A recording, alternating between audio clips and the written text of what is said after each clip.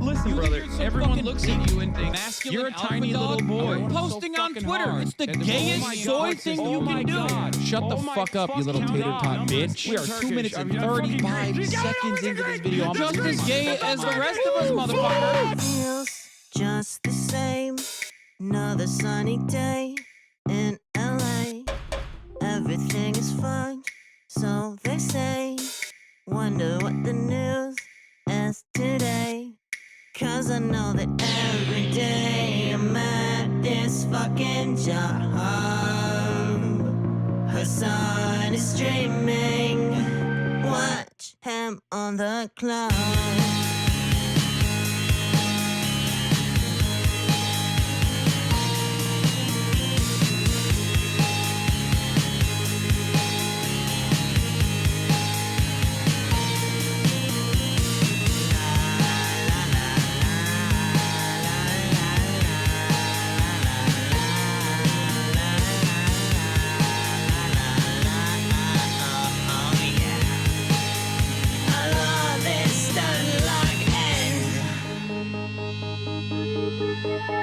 Listen, bro, the Lyra does not need this. Trans people love playing Hearts of Iron 4. Eating pussy is the basic bare minimum thing you can do. You can do like, you Where have a did they fucking fat find these penis, people, dude? and At the women want to trash have store? sex. Your job is posting. You're gay. Okay. God, I hate women so much. But is he really a socialist? He's such a himbo, I can't handle it. He's got a car and a house, and it's better than mine. How the fuck can I sit here like everything's fine? That's just me being a fucking hog.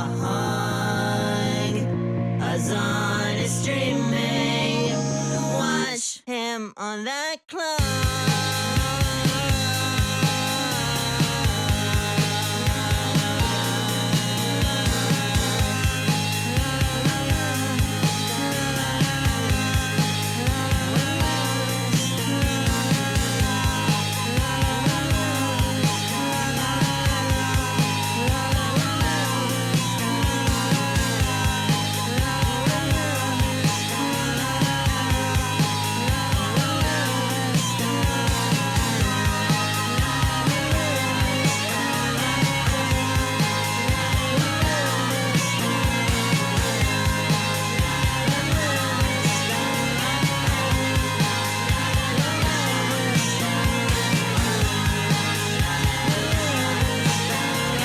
What's going on, everybody? I hope everyone's having a fantastic evening, fantastic afternoon, fantastic evening, no matter where you are in the world. I'm Sean Piker, and this is the HasanAbi broadcast coming to you live from cloudy California, Los Angeles, folks. We're live and alive, and I hope all the boys, girls, and MBs are having a fantastic one. That is Hasan's streaming theme song for my favorite socials and himbo official video by Theresa Sweetheart. That's an absolute banger, a certified HasanAbi banger for the broadcast.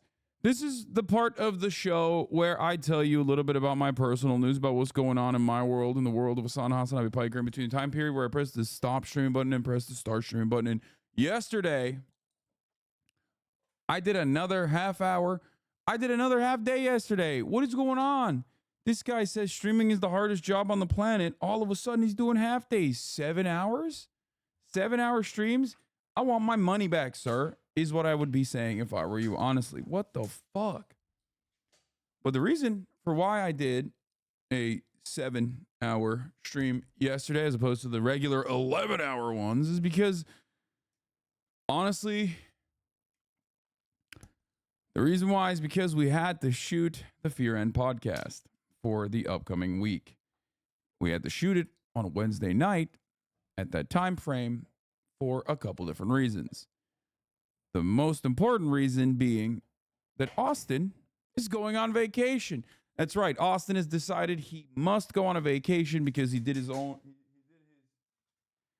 first show in the tub with Austin, and that took a lot out of him, I guess.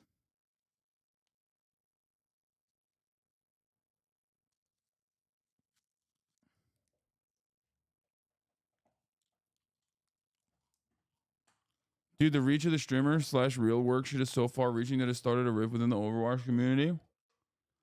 Why is there so much rift on this? Streaming especially if you're successful at it, is phenomenally fortunate. That doesn't mean it's devoid of its downsides.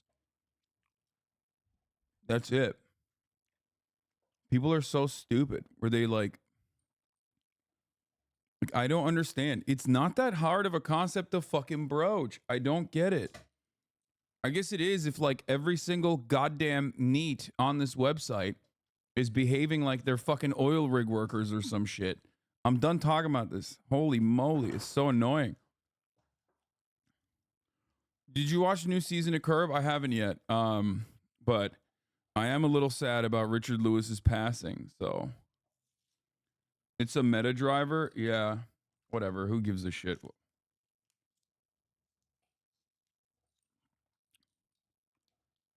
Daily dose of Northern Lion clips.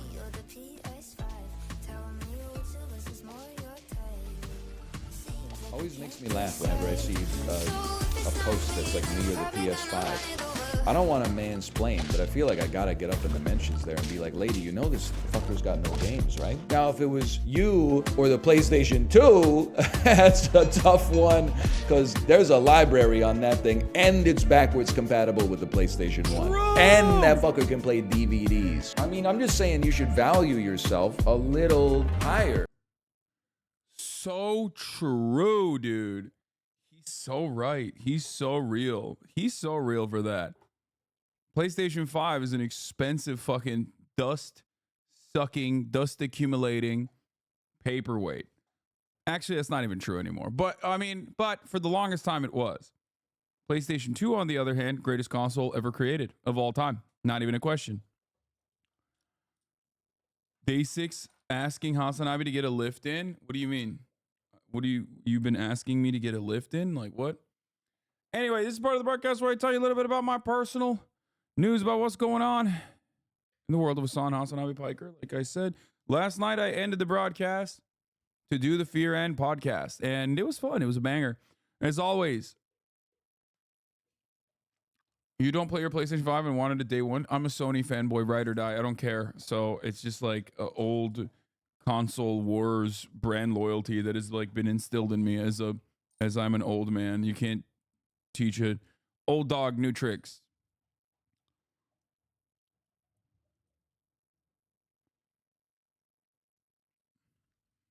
Anyway, where was I? What was I saying? I think this guy watches your show. Maybe. Damn, I can't even load a goddamn tic-tac up here, dude. What's happening? My computer is broken, dude. I need a new one. When you really think about it, the only issue with states' rights is that it's too many states. So what we're going to do right now is some consolidation. Bro, this is a 4-minute TikTok, bro. You're out of control, I think. Maybe later. Big Lad, have you gotten to the Masters of the Air? Dude, there's so many. When you really think about it, there's so many good movies and shows and stuff coming out, and I am just so deeply invested in Yakuza Infinite Wealth 8 that I have not touched any of those things. Shogun, Dune 2, on the movie side, Masters of the Air with Elvis Presley, supposed to be Band of Brothers, but in the air. Tokyo Vice Season 2. There's just so much happening in the universe of content. Curb Your Enthusiasm just came out. I have not touched anything because I just play Infinite Wealth and Helldivers as well when I have time. So, how long is Yakuza? You've been on that for weeks? I mean, I play slowly, and I also play it. I like the chatters are now backseating my fucking leisure time gaming. Like, what is happening? It's a big game. You can just like quickly burn through it if you want. It's like, but if you are basically like playing a lot of the side quests, fucking around, playing the story, then and savoring it, then it's gonna take you like at least 50 to 60 hours. If you want to 100% it, it's going to be more than 100 hours. But I'm talking like, you know, I did 300 hours in the game before I finished it. Yeah, the game is really great because of like all of the side stories and developing relationships with your party and stuff like that. Anyway, it doesn't matter. Listen. After the pod, I sat my ass down. I played Infinite Wealth. This morning, I woke up early, sent Austin packing. He left to fly back home. Left a trail of trash everywhere. God damn, he's so messy. He's such a messy bitch. Took Kai to the dog park. She had a great time. And now I'm here. I had a big business meeting, big business deal, phone call, which I thought was fun and very interesting opportunity. If it pans out, if it works out, I think you guys will appreciate it. You guys will like it. What? Dog park? No, not like, it's not even a dog park. It's just a park, but I just take Kaya there.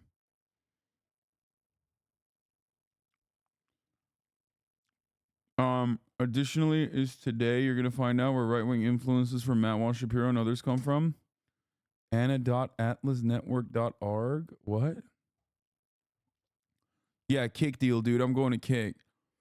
But yeah, that's it for the personal. On the personal news front, not much going on in the world of HasanAbi Piker, honestly. I'm just excited to stream. There's a lot of bro, catch up with One Piece ASAP. It is, as a point, even the leakers are like, nah, dog, you gotta see for yourself.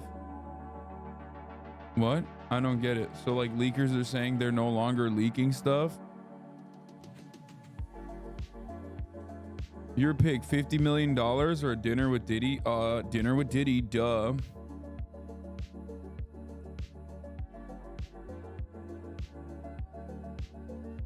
The Macy's, thank you for the playlist. Yes, we have some not so fun news as well that we will be talking about. Specifically, 104 civilians killed trying to access food aid trucks in Gaza, Palestinian Health Ministry says. Imagine not acknowledging Leap Day. Fair. Ladies and gentlemen, it's Leap Day. It's Leap Day. What does that mean? That means that Black History Month is 1 day longer this month. I'm not gonna lie. This fucking month has been so long. Like, normally January is really long, and then February is also pretty long, but like a little bit shorter than January. March comes around. That's like, it's like increasingly, in my experience, when I get into the new year, the first like 3 months of the year feel like the longest goddamn months, and then by the end of it you're just like burning through months and you don't even think about it. You're like, holy shit, how did we get here? It's already July. Oh my god, the year is over. I do feel that it's a leap year. I feel it in my bones. I feel like it's supposed to be March. I'm done. It's just like, it's so goddamn long. It's January was so long, February was so fucking long. It's just, I don't know. I don't know what's happening to me. The days are long, but the years are short. Yeah, we finally get our visit from Leap Day William. I don't even know what it is. The Great Leap Forward 2024. White man saying Black History Month was too long. Okay, I'm basically looking to get canceled again. You know what I mean? At this point. Why do you hate Black History Month? I don't hate it. I think every month should be Black History Month. It should be Black History Year. There you go.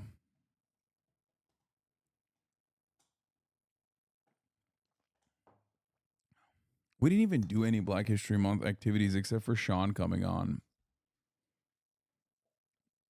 I feel like Black History Month this year was like, I guess every year, it doesn't really matter. It's just so like, it's such a classic, like, ugh, here, have this, black people type shit. You know what I mean? Like, there's so little real enthusiasm or celebration. Like, motherfuckers don't even commoditize it. You know what I mean? Come on, liberals.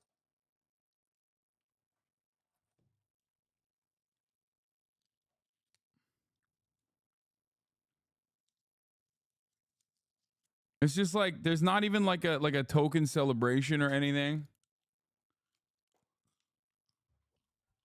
Anyway.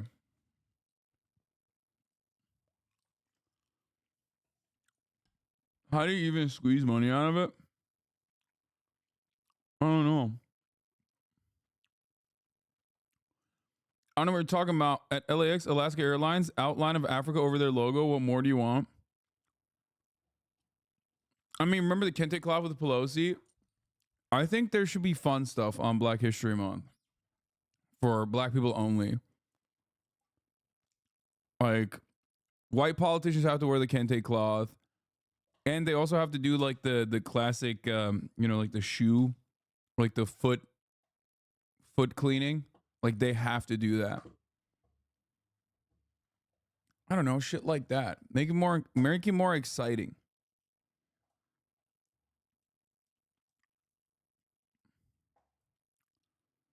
Feed stuff, I see. Yeah, reparations would be hella fun. Okay, I meant realistic things. Like now we're just talking about things that I would like, that I think are valid and should happen, but will never happen because America was foundationally built upon the principle of white supremacy. Anyway, white politicians have to shout Wakanda forever and do the arm thing before they leave any room. Joe Biden a do-rag. Yeah, Trump media co-founder sue company alleging a scheme to dilute shares, by the way. Fun stuff. We have a lot going on. Let's get into it. Let me blast off real quick. We're going to be talking about P. Diddy, where I will learn about what is going on in the world of P. Diddy, Peterson Diddy, P. Diddler, it seems.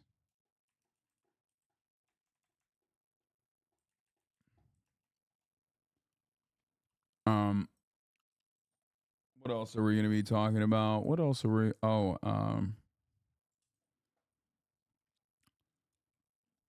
What did P. Diddy do? More like, what did P. Diddy not do? Which is be normal and not like a fucking psycho in almost every single crypto market thoughts. Dog, I do not think about the crypto market, okay? P. Diddler?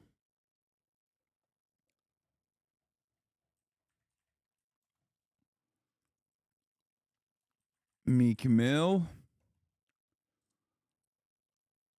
Hunter update? There's no updates on Hunter Schafer coming on the broadcast. Really questions what the P stands for? I think we now know, okay? I think we now know what it stands for. Let's be real. P. Diddler, Meek Mill. What else? What else is going on in the world? SCOTUS to hear Trump immunity.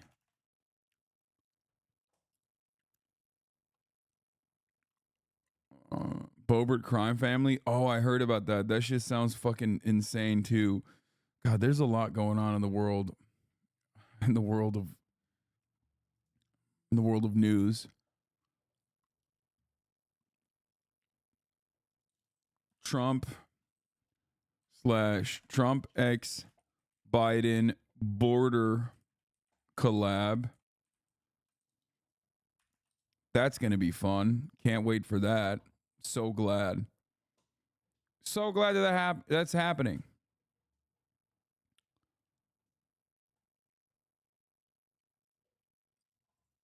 No surge. Wendy's as Gaza death toll passes 30K.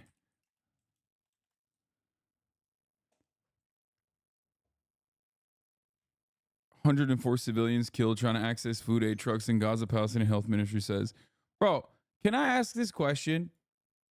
I'm going to be very honest here, brutally and painfully honest. Like, what am I supposed to expect when I read something when I read an article title like this, and it's like Israel-Gaza war, first of all, is it a war against Gaza? Fine. At least they're no longer saying it's not Israel-Hamas war, so that's good. Okay? That's good. It's not a war. It's an ethnic cleansing campaign, but fine. At least we've moved past it, right? More than 100 reported killed in crowd near Gaza aid convoy. So were they actually trying to access food and humanitarian aid? And also, what does this mean, reported killed? Did a building collapse on them? At least they're saying reported killed and not simply saying were died. You know what I mean? That's good. That's a big step. Hamas-run health ministry says, obviously this is to say, like, you know, don't believe your things that you've heard.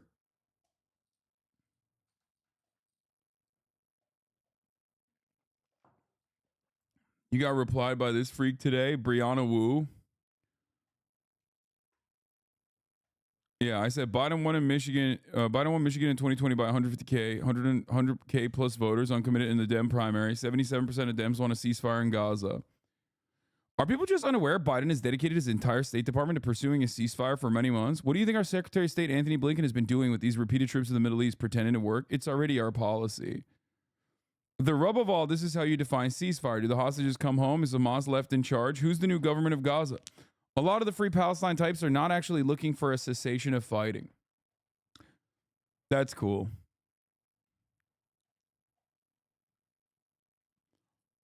Anyway, so you have the BBC angle here, right? Fuck, I'm already covering the news. God damn it. Hold on. And then there's an even grosser way to cover the 100 people being murdered. Okay? Which I will show you in a second. Hold on. Let me write. As Gaza's death toll passes 30K, IDF opens fire on looking crowd desperate for aid, killing 100 plus.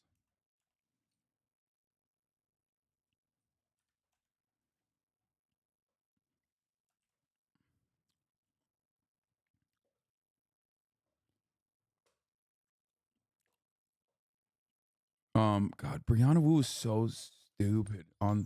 Like, I don't know anything about her other than like this stuff. This is the only thing I've ever heard of her, and I think she was in like a group chat or something and was saying like horrible shit. But I feel like that's normal. If you're like an online brain broken person, you're gonna be in some group chat saying awful shit. But honestly, like,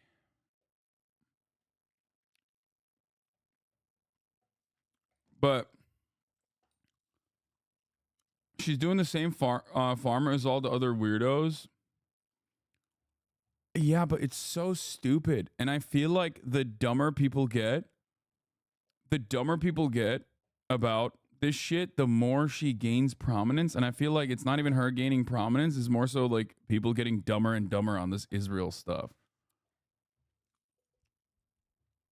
So I don't understand it. P. Diddler, Meek Mill, SCOTUS to hear Trump immunity. Trump ex-Biden border collab. No surge pricing on Wendy's.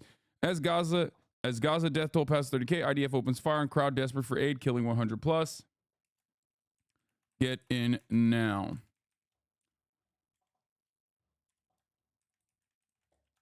How to prevent Hamas becoming like the Taliban after liberation of the people. They went from fighting against the invasion of the USSR to a fundamentalist government. Wait, what do you mean? They were always fundamentalist. I mean, I don't think you understand the dynamic there. And also, I like that we're talking about like what happens when the Palestinians are liberated. Like, okay. Yeah, we'll cross that bridge when we get there, okay?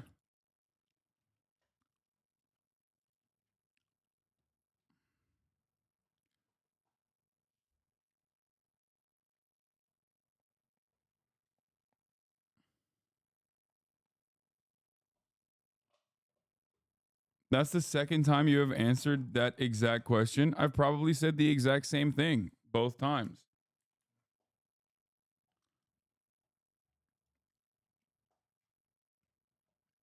Dude, Okay, it's Media Literacy Hour with HasanAbi Piker. Let's say a thing happens in the world. Okay, here, let me blast off real quick, and then we're gonna get right into this fucking story. Okay. Before we get to the P. Diddler, Meek Mill, SCOTUS to hear Trump immunity, all that stuff, I'm gonna start off with the Israeli occupying force opening fire on Palestinians that were desperately trying to get aid. Okay.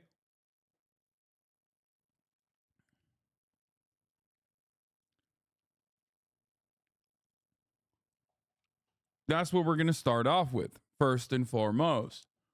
So there's many different ways that you can cover a story. One way to do it, as I just described, is one, saying Israel-Gaza war. It's not a war, it's an ethnic cleansing campaign. However, this is simply better than the previous formation of this kind of thing, which would say Israel-Hamas war, which definitely is not the truth, right? More than 100 people reported killed. Once again, reported killed. So at least they're not saying more than 100 people found dead. Okay? They're saying reported killed in crowd near Gaza aid convoy. So they do mention the Gaza aid convoy, right? That's an improvement as well. But they're saying it's in a crowd near the Gaza aid convoy, not mentioning that it's actually the crowd trying to receive aid, desperate for humanitarian aid in an ongoing ethnic cleansing campaign. And then, of course, the last one is my favorite, the excellent chef's kiss. Hamas-run health ministry says that is, of course, to cast doubt on the numbers, even though every single person that works in the intelligence community, in the respective state departments of each individual state, every single person that works in the Israeli side, every single person that works at an NGO, and every single person that works at the BBC that has been covering this for years, if they know anything about anything, knows without a doubt, without a fucking doubt, that the Hamas-run health ministry numbers have always been the gold standard of figuring out the death toll. And the highest likelihood is that those numbers currently are actually at undercount, because there's like around 10,000 people that we know of that are most likely still under the rubble. So just saying, this is the greatest version that you are going to get from Western media, because then you have other ones where it says at least 100 killed and 700 injured in chaotic incident where IDF opened fire as people waited for food in Gaza.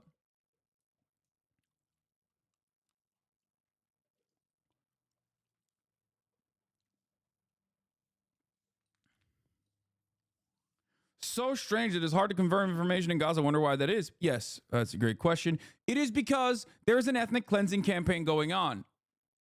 Okay, an ethnic cleansing campaign that targets children, targets women, civilian men, the elderly. That is why it's very difficult. Not shocking that they shot at a fucking crowd of people that are trying to desperately get food. Here's what Itamar Ben-Gvir had to say about this. Total support must be given to our heroic fighters operating in Gaza who acted excellently against the Gazan mob that tried to harm them. Today, it was proven that the transfer of humanitarian aid to Gaza is not only madness while our abductees are being held in the Strip under substandard conditions, but also endangers the IDF soldiers. This is another clear reason why we must stop transferring this aid, which is in fact to harm the IDF soldiers and oxygen to Hamas. That's awesome.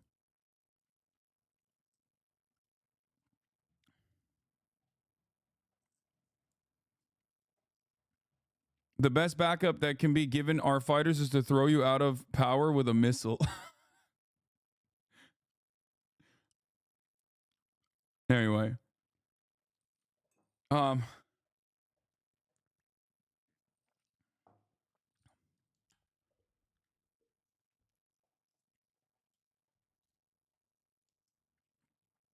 This is another good one. Many were killed and injured after Israeli forces opened fire near an aid convoy. Starkly different accounts of what happened were offered. Bro, you are a fucking news publication. Your job, it's like journalism 101. Your job is not to go, some people are saying it's raining outside. Other people are saying it's sunny outside. Open the fucking window crack it open and put your fucking hand out to see if it's raining or if it's fucking sunny. What do you mean? This is literally like, this is not news. You are not reporting on the news. Breaking news. Things are happening. We don't know what. Who could tell? I don't know. Probably Israel's in the right. Okay, thanks. I feel very informed by this. This is the fucking gray lady. This is the paper of record, dog. What the hell is going on? Many were killed and injured after Israeli forces opened fire near an aid convoy. Starkly different accounts. Like, some things happen to some people. We don't know anything. This is giving up, dude. This is literally like, bro, this is me during COVID when I just stopped working out. I just gave up. Okay. I was like, fuck it. I'm not moving. I'm not moving at all. This is, you've directly said now as the most important institution in the field of journalism in the United States of America, you said, I'm giving up.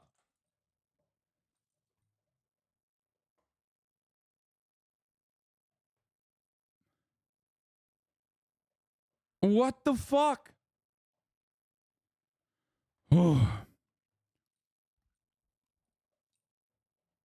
I see your New York Times push notification and I raise you this. Jason Hickle. Dude, when you wanted to send this, when you first sent this link to me, I thought you were like sending me a Jackson Hinkledink link, and I was like, I don't want to. Biden says Gaza food aid-related deaths complicate ceasefire talks. Food aid-related deaths? What does this mean? What is he talking about? Food aid-related deaths? What is, like, did they get poisoned? Did the food aid collapse on top of the people? Like, what is...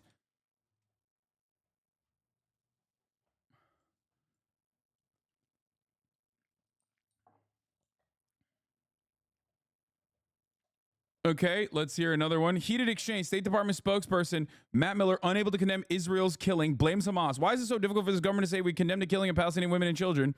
Why don't you say the word condemn? We don't want to see anyone die. Hamas launched this war in the first place. Oh my God! Yet I haven't heard a word condemn. This war began.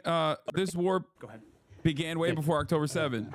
You don't have any doubt that only one side did the shooting and the killing and the shelling and so on of these people, correct? Said, I have seen reports No, you haven't. No, you haven't. You have not seen any reports. Or you have, and you're lying. You have seen the report. You're just fucking lying. Your job is to lie. Oh my God. Oh, I saw that. Actually, guys, I saw that it was actually the Palestinian people themselves that were killing themselves. They found guns and they started shooting themselves. I've seen different reports with respect to that very question. Right. We don't know, as I said earlier, the ground truth of what happened, which is why we think it's appropriate that investigation be conducted. So you think that there were... Bro, they say this every time, okay? They say this every fucking time. And then they just block and push and wait until Israel does another unimaginably cruel thing. And then they push it down the line again and again and again and again. It's unimaginable. Anyway, more than 110 Palestinians are reported to have been killed while trying to get desperately needed aid in North Gaza. Crowds of waiting civilians descended on a convoy of lorries after it passed through an Israeli military checkpoint on the coastal road west of Gaza City. Israelis military said troops fired at some of those people they thought were a threat. In the ensuing chaos, the lorries attempted to move forward. A Palestinian witness told the BBC that most of those who died were run over. At least 112 people were killed and 760 others injured in the incident, the spokesman of Gaza's Hamas-run health ministry, Ashraf al-Qudra, said in a statement on Thursday afternoon. Dramatic aerial footage released by the Israeli military showed thousands of people on and around the lorries, while graphic videos of the aftermath posted on social media showed some of the dead loaded onto emptied aid lorries and a donkey cart.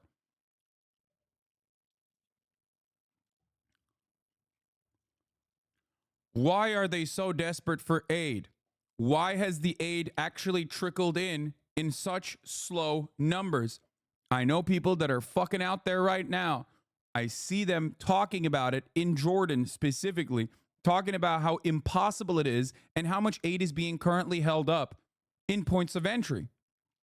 Why? It's not like the entire world isn't trying to desperately bring help into Gaza. They certainly are. Kids are eating fucking animal feed and grass, especially in northern Gaza.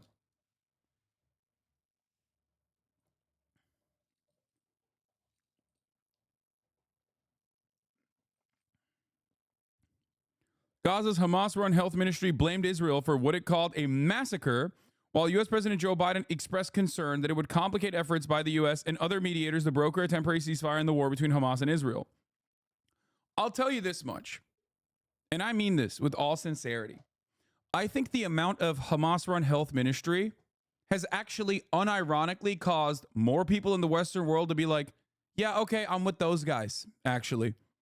Like, originally, when it started, there was obviously the bad guys in the eyes of the Western world and the way that they received it were Hamas. They went in and they did unspeakable things, and a lot of people were geared up with the atrocity propaganda on top of the real atrocities that had occurred.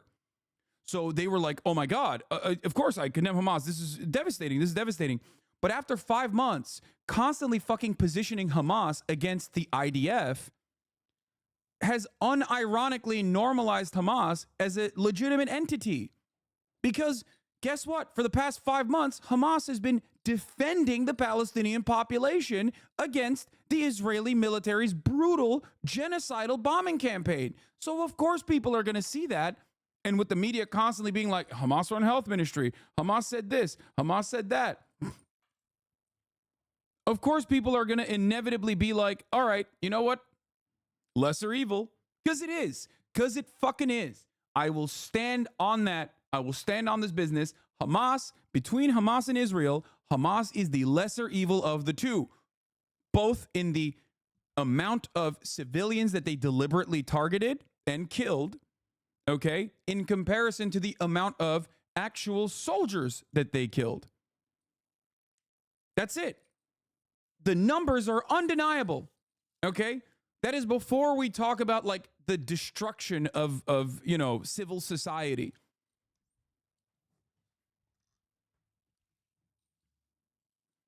That's it.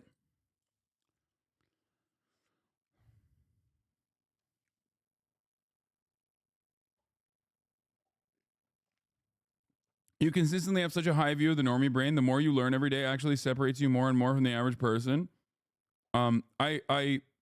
I think that normal human beings, if given all of the facts, will most likely go along with their morality and will inevitably be able to overcome their previous social conditioning. People will get real mad at you for that take. For what take? That Hamas is the lesser evil between Hamas and IDF? I am ready to stand on that take all day, every day. I've been saying that. I've been saying that because it's fucking true. It's literally true. People are actually insane for acting like that is not the case. It is objectively the case. They have killed, one, by totality, significantly fewer civilians, and per capita, they've killed significantly fewer civilians in comparison to enemy combatants. It's not even a question. It's not even a question. And that is before we talk about like the fucking obvious like death and destruction of like normal civil life. Shutting off food, shutting off aid, shutting off electricity. Hamas does not have the capacity to do these things to Israel in the same way that Israel does, because Israel is the occupier. Israel is, and this is not just like me being fucking woke and doing like entry-level theory. I love bros defending rapists. I never defended Israel. I never defended Israel. That's really fucked up that you said that. Number one. Dude, this is how laughable the fucking pro-Israel propaganda is. Where they're just keep trying to fucking revamp the atrocity, the atrocity porn over and over again. It's so funny. I have never been more vindicated on any issue more than my consistent takes on fucking Israel and Palestine. And the only reason for why is because, like, I've seen it, I've covered it for 10 fucking years. That's it.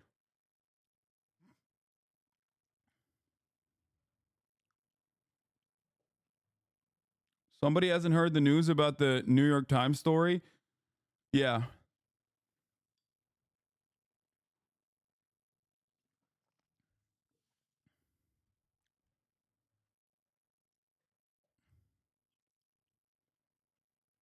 I missed a bit where Hamas were parading the underwear of the women they had killed. Oh yeah, that's right. You missed that bit because Israel's been doing that. That's a good one. You're right. True. Forgot about that one. Oh yeah, no, we're going to talk about the story behind the New York Times October 7 expose, the most famous mass atrocity rape on October 7 article, and who wrote the article and how that article was ever even fucking brought up. And the New York Times itself recognized very quickly after they fucking blasted it into the ether that it did not meet the muster of like a genuine piece of journalism. And there was a lot of internal battles inside of the New York Times for even bringing that fucking article up. The Daily had to delete their fucking entire episode. It should call into question everything you fucking know about the way that these guys operate.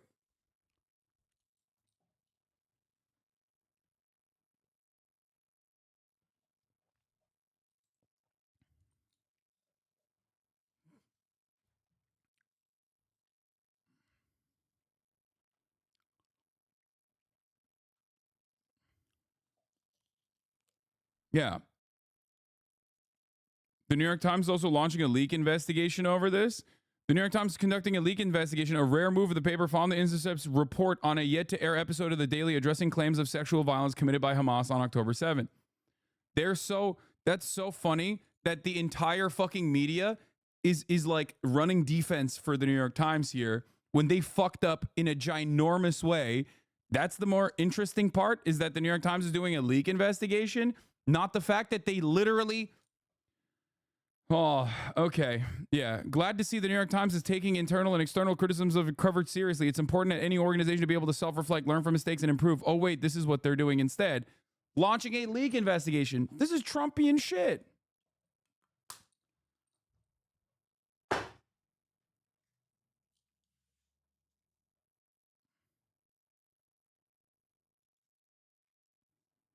I am thankful for the New York Times for standing behind the important stories we've published. The Times didn't just stand behind me, but also many of the women whose stories needed to be told. The recent attack against me will not deter me from continuing my work. Telling the truth and giving voice to women in Israel and worldwide.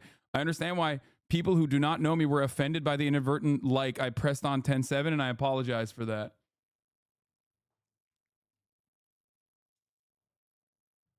Anyway. Absolute demon shit. We're going to get to that in a second. Let's continue with the let's continue with the other manufacturing consent story that we were talking about. Yeah, I mean, Itamar Ben-Gvir has always been embracing that he's a villain. Themisius, we already talked about this. He very openly was like, no more aid. They've been saying that. There's plenty of people that are saying that.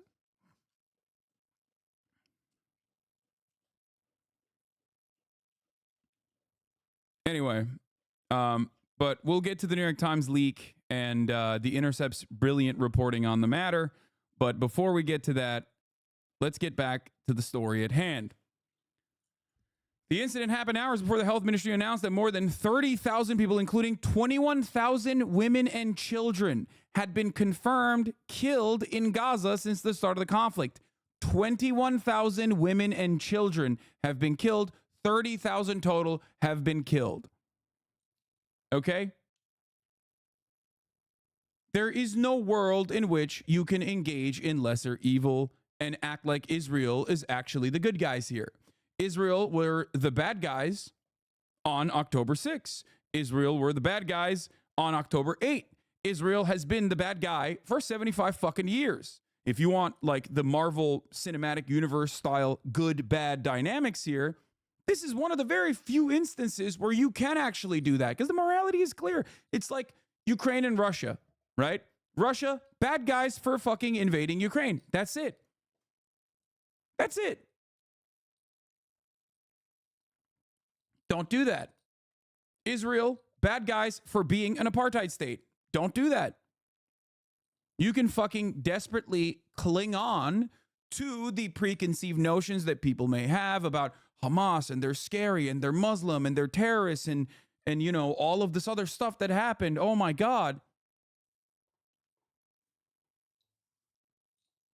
But it doesn't matter.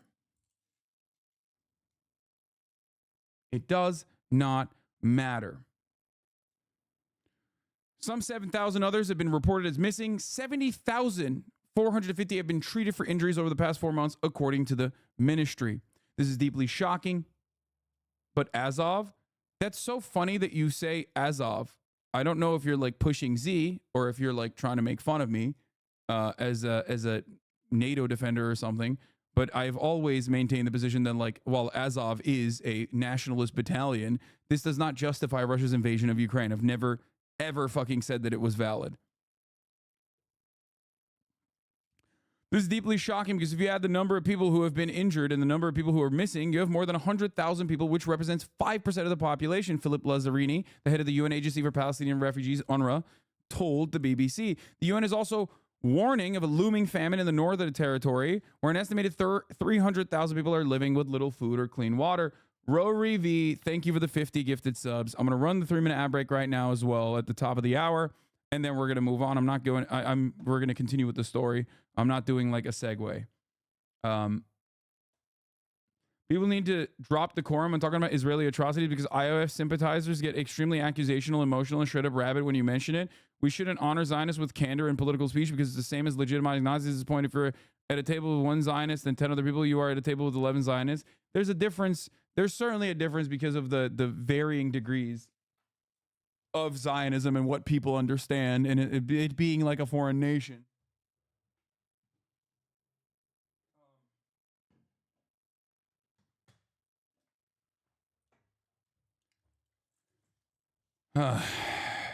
The Israeli military launched a large-scale, but it is definitely genocide. It is genocide. As is 100% true. It's genocide. Through and through. That's it. Israel is engaging in genocidal actions, and America is funding and facilitating that genocide, providing political cover for said genocide, giving weapons to Israel to continue conducting said genocide. It's not even this is not like anyone who tries to debate you on this point is just an unserious person who is a cruel and heartless individual in general. There is no way that you can look at the situation and go, I don't know, man. I don't know. Maybe a little bit of genocide is fine. It's valid.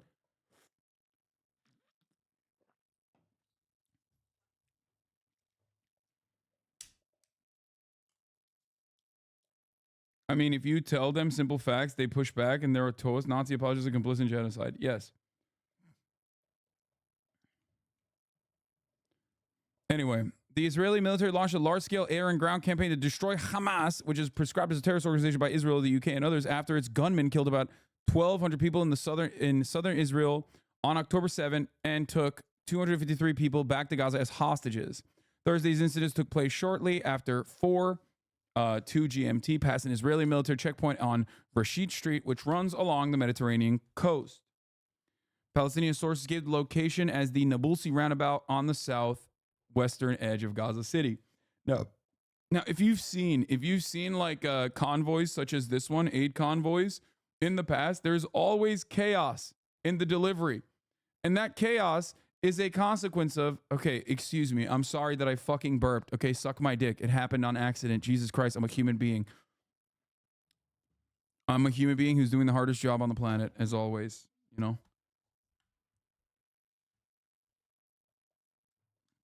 I strongly disagree. Given how the Palestinians are portrayed, so many automatically side with Israel, succumbing to media propaganda. It is not granted that people see this clearly. If what you are saying was correct, then the majority of the American population would not be demanding a ceasefire. I think, and with all sincerity, I think there's a lot more Americans that are like, enough is enough, fucking dial it back. What the hell is going on? Especially in comparison to like where such a military campaign or how such a military campaign would have been received 10 years ago.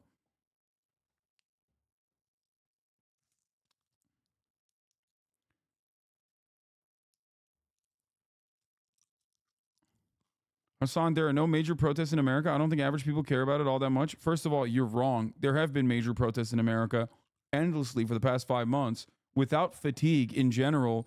The difference is media never covers it on purpose. And also, we just covered a massive protest vote campaign where 100,000 plus individuals in the state of Michigan went and voted uncommitted. If you think that the protests have not been ongoing, you're basically telling on yourself.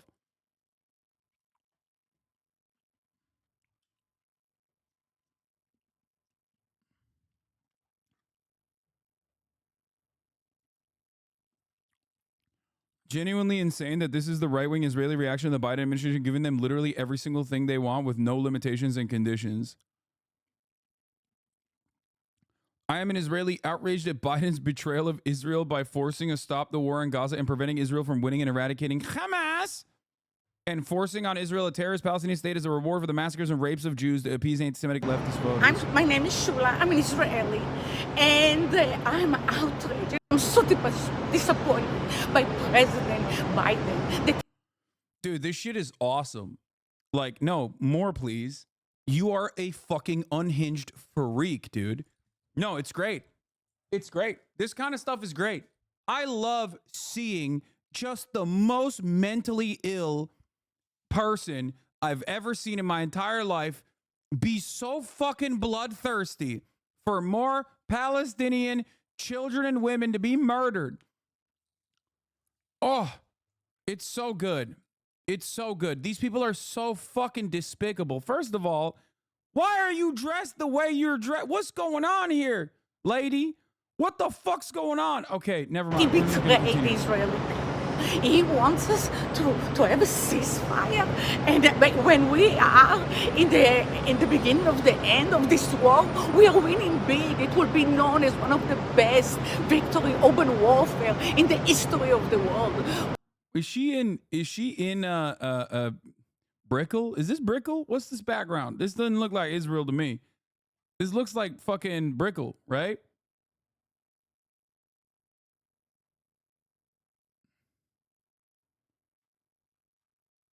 Yeah, it looks like Miami. Brickell is I mean it's Florida, it's Miami.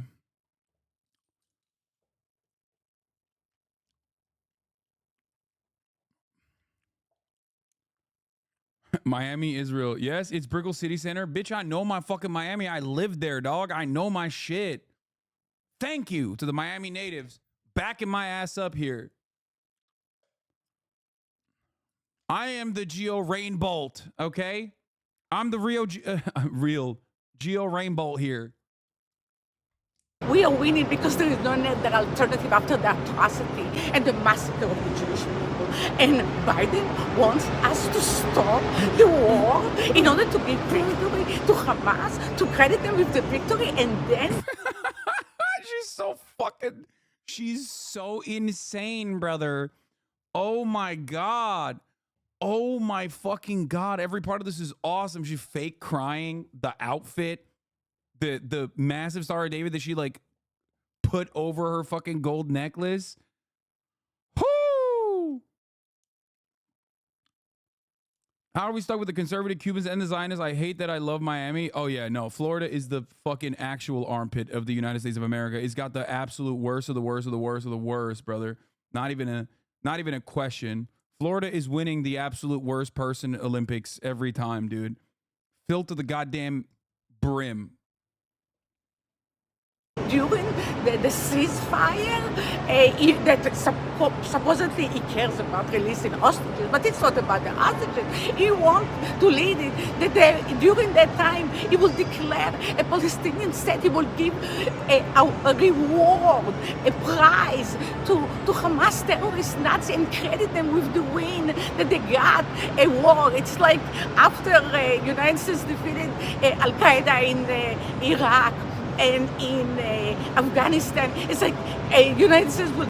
I'm gonna be honest, dude. Like her being super fucking ugly and also trying to do fake tears while dressed like an 18-year-old definitely ruins most of the, like, half of the fucking argument that she's trying to present is immediately destroyed by how fucking hysterically ugly she is, okay? How hysterical and how ugly she is both inside and out unironically just destroys half of the fucking marketing here, okay?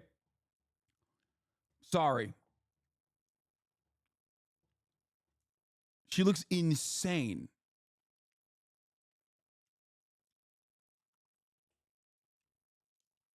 Give Al-Qaeda state to the enemies of the United States in the Middle East, but it's worse. Have an Al-Qaeda state in Canada and in Hamas. Do you understand it? Hamas! Get the fuck out of here, bro. Hamas! Al-Qaeda and Hamas! Shut the fuck up, dumbass. Oh my God. Oh my God, dude. What is happening, dude? What the fuck? Bro, I said this before, but like, Israel obviously greatly cares about how their Hasbara is received in the Western world. If I'm Mossad, I'm making sure these guys don't have any phones, okay? I'm making sure these are the first guys I'm going after. You understand? I'm trying to ensure that this person never, ever presents themselves as pro-Israel ever again. Straight up.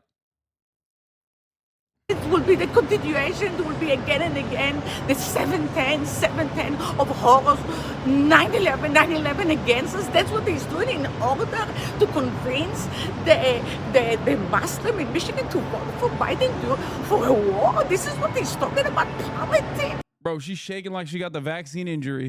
And he wants the young people, the extreme to the left that worship now. When that Moderna hits, okay, and my girl starts tweaking. This is... Oh no. Hamas! Hamas! Biden wants to vote for Hamas! Osama bin Laden on TikTok, that they will be the one. 80% of the American people. It's so funny because, like, I can't even hear a single goddamn thing that she's saying because it's like, it's so loud in the background that, like, she's also, like, hysterical, but, like, whisper yelling, if that makes sense, and gasping for air in between, too. It's just every part of this video, 10-10, okay? 10-10, phenomenal new ways of saying Hamas, worst fit of all time. It's just, it's great, dude. This is like... Bro, she's about to get a contract from any current day metal band. She got nice screams. No, she's whisper screaming. With Israel, and he cares about the 20% and neglecting, deserting the only democracy in the Middle East. The only Jew. Read about who her dad was. After seeing the horrors of his fellow Jews as suffered in the concentration camps, Shula's father returned back to pre-Israel in July 1946 and joined the Irgun, of course, the Jewish underground under the command of Menachem Begin to force the British out of Palestine and establish an independent Jewish state. He was one of the first fighters to conquer Jaffa. In 1948, he joined the Israeli Defense Forces.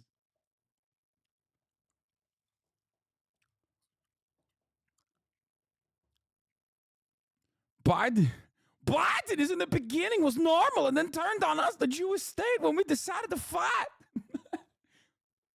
Because Biden secretly loves Hamas.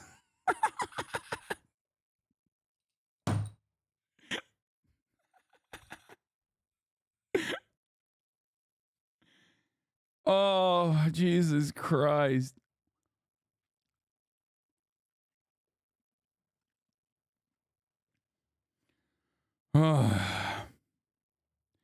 It's so good. Back and not to act like victims and decided to use a rod to self-defense and destroy evil. Yeah, dude. I mean, this lady, this is what happens when you get a lobotomy. Instead, it's suffer Holocaust, and we are trying to protect ourselves. ourselves against evil, and also we can continue. We will have one Jewish state with Judeo-Christian values. Yeah, with Judeo-Christian values. Dude, there's no way she thinks she's popping off with this, right? Like, why did you post this, dumbass? This is just like 2 minutes of unfiltered, like, baby brain shit.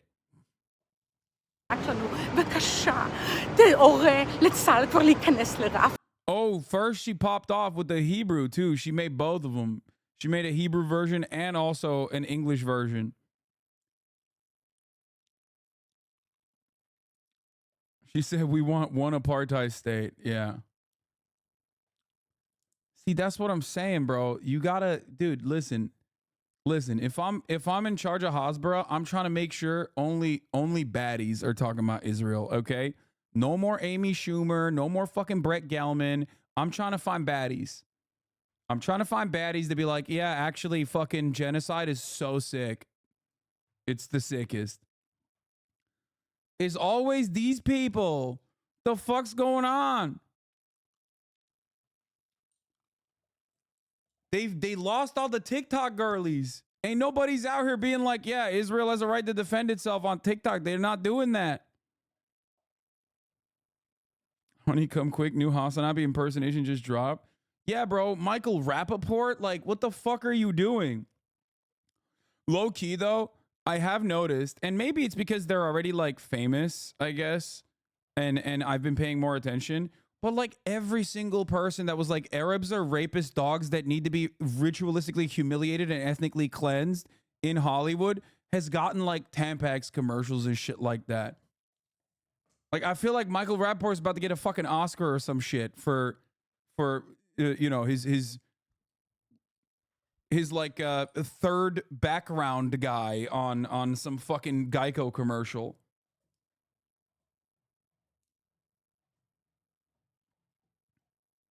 You know what I mean? It's just crazy. It's crazy. What is happening? What is this? Hardest tweet writer? Who's that? Got to make sure the English speakers listen to. All the baddies are on the front lines. No, they're not. What material reasons does Israel have to continue this? Is there oil there? I know they're ethno-nationalists and probably won't want material reasons, but I'm curious. Yeah, I mean, it's just like pure dominance in that area for sure. And yes, ethno-nationalism. It's pure fascism. That's it. There is no other way to describe it. It's just pure fascism. Tiffany Haddish too. She just wanted to tour Israel to stand up. Yeah, Tiffany Haddish standing up to the oppressive nature of age of consent laws. Bro, come on, man. You don't have to literally have every single celebrity that has had like grooming allegations fucking go to Israel and do a tour there. Okay? It's like the USO for pedophiles. What the fuck is happening? Straight up. What the fuck?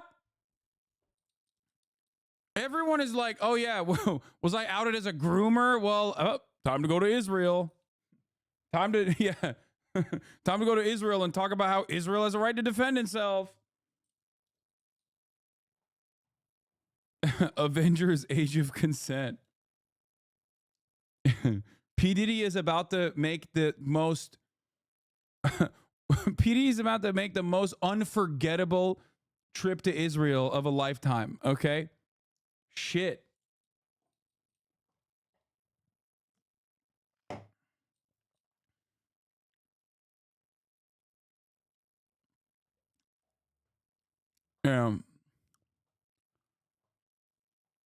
Doesn't it make sense because Israel has lax extradition laws? Yes, that is the major reason why a lot of like people do end up going there. Yes. Please click the link. You think her drip is bad here? Look at this outfit she has. Yo! Okay, I take it back. This lady is goated. This lady is actually Wait, what? Why is she dressed up like a am I crazy? Is she trying to look like a Nazi? Like, what is happening?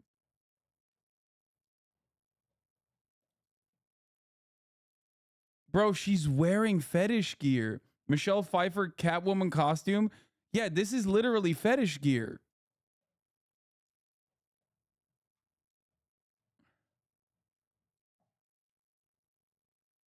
A cross between a Nazi and a Dom Zionist.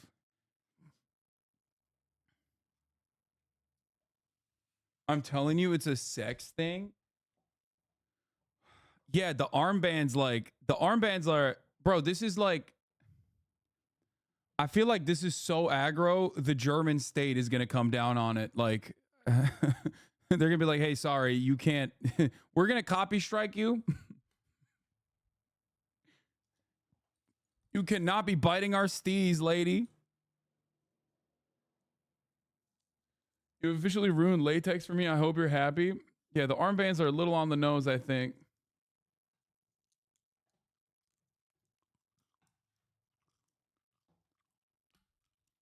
It's weird that she has a gimp suit on and she made it like she tried her hardest to make it as Nazi as possible.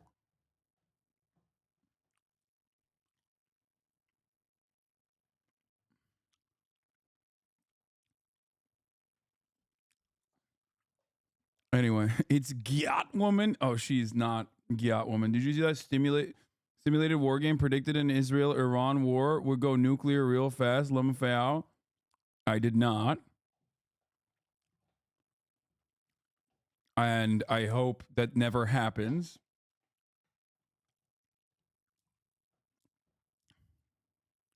The Bulletin of the Atomic Scientist posted on it. The atomic clock guys. Yesterday, you said Dems are only one step away from posting fake sexy photos of Biden, and not even an hour later, I saw this tweet, Lamau. Bro, I know my hogs, man. I know my fucking hogs. Hogs come in all shapes and sizes, and of all different political backgrounds, including liberals.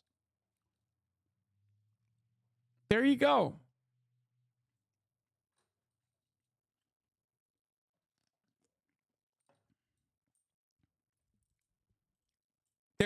This is it. Have you seen Ben-Gvir's post where he outright states that it was the Israeli soldiers conducting a massacre and praises said soldiers? Yes, I did. By the way, speaking of German state, the other day you heard a chatter was fined £300 for reposting your shit. I raise you this. I have to pay 1,400 euros for attempting, I didn't, to steal a €3.99 smoothie. German legal system doing well. That's crazy.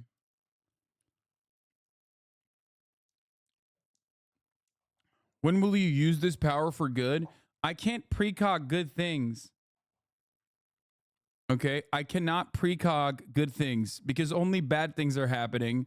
It's not like I'm wishing it upon the world for it to happen. I'm just telling you it's going to happen. And then it does end up happening. And unfortunately, it's just only bad things. I see very little good things coming in the future.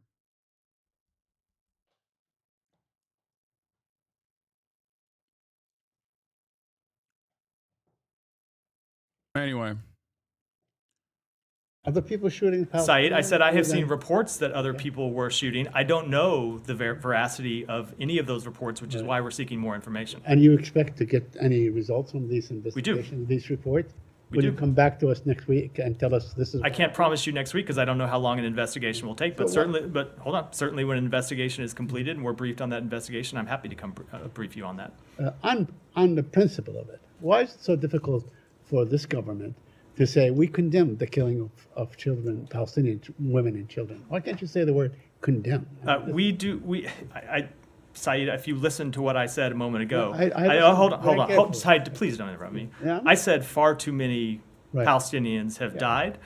Thousands of Palestinian children have died, and it is a tragedy when one of them dies. Of course, we don't want to see a single child die. We don't want to see anyone die as a result. He's like, famously, listen, 1,000 Palestinians die. It's a statistic. One Palestinian dies is a tragedy. Actually, as a matter of fact, it's fine. It's always a statistic. I don't really care. Result of this conflict, which is why we have been working to bring this conflict to a close as soon as possible. But whenever you ask me these questions, I do think you continue to kind of just elide over the fact that it's like, dude, listen, the final solution was not a conflict, okay? It was ethnic cleansing. Like, I don't understand. Dude, you can say anything's a conflict, okay? Marat, buying new things to fill my fucking garage is a conflict, okay? It's a very broad spectrum of events that you can consider to be a fucking conflict. You're a libtard. I am not a libtard, I don't think. What do you think of XG? Why are you such a liberal? Don't ban this guy. He's a pet. New pet.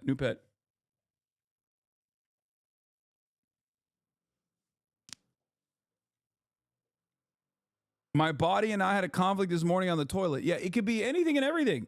That's why words matter. That's why we have different words. That's why we use different words specifically to talk about different things. Hamas bears a great deal of responsibility for putting those children in harm's way. Remember, it was Hamas that launched this war in the first place with an attack on Israel that killed men, women, and children, and that Hamas that hid and continues to hide behind children as human shields. So yes, we do not want to see any child die. We don't want to see any innocent civilian die, which is why we are working so hard to try to achieve a temporary ceasefire that would alleviate their suffering. Yet I have not heard the word condemn. I mean, you know, this war began way before October 7. I mean, you know, in fact, the reason that this administration was so strong on, you know, pursuing a Middle East peace and so on, because the war has been going on for decades before and so on. We heard this administration when they came into office talking about reopening the consulate, talking about reopening the PLO office here, talking about restarting and reigniting peace talks and so on, re-aiding UNRWA and so on, simply because the war has been going on for a very long time. Because Gaza was under siege for a very, very long time. Saeed, nothing that happened before October 7th justifies what Hamas did on that day. And it is what Hamas did on that day that led to the outbreak of this war and led to the suffering of so many innocent Palestinians. And I just feel it's important to correct that fact. Fine. I mean, you know, you guys said this many times before, but in fact, you know, Israel has been waging war on Gaza for a very, very long time. Let me ask you on the aid issue, on the trucks and the trailers and so on. Is there anyone other than Israel that is holding the aid from going in? It is not a question of aid going in. That's not the problem right now, Saeed. The problem is that when aid gets in, there's a distribution problem inside Gaza right now because there are police officers, some of whom are members of Hamas, who have been providing the security for those for that distribution inside Gaza. And what Israel says is that they have a legitimate right to go after members of Hamas. So we would obviously prefer to see members of a security force inside Gaza who are not Hamas members, but that's not where we are today. So it is a situation that we continue to try to work through. So this is really the classic catch-22 kind of situation because Hamas governed Gaza for a very long time. All the police, all the, you know, many of the security forces and so on. Unless you supply Gaza with police and, you know, other staff, people, whatever, who are from Egypt, from anywhere, to distribute these things, it's going to be the same people to distribute it. As I said, it is an... So this is really, you're saying, okay, you can't, you know, it's a catch-22 situation. I don't think you're listening to what I said. What I said is we believe the way to ultimately solve this problem is to try to get a temporary ceasefire that would... Brother, listen to me. Listen to me. He is Hamas, okay? Sometimes even Matt Miller himself is Hamas. That's how it works. You have to kill the Hamas inside of you sometimes. You missed the Freudian slip? Yes, I saw, I heard. That's what I'm saying. He's right. The reporter, also Hamas. Matt Miller, Hamas. Joe Brandon, Hamas. Benjamin Netanyahu, Hamas. Yeah. Inside of you are two wolves. Both of them support Hamas. That's it. And they're both gay.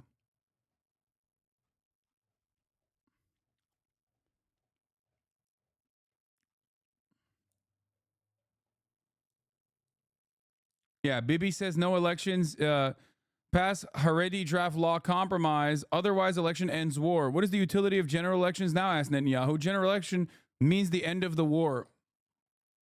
Which, by the way, says a lot about the way that the Israeli population views the continuation of the war, because like Benjamin Netanyahu, deeply unpopular.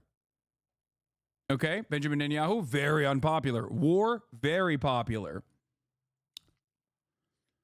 Oh, so.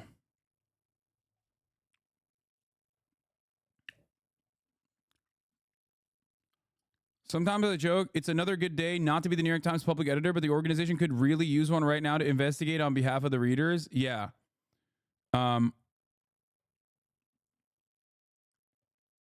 Multiple New York Times sources tell me, we're going to talk about Anat Schwartz in a second and the October 7 rape atrocity propaganda that that Israel tapped into Hillary Clinton to promote and talk about. Okay.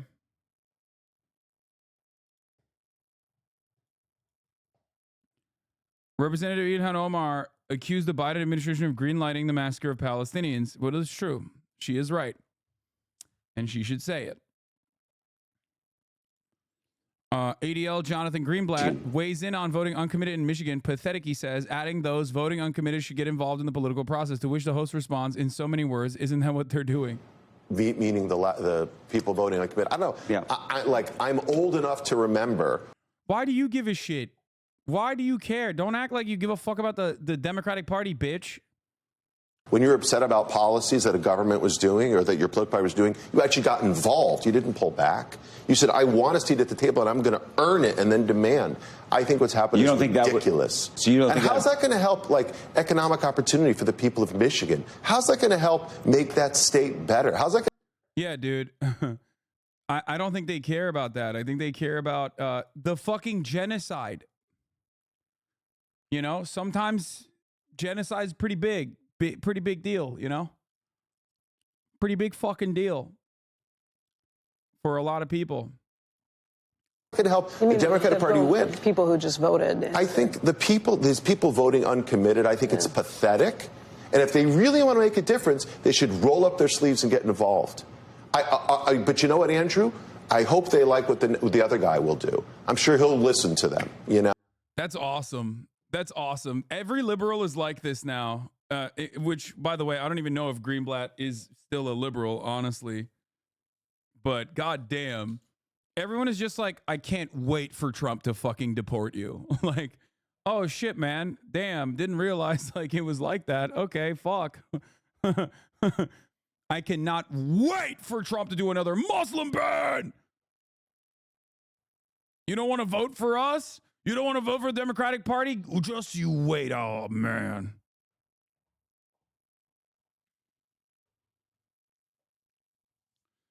I got called a terrorist twice yesterday on Insta. Welcome to my life, dude. I've been getting called a terrorist every fucking day by liberals mostly. Like, it used to at least be Republicans that used to call me a fucking terrorist. Now it's like Joe Biden defenders on the timeline being like, you are literally a terrorist. You love terrorism. You are a terrorist. It's crazy. It's crazy how fucking hard so many goddamn motherfuckers have just dropped any pretense of just being woke at all at the tip of at the drop of a hat. They are now immediately like, nope, you're a terrorist.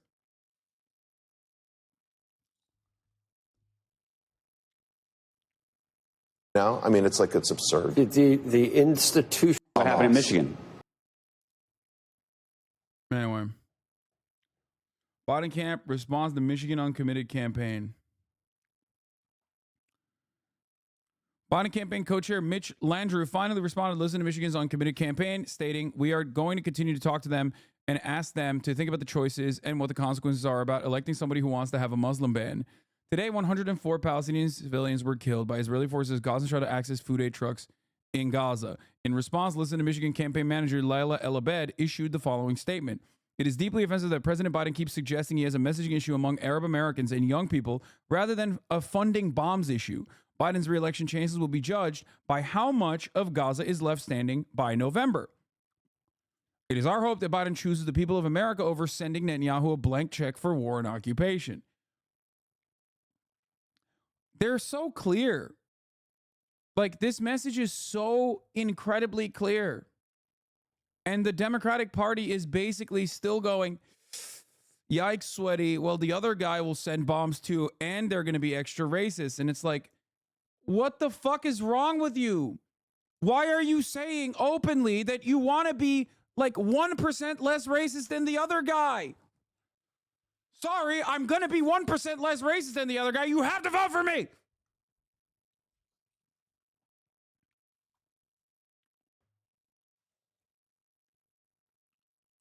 I've been covering politics in the United States of America, specifically the Democratic Party, for 10 fucking years now.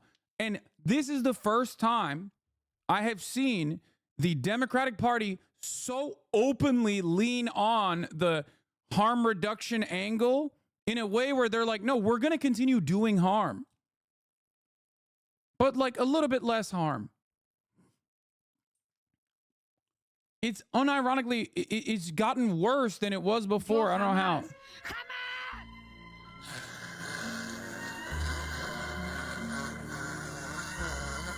Hamas! Come on! That's so good. Holy shit.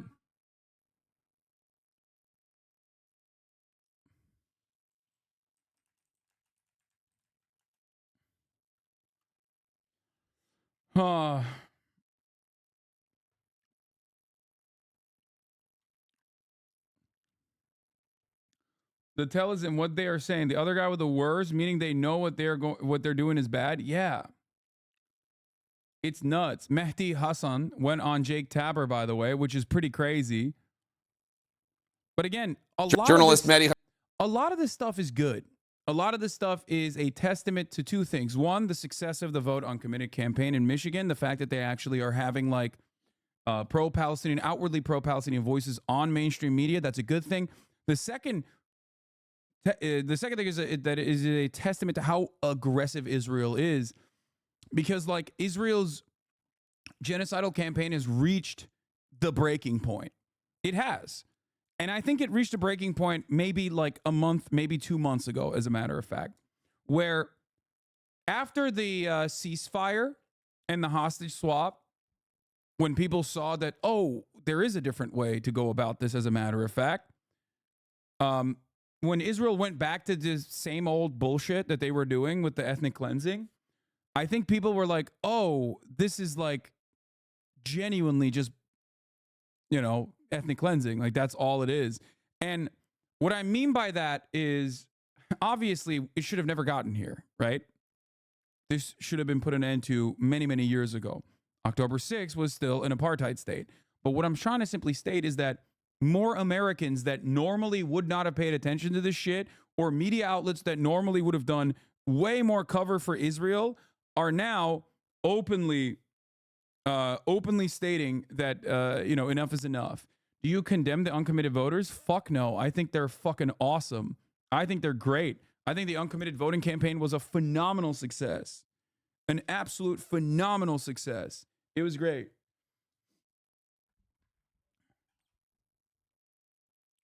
I love how they're cool with the Taliban now as a government, but at the same time, it's like everyone's Hamas. I don't know.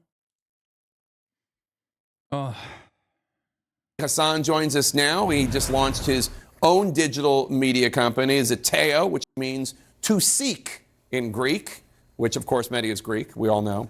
His book is titled "Win Every Argument." Show me, guys. Don't show Mehdi. Show me. There, "Win Every Argument." It's on paperback now. Check it out. Great book. Mehdi, I want to talk about Zeteo in a second, but first, yes, I got to know your take on the significance of this uncommitted vote last night. I completely agree with your intro. It is the case that Michigan does have big uncommitted, proportions. Obama went on to win it very easily against Romney in 2012. The difference in 2012 was it was not an organized effort. It was people just expressing discontent or whatever you do.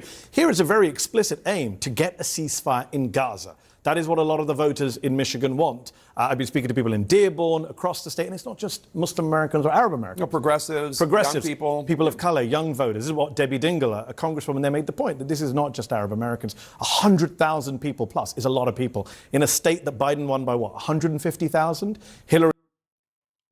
It wasn't a phenomenal success. It increased from 10% in 2012 to 12.5 with a major push. That's literally not a major success, Lamau. Such fucking cope.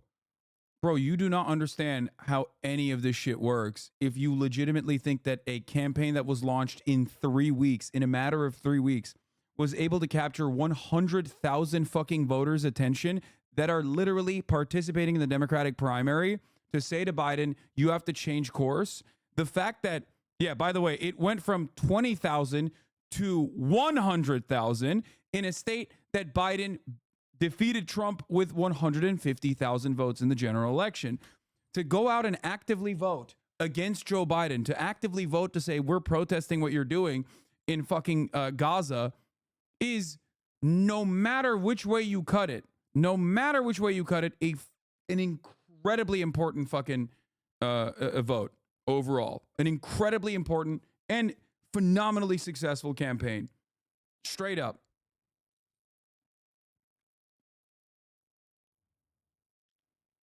I don't know how to describe this to you. If you look at a situation like 2020, where Biden defeated Donald Trump by 150,000 votes, and in the fucking primary,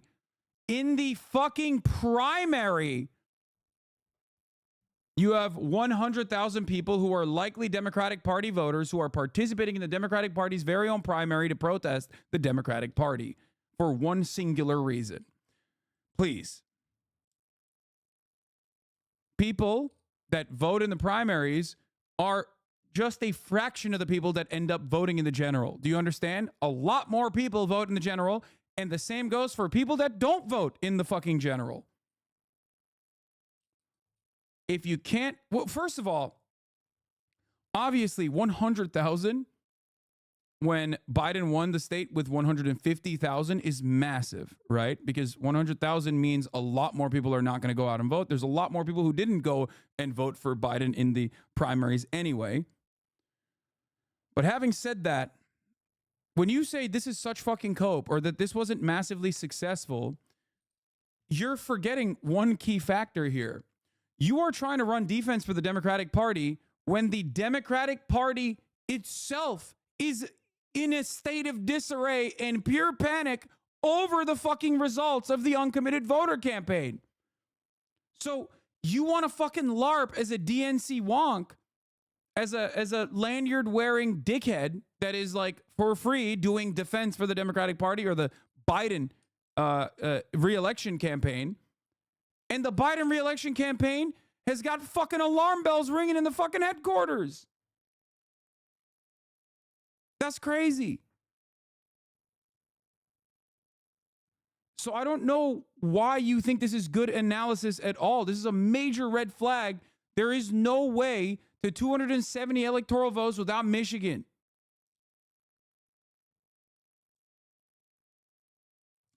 And no, I'm not just getting one guy, chat. This is an 11-month subscriber. I obviously care a little bit more when someone is a long-term community member coming in here and saying like unhinged things, because I feel like I have failed to educate them on politics and how this works at all.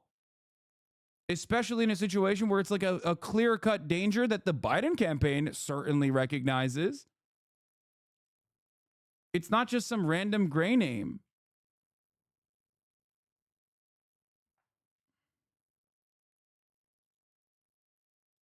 No way Michigan is red after Roe v. Wade. Stop coping. It is cope. Can you calmly explain how Michigan is red after 150K votes difference before Roe v. Wade?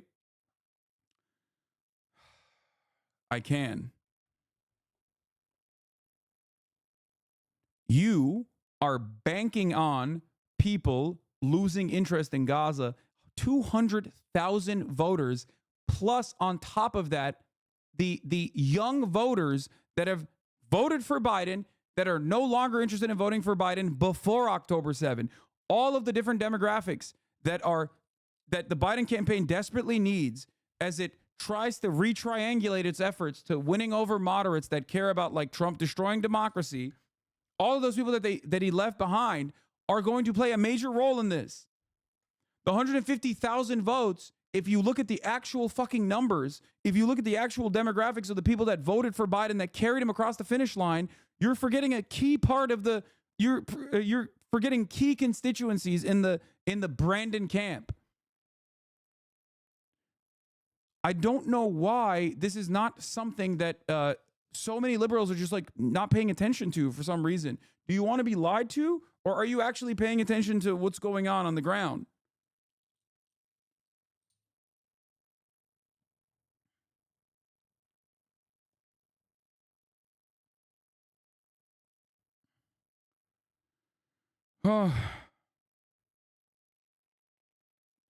No shot he loses Michigan. Meanwhile, he hasn't led in a poll there since October. Yeah, the UAW nod was good for Biden. Okay, but it's not good enough without the other constituencies that he needs to fucking win this election. Young people are going to be very important. Millennials as a voting bloc are becoming more significant. Okay? Boomers are dying.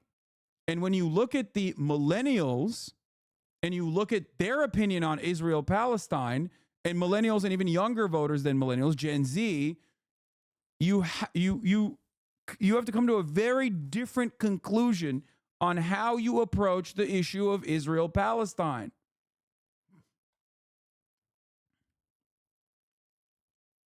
This is one of the last boomer election cycles out there before they get cleaned out. Then you have Gen X, but then you have the massive population of millennials in this country.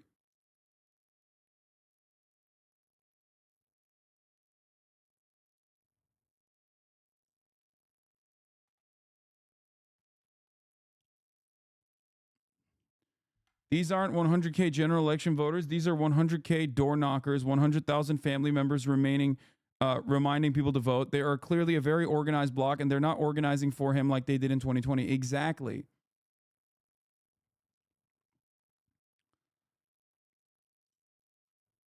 This is I don't know why people are trying to come in here and play the role of a DNC guy and also repeating the same failures of the DNC. I don't understand it.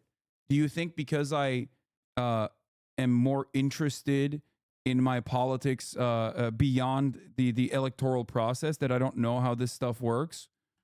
Because I've been doing coverage, especially on the Democratic Party, for the past 10 fucking years at this point.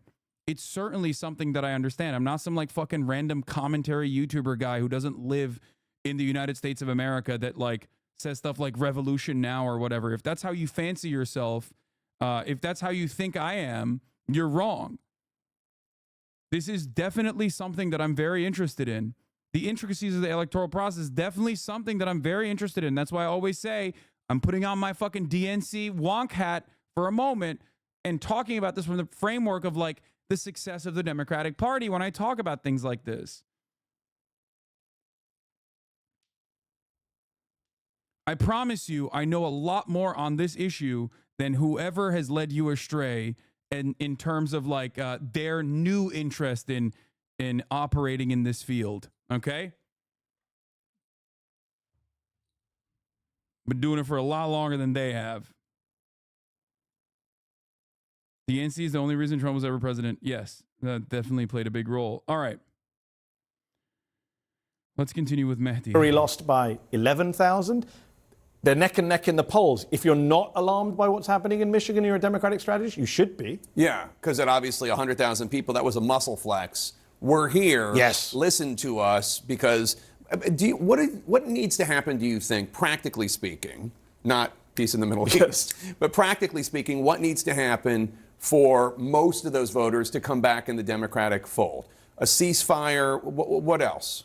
So a lot of those voters, well, I can't say a number, but a significant chunk are probably lost. They're gone. I think they're lost. Not to Trump. They'll go third party. They'll go third party or stay. Oh, look, if you are somebody in Dearborn who's lost not 10, not 20, 30 members of your family in Gaza, you're going to show up to vote? Are you going to vote for Biden even if there's a ceasefire tomorrow? You can't expect that. But there is a significant chunk of people who do want this to be seen as an act of pressure. They don't want to vote for Trump. They're not pro-Trump. Yep. They just want to see the best version of Joe Biden and of America. They want a ceasefire. They want an end to the killings, not peace in the Middle East or a two-state solution or utopia, but a stop to the killings. Over 100 people a day, American weaponry, American money. They want to see that ceasefire. You're seeing Joe Biden promising a ceasefire is coming. I'm skeptical. Don't you ever mention you have a bachelor's in political science? Because I don't care. It doesn't matter. My interest in politics was way before my bachelor's in political science. Okay, poli-sci is one thing, but I've talked about this before, but it bears. I mean, this is a good opportunity to repeat it. I became interested in politics in Turkey. Okay, I became interested in politics growing up, watching the country that I grew up in transform under the Erdogan regime. That's how I became interested in politics. Everyone in Turkey is already interested in politics in general. I saw what can happen to a country when you have a relatively charismatic, populist, Trump-style leader.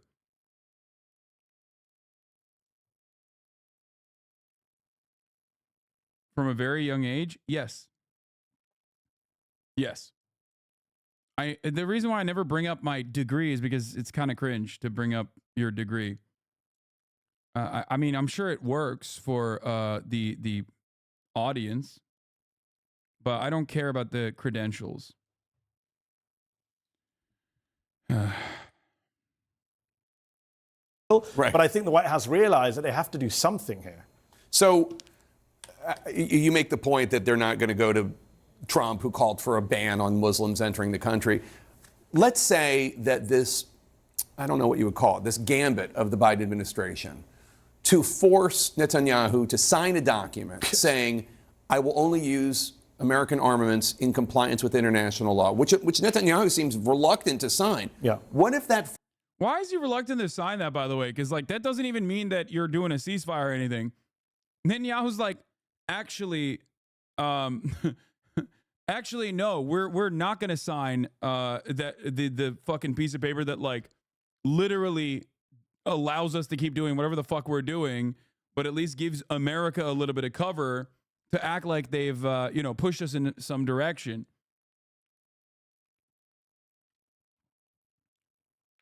They're like, no, dog, we are going to continue doing unethical usage of your weapons, and you can't do anything about it. It's so funny. He's like, no, we are doing war crimes. What are you going to do about it? You keep giving me more money, please. Keep giving me more of those weapons, baby. What are you going to do? What are you going to do? You're going to fucking stop? Huh? You're going to stop giving us fucking weapons? No, you're not. No, you're not. He's literally just fucking farting on Biden every day. They're farting on us, chat. They're farting on us. Forces some sort of change in leadership in Israel. Might that be seen as more concrete even than a ceasefire? I actually think the aid position is somewhere that Biden can have a lot of effort. You know, conditioning aid is very popular on the Democratic base, even members of Congress. I think it's mad that 5 months into the war, the Americans say, can you sign something saying you'll follow international law? Shouldn't that have been done on October the 8th? It's crazy that we're... It should have not even been done on October the 8th. It should have never happened to begin with, because there is a law, which I know Mehdi knows, by the way, of course. There's a law in the U.S. Congress that fucking dictates that it is illegal to fund and facilitate and give lethal aid to countries that are using it in a way that does not follow international law. Hasan supports Hamas. My friend, I am a lesser evil voter. Hamas is the lesser evil when compared to Israel. Okay? This is not October 7. You can't come in here and be like, Hasan supports Hamas. Hamas. New York Times on where Hamas gets his weapons from. Where's Hamas getting its weapons? Increasingly from Israel.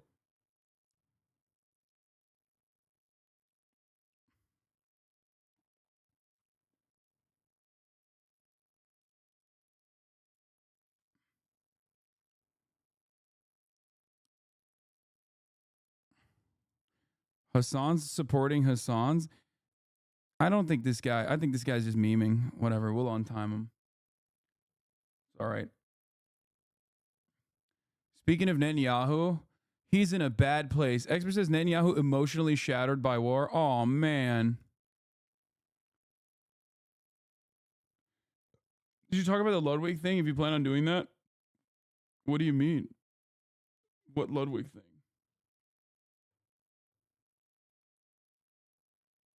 They're trying to spin a narrative that you support terrorism so they can get you banned, I think. Good luck. I do not support the Israeli state. Okay? I do not.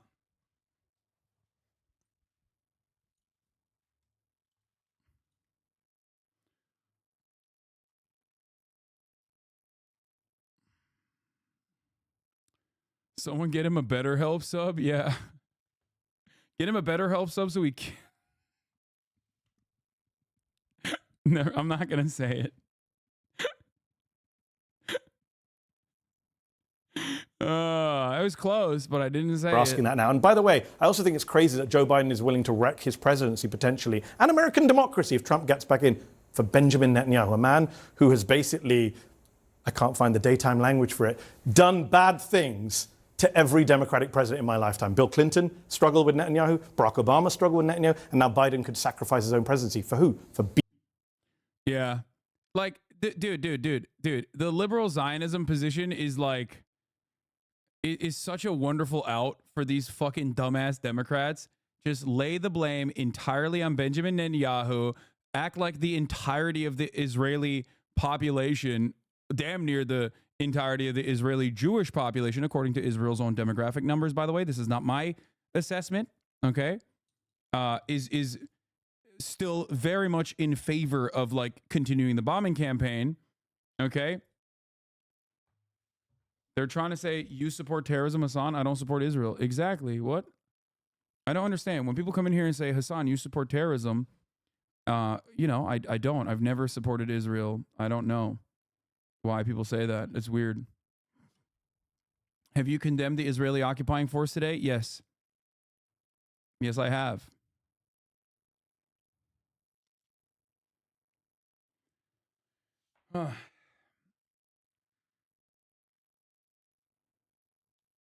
Did you go over the Intercept article? We will in a second. So yeah, that part we already covered. I just, you know, this is very instructive as someone who cares about media literacy and critical media analysis. I feel like, unfortunately, these moments are very, very instructive on helping people understand how consent is manufactured in real time. Yes, I talked about the chaotic incident. Exactly. There's also another side of the manufactured consent conversation that we're going to lead into in a second. Intercept did phenomenal reporting on the matter with the New York Times October 7 rape story that was taken down by the New York Times because of internal criticisms. But before we do that, I guess... I mean, we already covered this. I don't know what else to say about it. There's like literal fucking video footage of it too. This is the last part. And the Hamas-run eyewitnesses and the Hamas-run Palestinian Ministry of Health say that more than 100 people were killed in what is being described as a chaotic incident as IDF soldiers opened fire as people were trying to get food from aid trucks. CNN's Jeremy Diamond is gathering new details. He's been picking up some new reporting. Jeremy, bring us up to speed here. Well, first of all, Kate, I think it's important to note that the aid situation, the humanitarian situation in northern Gaza is just so desperate. And that seems to be part of what led to this scene. Hundreds, if not thousands of people surrounding some of these aid trucks that were able to enter northern Gaza. Some of the very few aid trucks that have actually been able to make it in there. And you can see in this video by the from the Israeli military, the crowds of people around these trucks. But what appears to have happened is that the Israeli military opened fire on some of these people who were surrounding these trucks. An Israeli military official telling us that the crowd approached the forces in a manner that posed a threat to the troops, and they say that those troops then responded with live fire. Now, eyewitnesses on the scene have told us that Israeli tanks as well as drones opened fire on this crowd, and that following that, there was a chaotic scene. Some of the drivers of these aid trucks apparently tried to get away amid this gunfire and killed several additional people. We were told that 104 people were killed in this incident, 760 people.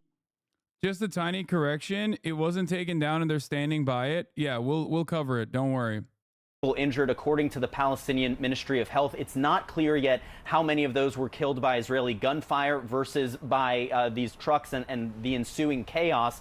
But our eyewitnesses on the ground indicate that it was the Israeli gunfire that prompted some of those trucks to flee the scene and in the process run over some of these individuals. But we are still working to gather additional details. The Israeli military says for its part that the incident is under review, and they are also saying in a statement that Gazan residents surrounded the trucks, looted the supplies being delivered, and that I know I've come on here and spoken about how my parents are insane Zionists, but I think the chaotic incident may have done it for my father. I let him know about it this morning, and he said, that's fucked up, Jesus Christ.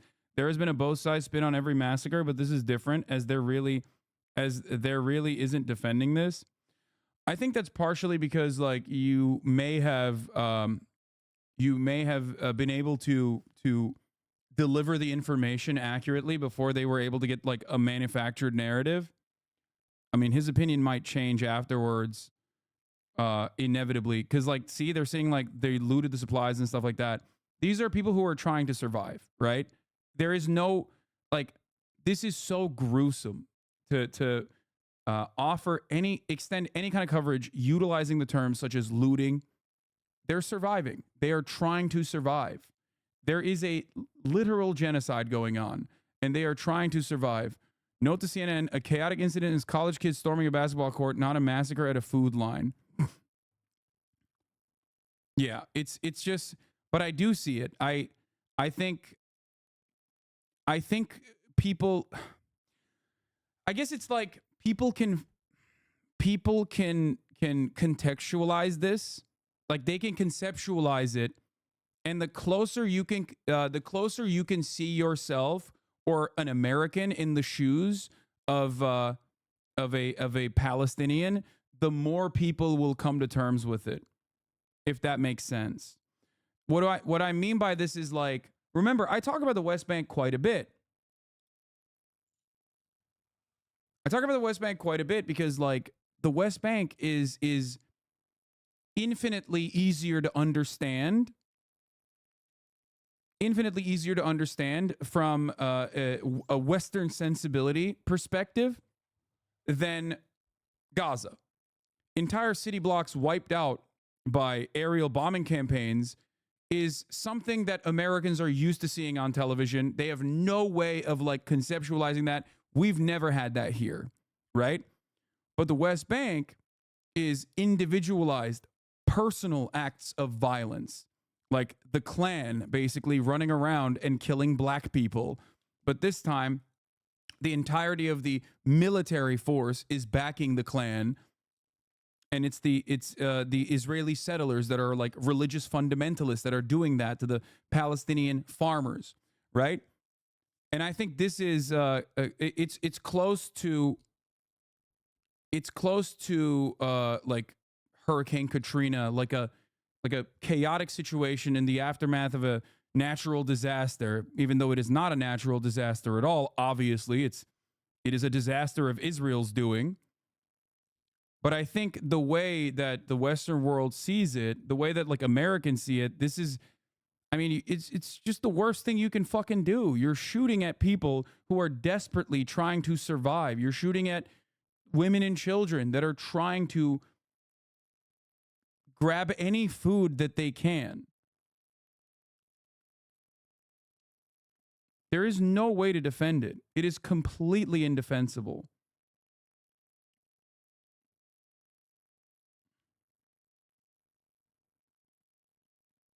I often check on the hogs in my local news comments, and the split of 95% pro-Israel, 5% anti-Semite turned into 60% pro-ceasefire, 20% Ukraine posting, 25% pro-Israel, 5% anti-Semite, which is an insane shift.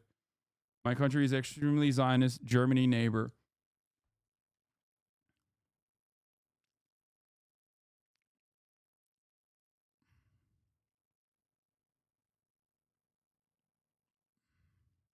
I disagree. Americans aren't looking to conceptualize. They just want to rationalize what they hear on TV and move on. No, that's not true. I don't agree with that.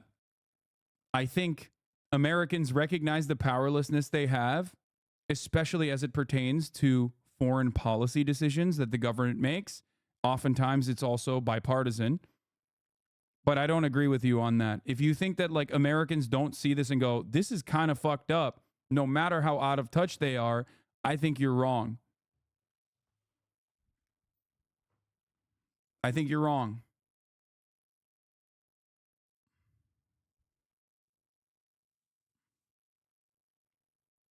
The U.S. could easily end the famine with airdrops of our humanitarian rations that we have. Thousands of tons on standby. I even showed Steve MRE eating one. Yeah. It's kind of weird. Earlier I was watching some Fox News clips on YouTube, and it's wild. Fox had a lot of people in the comments were realizing how disgusting the situation is and seemed very pro-Palestinian. Maybe it is rooted in anti-Semitism, but it was surprising. No, I think that even when you have a situation like 56% of the Republicans that are also looking for a ceasefire here, I don't think this is at that point, it's not like anti-Semitism at play, because the most rabid Israel defenders, as we know, the white evangelical population in the United States of America, the white evangelical Christian Zionists, are rabid anti-Semites. I think it's more so, at this stage, I think it's more so motivated by what people are literally seeing. The more that my style of coverage, which is just accurately addressing the conditions on the ground and actually talking about this in clear-cut terms and not trying to immediately contextualize the violence and why it's a necessity, the more people will turn on this. And it is happening.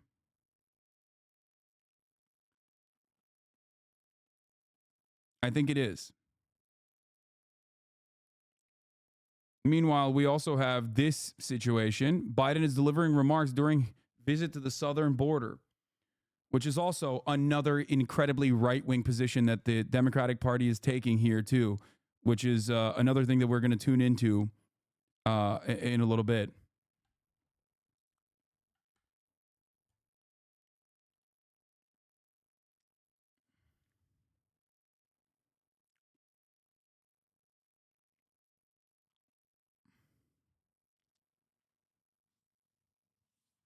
There's a shift in German public, not establishment as well. That's, if Germany falls, that's crazy. I doubt it. The German population is like the #1 dick riders of Israel. Jesus Christ, dude. I mean, I don't even think that they'll stop ever.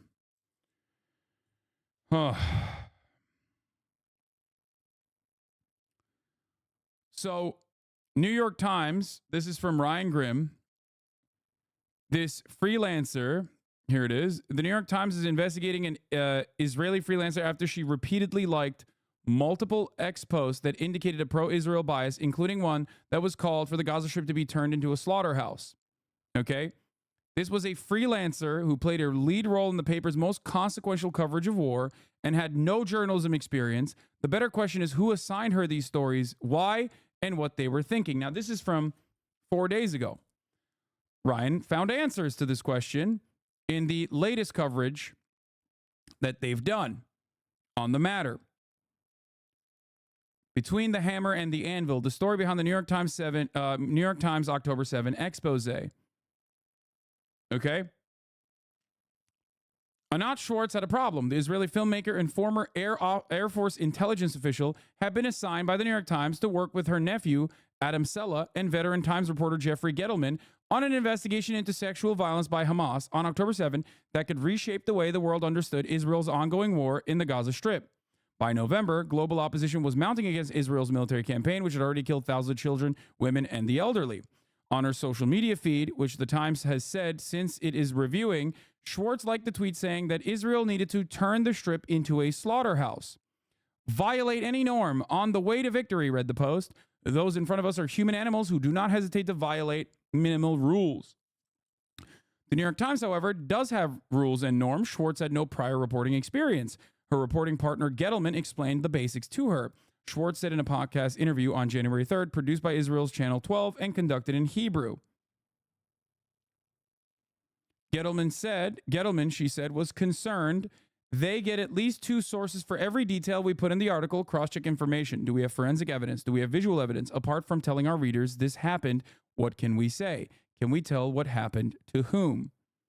Schwartz said she was initially reluctant to take the assignment because she did not want to look at visual images of potential assaults and because she lacked the expertise to conduct such an investigation.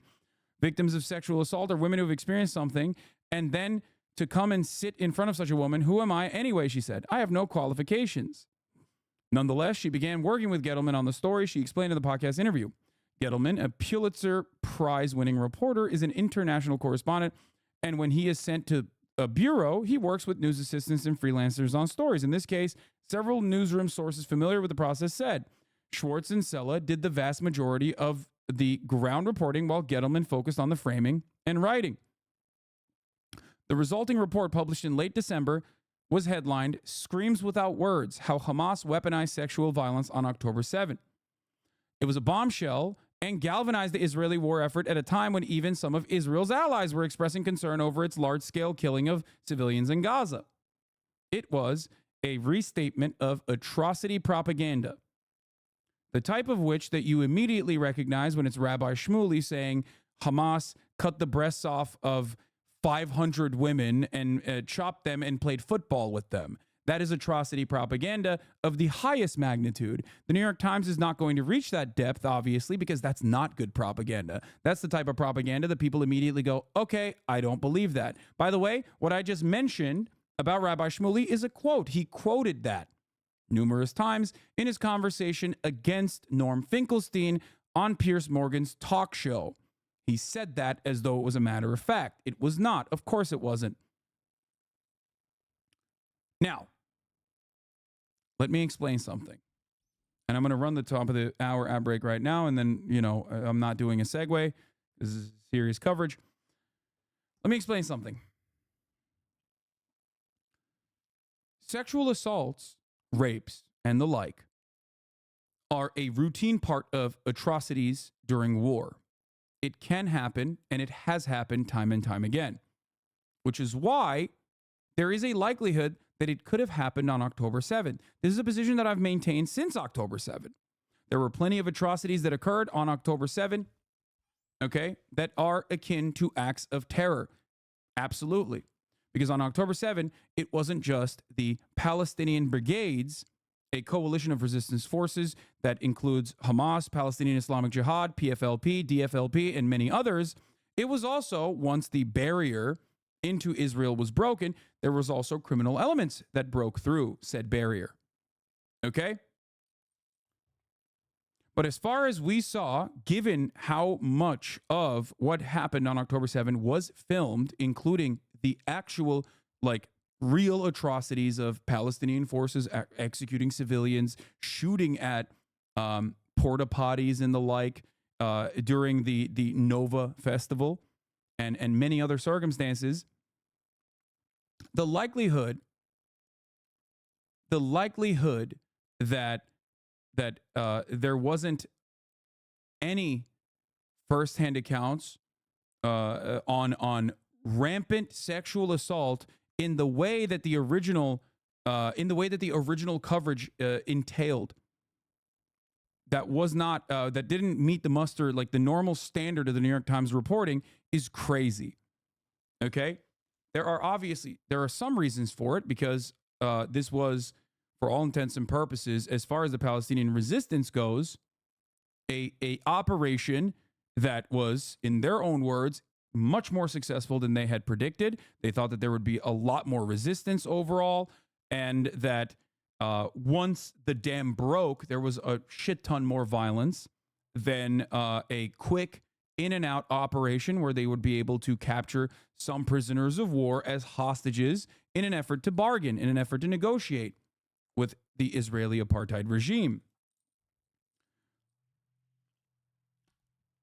In that chaos, there was absolutely a majority of civilians that were slaughtered, executed in their homes, executed when they were going about their daily lives. Okay? It was horrifying.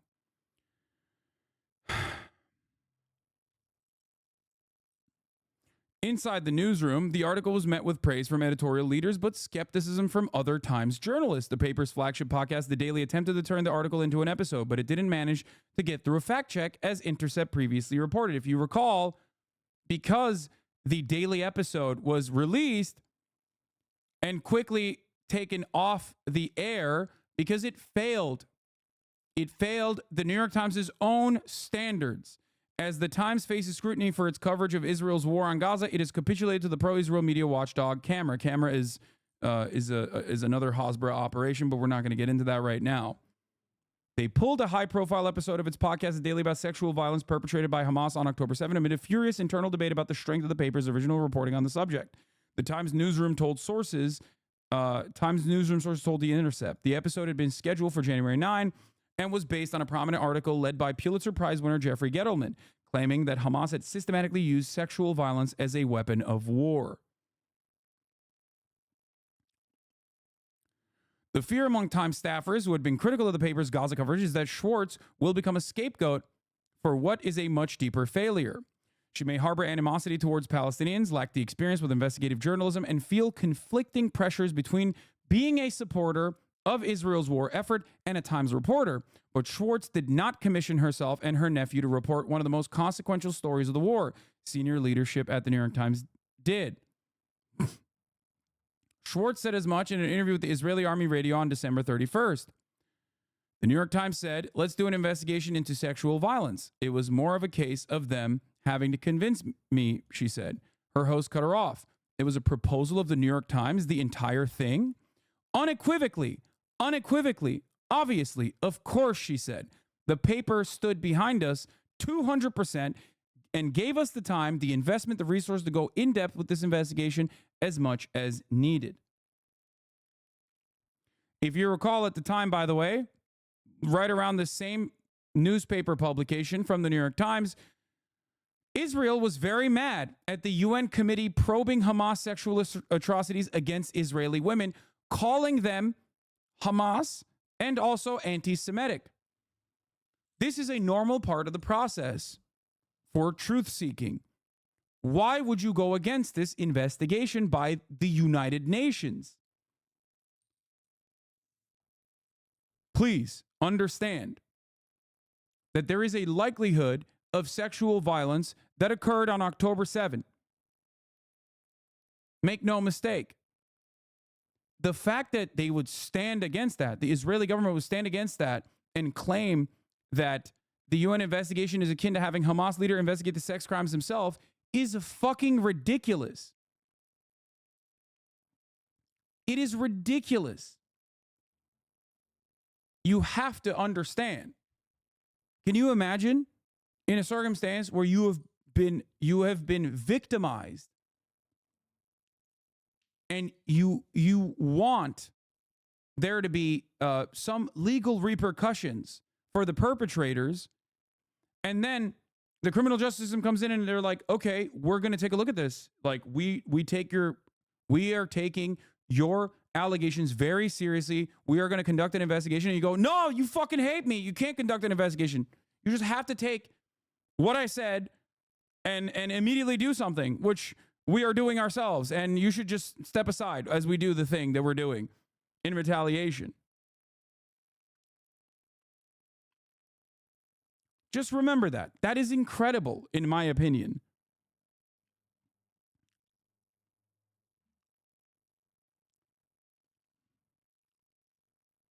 Let's get back to the article by The Intercept.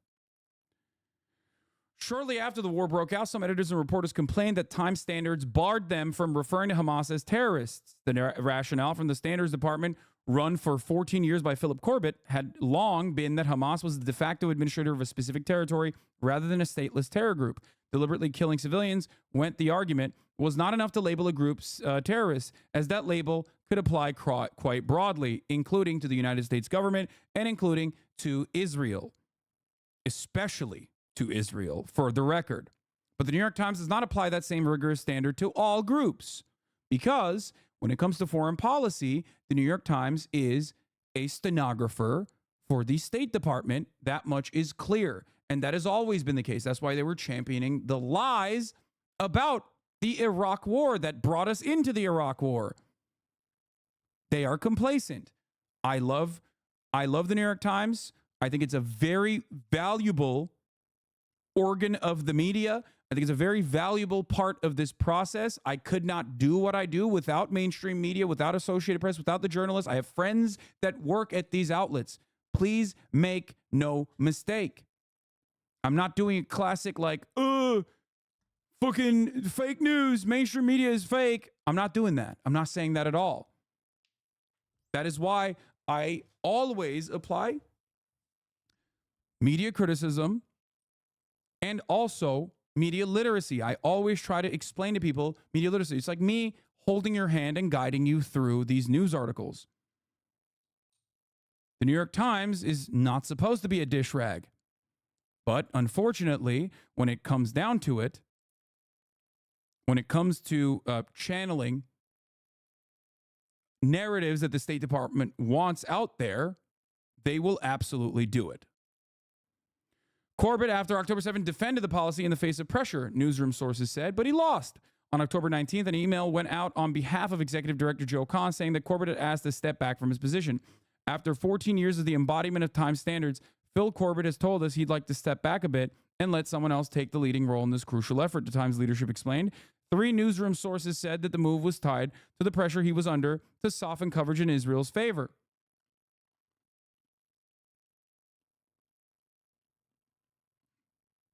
One of the social media posts that Schwartz liked, triggering the Times review, made the case that for Israeli propaganda purposes, Hamas should be likened at all times to the Islamic State.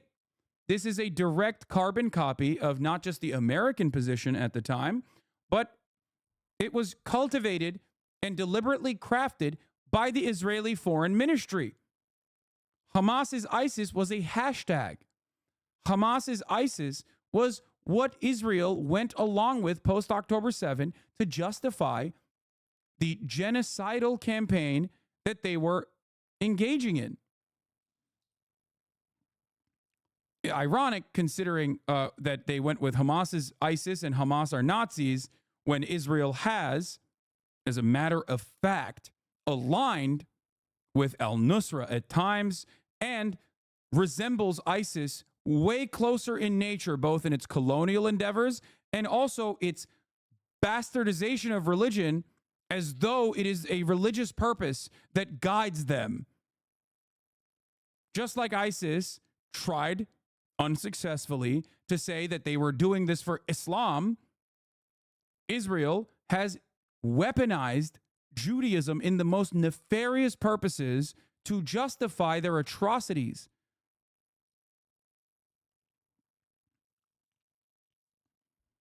So the point I'm trying to make is that a closer comparison between ISIS would not be with Hamas, a resistance group against the apartheid regime, but instead with Israel. Yes, whether it be destruction of archaeological and cultural sites, destruction of an entire population.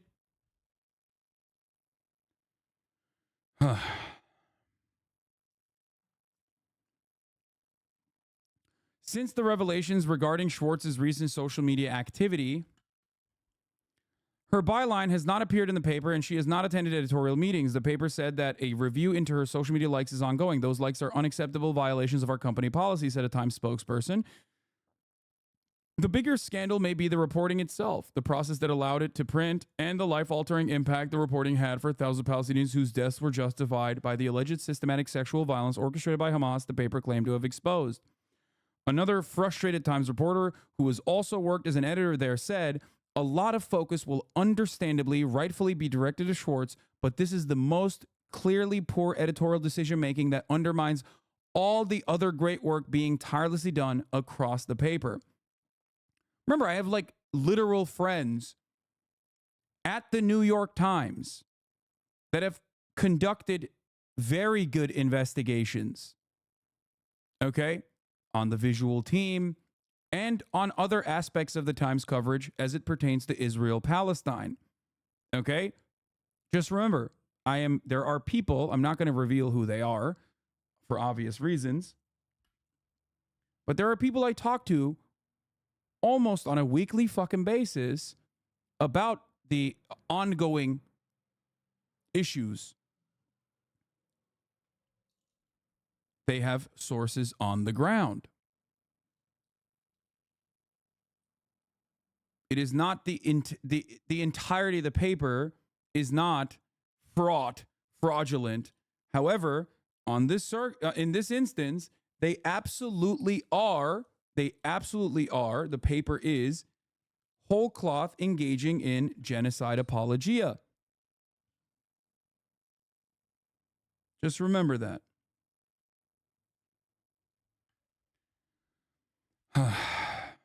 The Channel 12 podcast interview with Schwartz, which the Intercept translated from Hebrew, opens a window into their controversial story and suggests that the New York Times' mission was to bolster a predetermined narrative. In a response to the Intercept's questions about Schwartz's podcast interview, a spokesperson for the New York Times walked back the blockbuster article's framing that evidence shows Hamas had weaponized sexual violence to a softer claim that there may have been systematic use of sexual assault. Times International editor Phil Pan said in a statement that he stands by the work. Mrs. Schwartz was a part of a rigorous reporting and editing process, he said. She made valuable contributions and we saw no evidence of bias in her work. We remain confident in the accuracy of our reporting and stand by the team's investigation. But as we have said, her likes of offensive and opinionated social media posts predating her work with us are unacceptable. After the story was published, Schwartz, who did not respond to a request for comment, tweeted to thank the Times for standing behind the important stories we have published. She added, "The recent attacks against me will not deter me from continuing my work." Addressing her social media activity, Schwartz said, "I understand why people who do not know me were offended by the inadvertent like I pressed on 10/7, and I apologize for that. At least 3 of her likes have been subject of public scrutiny." In the podcast interview, Schwartz details her extensive reports to get confirmation from Israeli hospitals, rape crisis centers, trauma recovery facilities, and sex assault hotlines in Israel, as well as her inability to get a single confirmation from any of them. This part is very important.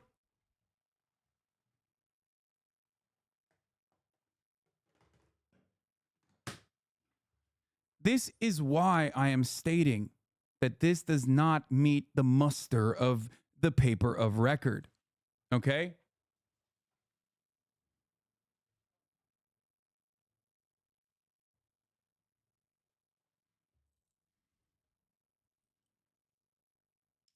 She was told there had been no complaints made of sexual assaults, the Times spokesperson acknowledged after Intercept brought the Channel 12 podcast episode to the paper's attention. The fact that you did not get a single confirmation and then turned around and still reported on the matter, and the New York Times published it with a title such as, where is it? Where the fuck is it? Oh, here. Screams without words how Hamas weaponized sexual violence on October 7 is insane.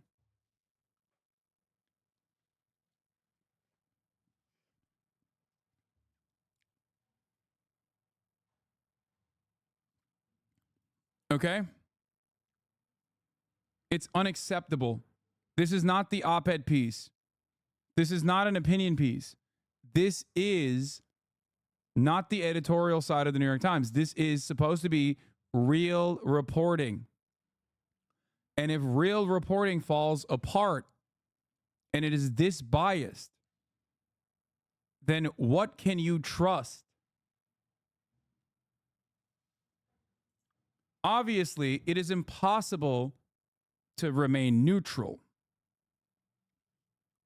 I get that. That's why I openly tell you what my biases are when I'm engaging in commentary.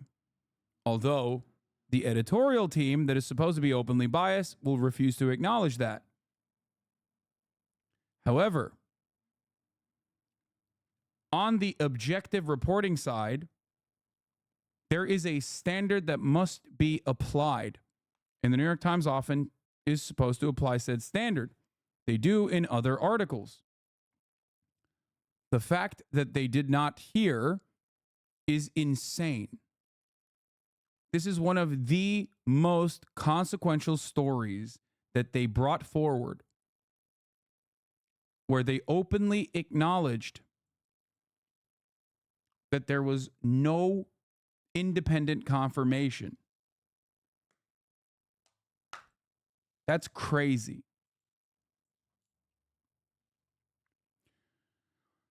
She was told there had been no complaints made of sexual assaults. The Times spokesperson acknowledged after Intercept brought the Channel 12 podcast episode to the paper's attention.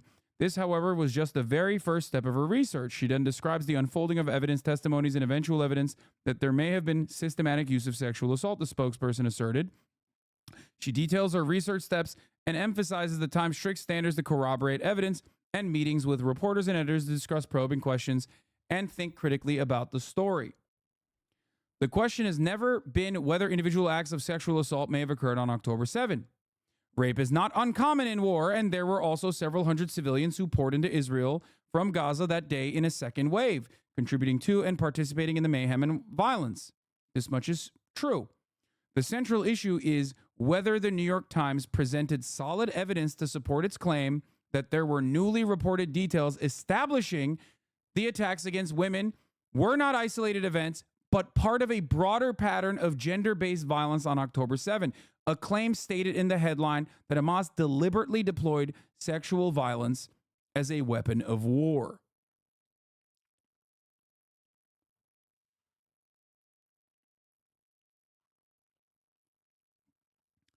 Anyway, this goes into detail about like all of her research.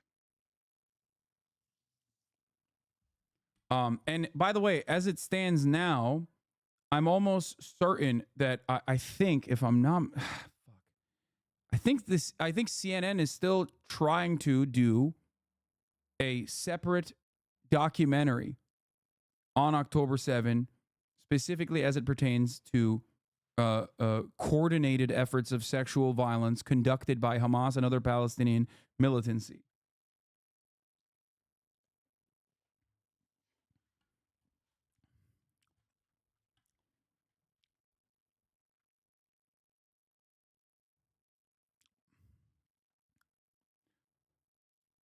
As Israeli, I support Israel. Listen, brother, there are plenty of Israelis in this chat, okay? They recognize the reality. They recognize that Israel is an apartheid state. They recognize that Israel is doing a genocidal campaign in Gaza. I urge you to, I don't know, reach out to some real Israeli leftists, okay? Instead of unconditionally defending and supporting a fascist, Judeo-supremacist, apartheid regime currently engaging in an ethnic cleansing campaign.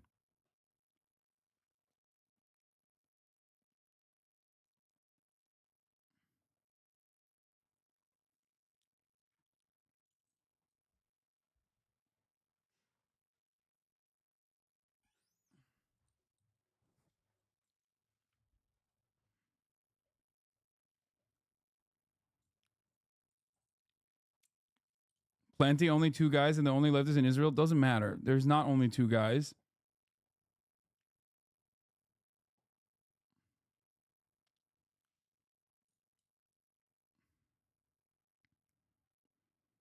Anyway.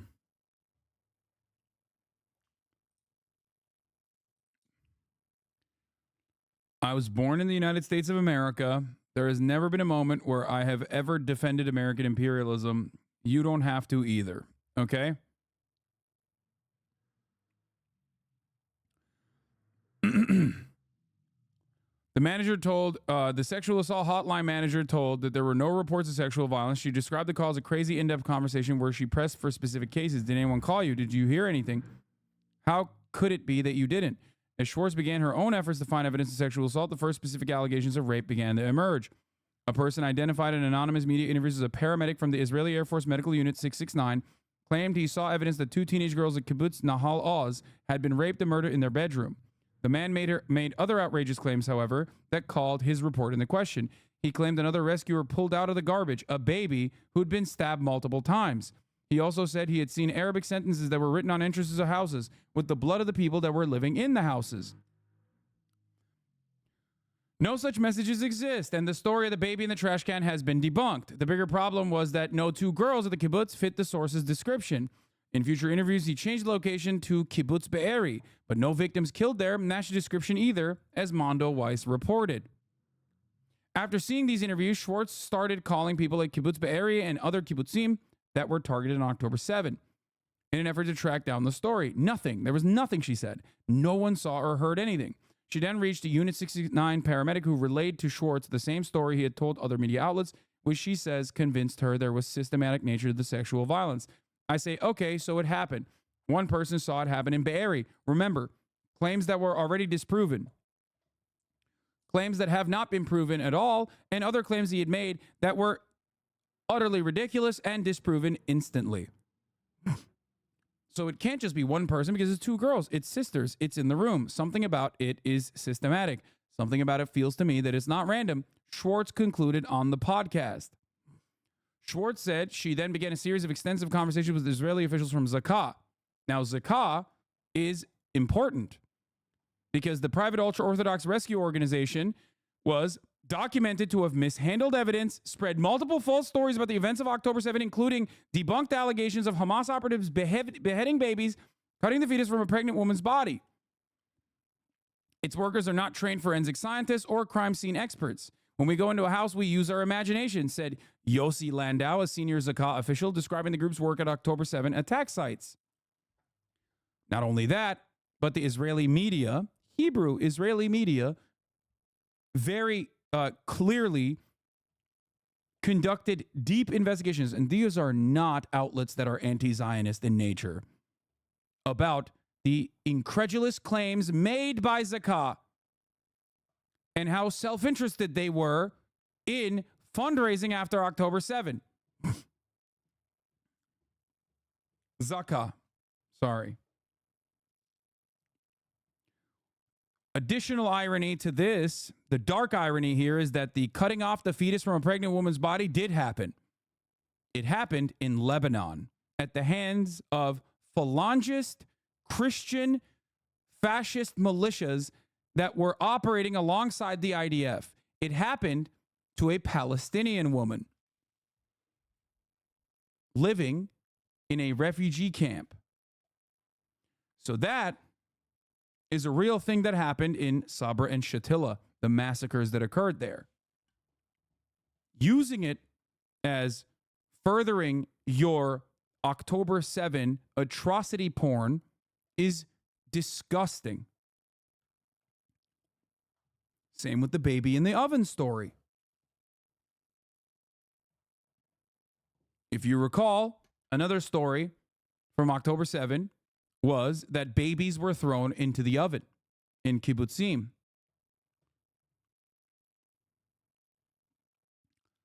Babies were not thrown into the oven in kibbutzim on October 7.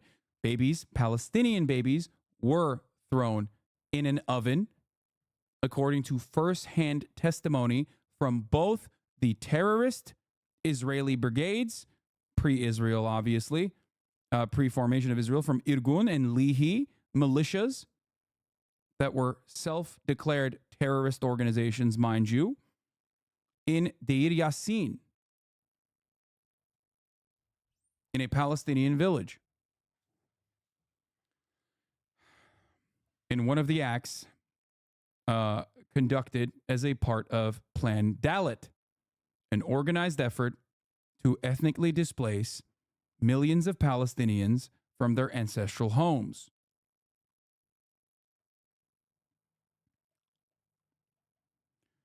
Its workers are not trained. They let their imaginations run wild. The bodies were telling us what happened. That's what happened. Landau is featured in the Times report, though no mention is made of his well-documented track record of disseminating sensational stories of atrocities that were later proven false. Schwartz said that in her initial reviews, Zakah members did not make any specific allegations of rape, but described the general condition of the bodies they said they saw. We saw naked women, or we saw women without underwear, both naked without underwear, and tied with zip ties, and sometimes not zip ties, sometimes a rope or a string of a hoodie. Schwartz continued to look for evidence at various sites of attack and found no witnesses to corroborate stories of rape. And so I searched a lot in the kibbutzim, and apart from this testimony of the Israeli military paramedic, and additionally here and there, Zakah people, the stories didn't emerge from there, she said. So she continued to work the phones with rescue officials. Schwartz then saw interviews that international news channels began airing with Shari Mendez, an American architect who serves in a rabbinical unit of the IDF. Mendez, who was deployed to a morgue to prepare bodies for the burial after October 7 attacks, claimed to have seen voluminous evidence of sexual assaults.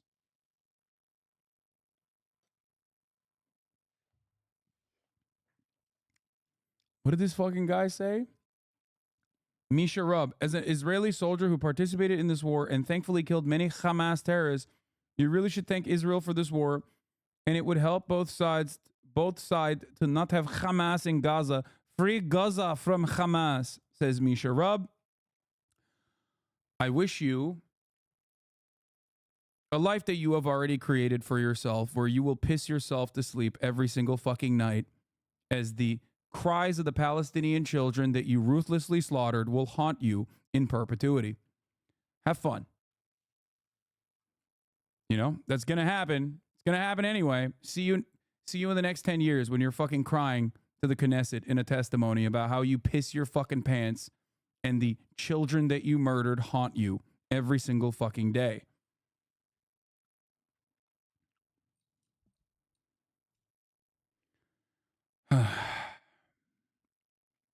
I can't believe you just like so openly fucking admit that you're a giant piece of shit to 21,000 people. Like, you're just a monster.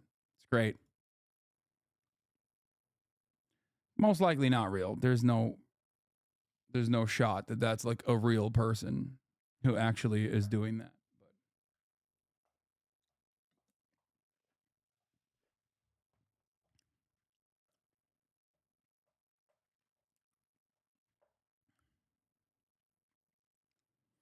We saw evidence of rape, Mendez stated in one interview. Pelvises were broken, and it probably takes a lot to break a pelvis.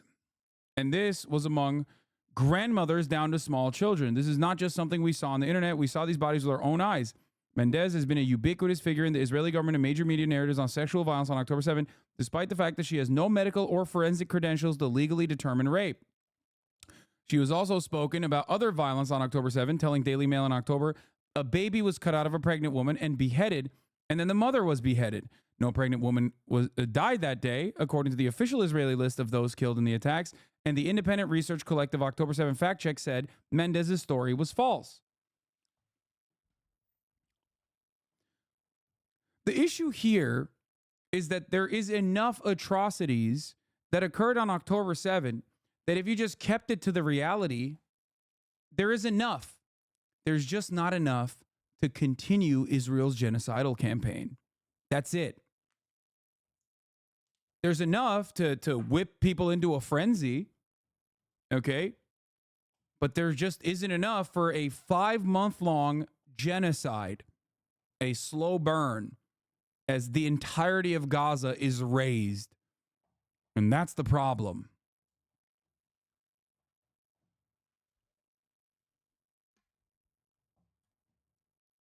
Ridiculous. And we have seen this time and time again, for the record. Okay? This has happened during the Reconstruction era. This has happened to black people in America quite frequently in an effort to garner attention and whip people into a frenzy, into engaging in lynch mobs, mass lynching campaigns. Okay? This is the false narrative that was presented that happened in the Tulsa massacre. A lie was told about a black man whistling at a white woman, which led to the Tulsa massacre, which is still to this day, by some unfortunately white supremacist historians, as a Tulsa race riot. It's not a race riot at all. It was one of the first instances where bombs were dropped domestically on top of a bustling black neighborhood, also known as Black Wall Street. It was a pogrom, a slaughter. Bombs from airplanes were dropped on top of a black neighborhood. It's also happened in 1985 in Pennsylvania in the Move bombing, but, you know, it's just this is atrocity propaganda that has been used time and time again. This was done in Iraq as well. It is a way to launder a convenient narrative to an audience that wants to feel like the actions that a state is engaging in, no matter how genocidal, no matter how bloodthirsty, is righteous. People want to feel good about the bombing campaign.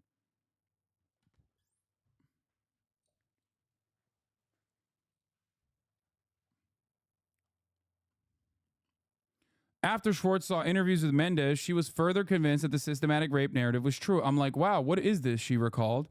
And it feels to me like it's starting to approach a plurality, even if you don't know which numbers to put on it yet. At the same time, this is what happens when you have motivated reasoning, by the way. At the same time, Schwartz said she felt conflicted at times, wondering if she was becoming convinced of the truth of the overarching story, precisely because she was looking for evidence to support the claim. I kept wondering all the time whether if I just hear about rape and see rape and think about it, whether that's just because I'm leading toward that, she said. She pushed those doubts aside. By the time Schwartz interviewed Mendez, the IDF reservist story had ricocheted around the world and had been conclusively debunked. No baby was cut from the mother and beheaded, yet Schwartz and the New York Times would go on to rely on Mendez's testimony, as well as other witnesses with track records of making unreliable claims and lacking forensic credentials. No mention was made of questions about Mendez's credibility. How Schwartz landed in such an extraordinary position at a crucial moment in the war is not entirely clear.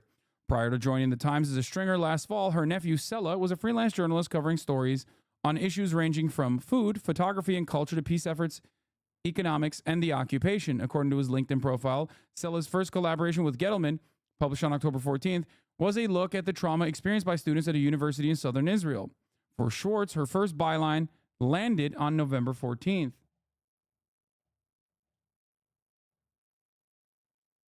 What is this? Took empty box to recycling instead of throwing it in the trash chute. What? Okay, I don't. Why is this relevant right now? We're doing something super serious. Okay. Anyway, Israeli police officials shared more evidence on Tuesday of atrocities committed during October 7 Hamas-led attacks, saying that they had collected testimonies from more than 1,000 witnesses and survivors about sexual violence and other abuses, Schwartz reported.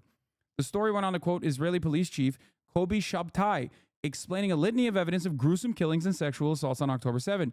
This is the most extensive investigation the state of Israel has ever known, Shabtai said in the Schwartz article, promising ample evidence would soon be provided.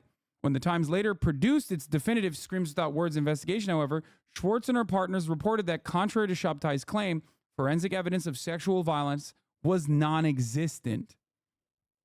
Non-existent. Without acknowledging the past statements by Shabtai in the Times, the paper reported that quick funerals in accordance with Jewish tradition meant evidence was not preserved. Unnamed experts told the Times that sexual violence in wars often leaves limited forensic evidence. On the podcast, Schwartz said her next step was to go to a new holistic therapy facility established to address the trauma of October 7 victims, particularly those who endured the carnage at the Nova Music Festival. Opened a week after the attacks, the facility began welcoming hundreds of survivors where they would seek counseling, do yoga, and receive alternative medicine, as well as acupuncture, sound healing, and reflexology treatments. They called it Marhav Marpe, or healing space. In multiple visits to the healing space, Schwartz again said in the podcast interview that she found no direct evidence of rapes or sexual violence. She expressed frustration with therapists and counselors at the facility, saying they engaged in a conspiracy of silence. Everyone, even those who heard these kinds of things from people, they felt were very committed to their patients, or even just the people who assisted their patients, not to reveal things, she said. In the end, Schwartz came away with only innuendo and general statements from the therapist about how people process trauma, including sexual violence and rape. She said potential victims might be ashamed to speak out, experiencing survivor's guilt, or were still in shock. Perhaps also because Israeli society is conservative, there was some inclination to keep silent about this issue of sexual abuse, Schwartz speculated. On top of this, there is probably the added dimension of the religious national aspect, that this was done by a terrorist, by someone from Hamas, she added. There were lots and lots of layers that made it so they didn't speak. So every step of the process when she was conducting her investigation, she found that there was no evidence, and oftentimes evidence that disproved the prior narrative that she was motivated to establish. She even recognized that she was motivated to establish this, by the way, and yet still went along with the fact that there's no evidence. It must mean that there is evidence, as a matter of fact. But it was not a matter of fact at all. It was a matter of opinion. According to the published Times article, 2 therapists said they were working with a woman who was gang raped at the rave and was in no condition to talk to investigators or reporters.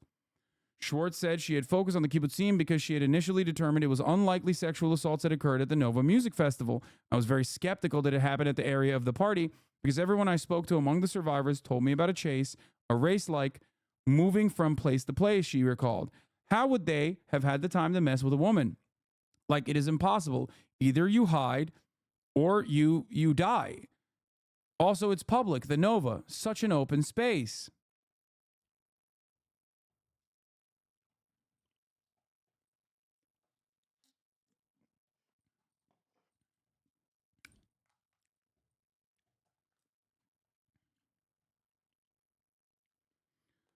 My coworkers always laugh at me when I say it's an apartheid state. What is the one best example I can prove it to them? Use the Israeli NGO, B'Tselem, or Amnesty International, and their coverage on why Israel is an apartheid state. Everyone, here's the thing. This is why I am. Like, this is why I'm very stubborn, but I guess my stubbornness works in this situation.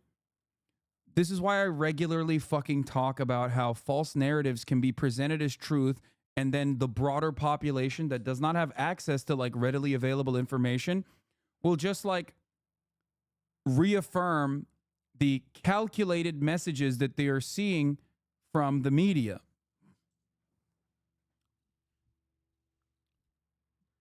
The New York Times doesn't call it an apartheid state, so it mustn't be that.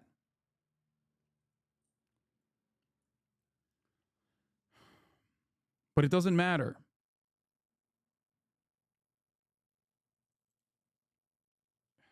In some ways, you get to, yes, watch an echo chamber form and operate in real time. That's why I think, like, regardless of the constant, endless conflict coverage in real time, can lead to me even misspeaking from time to time, which happens, but it happens very rarely, and I immediately clarify. One of the most significant parts of what I do is to show you in real time how violence is contextualized by the Israeli Defense Force in real time on CNN and many other outlets, and how you whitewash a genocidal campaign that is, like, genocidal in broad daylight, by the way, just clear cut.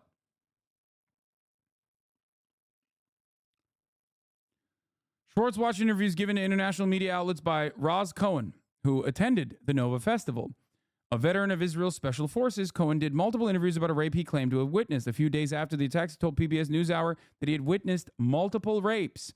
The terrorists people from Gaza raped girls, and after they raped them, they killed them, murdered them with knives, or the opposite, killed, and after they raped, they did that, he said in an appearance on CNN on January 4. He described seeing one rape and said the assailants were 5 guys, 5 civilians from Gaza, normal guys, not soldiers, not Nukba, referring to Hamas's elite commando force. It was regular people from Gaza with regular, normal clothes. In Cohen's interview with Schwartz for The Times, he said he then saw 5 men wearing civilian clothes, all carrying knives, and one carrying a hammer, dragging a woman across the ground. She was young, naked, and screaming. They all gathered around her, Mr. Cohen said. She's standing up. They start raping her. I saw the man standing in half circle around her. One penetrates her. She screams. I still remember her voice, screams without words. Then one of them raises a knife, he said, and they just slaughtered her. Yeah, Rokana questioning Lloyd Austin, I saw. We'll do that in a little bit. Let's finish this article. It was this interview that gave the Times its title, Screams Without Words, How Hamas Weaponized Sexual Violence on October 7. That Cohen had described alleged assailants as not being members of Hamas undermines the headline, but it remains unchanged. The Times did not address Cohen's earlier claims that he witnessed multiple rapes.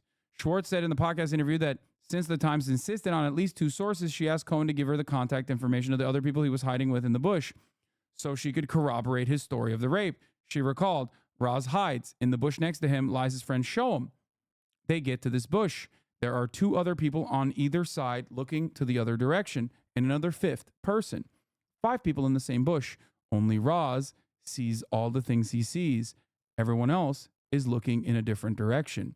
Despite saying on the podcast that only Cohen witnessed the event and the others were looking in different directions, in the Times story, Shoam Gueda is presented as a corroborating witness to the rape.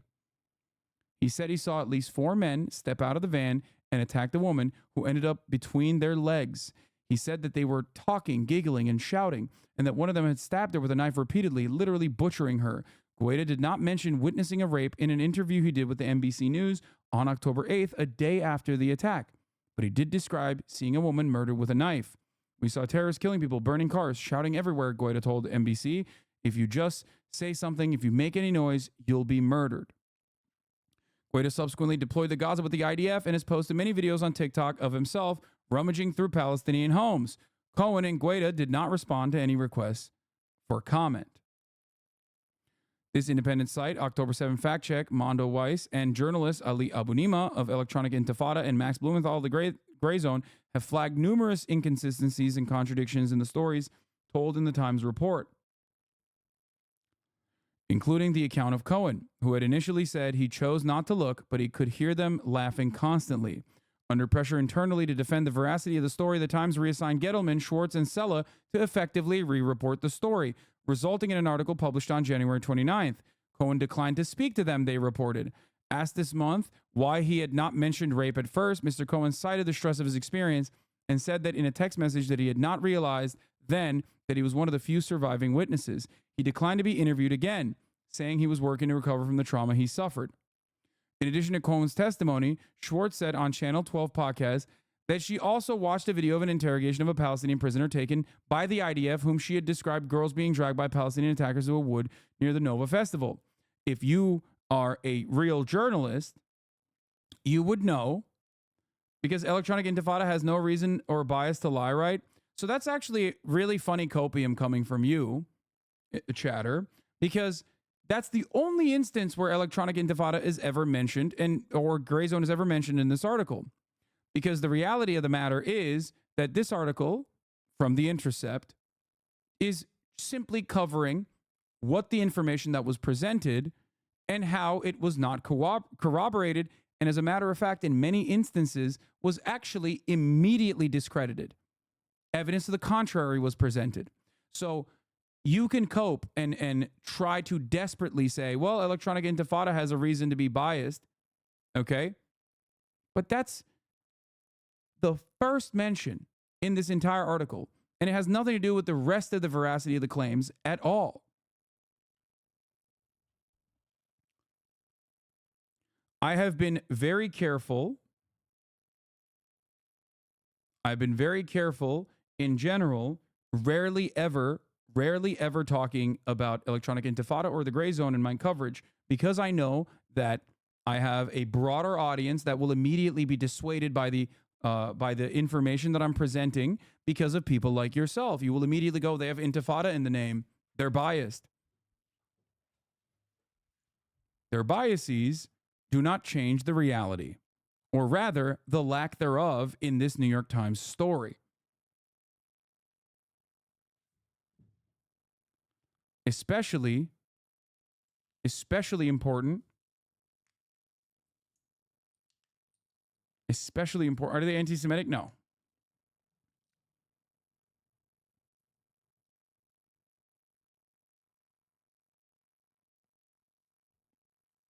This is especially important to understand when a lot of the veracity of these claims were disproven, destroyed by Israeli outlets that are Zionist outlets, for the record. That is why, while there is a sea of ridiculous articles that come out of even Haaretz and many other places like Ynet, they still do real reporting, oftentimes infinitely better than the New York Times.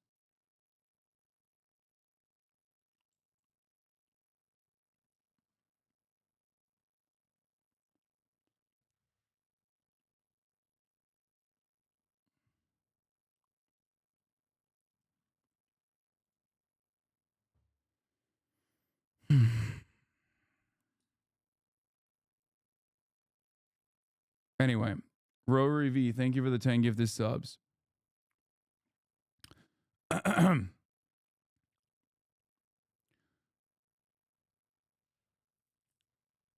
fact that she even had the audacity to bring up Palestinian interrogations as a viable source of accurate truth is insane. People in Israel people in Israel understand that those interrogations are not real. It's not done to actually arrive at the truth. It's done under torturous conditions. It's done specifically to humiliate the Palestinians. That's why they'll make people go, yes, we were behaving exactly like ISIS. I'm a Hamas person, and I believe Hamas is ISIS. The fuck? Laughable that a serious journalist would look at that and go, this must be real. It's corroborated by forced confessions under torture? Really? Incredible. I don't even think J-Post would fucking even look at the torture interrogation videos and be like, see, it's real. Like, that's crazy.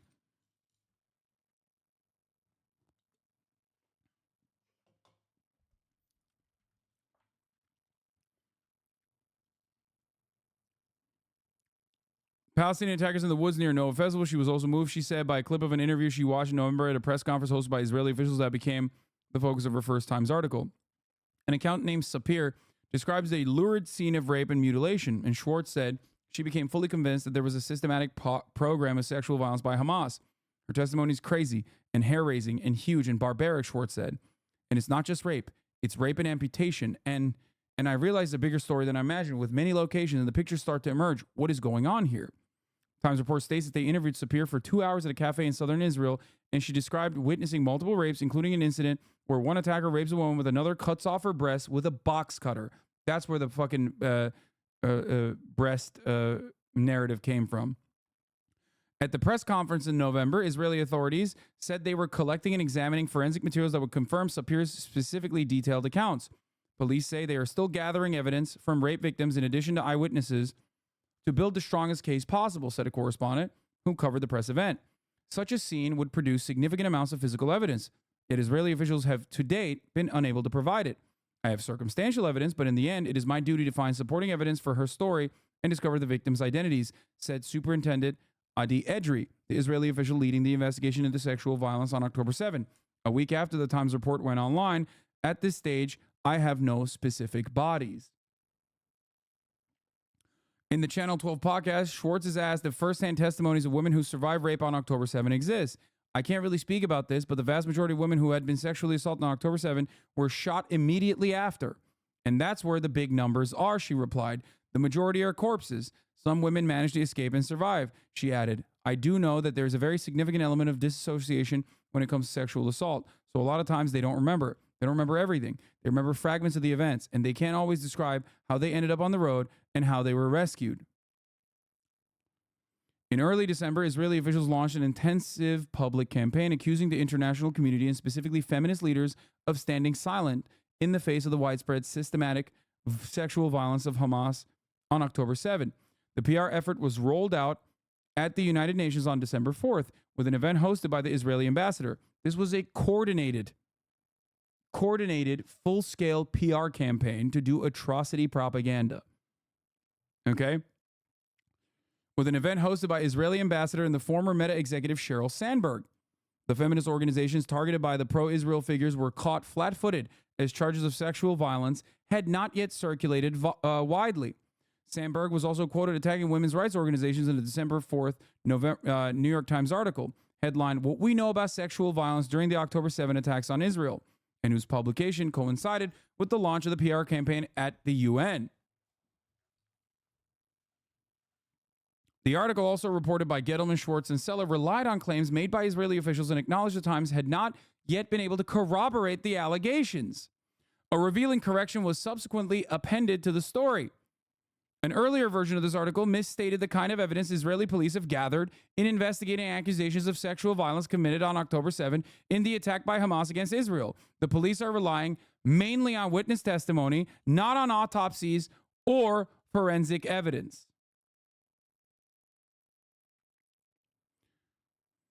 Just a marginal correction on one of the most important pieces of key evidence that either credits or discredits the entire fucking story. Israel promised it had extraordinary amounts of eyewitness testimony.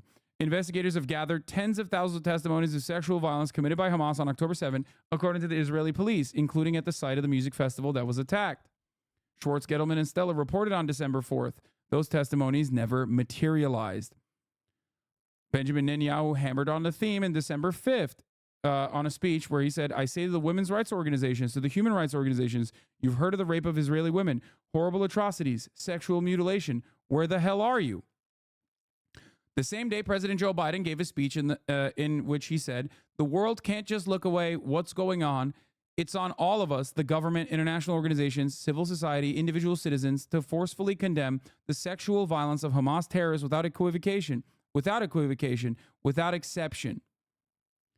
The 2-month-long Times investigation was still being edited and revised, Schwartz said in the podcast, when she started to feel concerned about the timing. "So I said, we're missing momentum. Maybe the UN isn't addressing sexual assault because no media outlet will come out with a declaration about what happened there. If the Times story doesn't publish soon," she said, "it may no longer be interesting." Schwartz said the delay was explained to her internally as, "We don't want to make people sad before Christmas." She also said the Israeli police sources were pressuring her to move quickly to publish. She said they asked her, "What does the New York Times not believe? There were sexual assaults here?" Schwartz felt she was in the middle. "I'm also in this place. I'm also an Israeli, but I also work for the New York Times," she said. "So all the time, I'm like in this place between the hammer and the anvil." The December 28th article, Screams Without Words, opened with a story of Gal Abdush, described by the Times as the woman in the black dress. Video of her charred body appeared to show her bottomless. Israeli police officials said they believed that Miss Abdush was raped, the Times reported. The article labeled Abdush a symbol of the horrors visited upon Israeli women and girls on the October 7 attacks. The Times report mentions WhatsApp messages from Abdush and her husband to their family, but doesn't mention that some family members believe that the crucial messages make the Israeli officials' claims implausible. As Mondo Weiss later reported, Abdush texted the family at 6:51 a.m. saying they were in trouble at the border. At 7, her husband messaged to say she'd been killed, her family saying the charring came from a grenade. "Doesn't make any sense," said Abdush's sister, "that in a short time span they raped her, slaughtered her, and burned her." Speaking about the rape allegation, her brother-in-law said the media invented it. The extent of which the New York Times, this is one of the most damning, they buried the lead here, by the way. This is also one of the most gruesome, disgusting parts of this story. They reported it uncritically and then had the family have to come out and relive the trauma and to yell at the New York Times for potentially using her as a singular example. Another relative suggested the family was pressured under false pretenses to speak with the reporters. Abdusha's sister wrote on Instagram that the Times reporters mentioned they want to write a report in memory of Gal, and that's it. If we knew that the title would be about rape and butchery, we'd never accept that. In its follow-up story, the Times sought to discredit her initial comment, quoting Abdusha's sister as saying she had been confused about what happened and was trying to protect my sister. They went as far as to ridicule the immediate family members of the victim. The woman who filmed Abdusha on October 7 told the Israeli news site Ynet that Schwartz and Sella had pressured her into giving the paper access to her photos and videos for the purpose of serving Israeli propaganda. They called me again and again and explained how important it is to Israeli Hasbara, she recalled, using the terms for public diplomacy, which in practice refers to Israeli propaganda efforts directed at international audiences. That is one of the people who filmed it, an Israeli person who filmed it.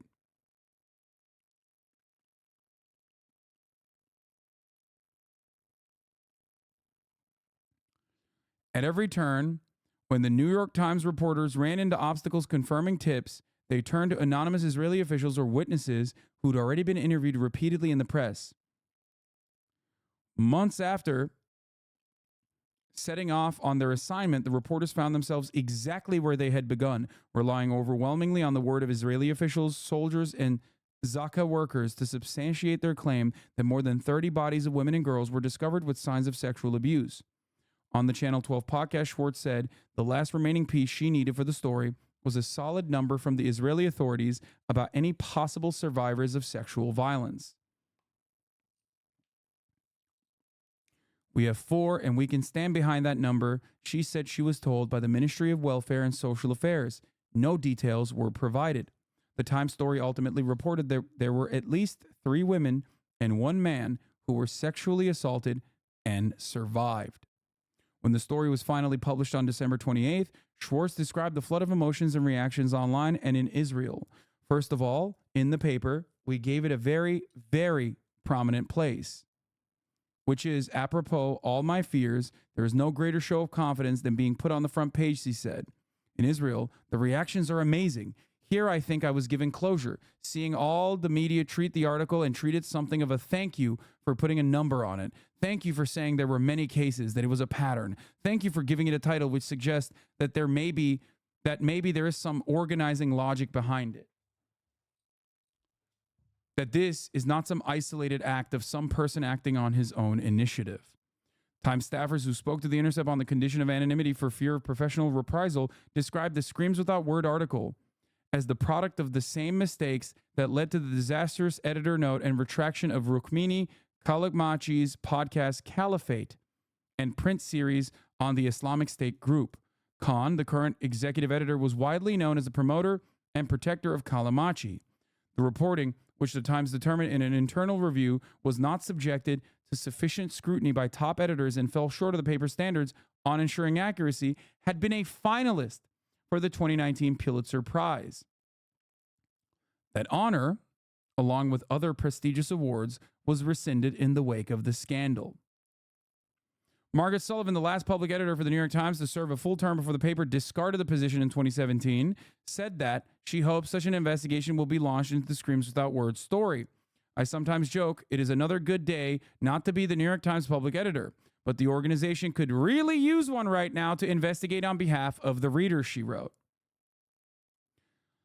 At some story meetings, Schwartz said on the Channel 12 podcast, guests with Middle East expertise were there to offer probing questions. I need you to understand something here. I'm going to pause briefly, and I'm going to serve the top of the hour ad break, and I'm going to say something that's very important here. Retractions and endless professional scrutiny into the New York Times reporting is incredibly important, because without it, a fundamental plank of democracy falls. I know we often talk about theoretical democracy, democracy in theory in the United States of America, and how it's not real. But journalism is incredibly important, okay? As much as I make jokes, journalism is incredibly fucking important.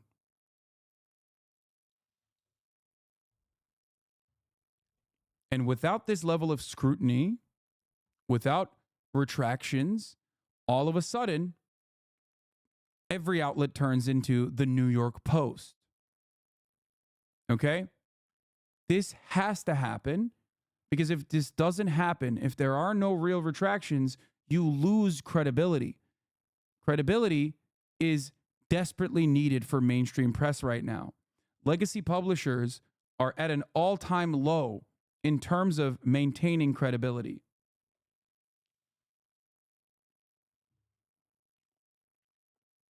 It blows my mind that at a time when misinformation runs rampant all over the internet, the paper of record, what we use to archive American history, could come out with a dish rag-like story such as this one that is unsubstantiated, uncorroborated, and is just straight up propaganda.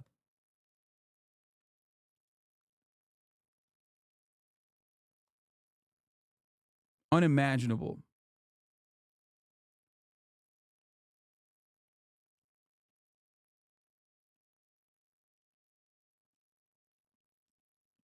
I can't believe it. The very same New York Times that is basically repeating the same mistakes, which I don't even think it's a mistake. I think it's by design.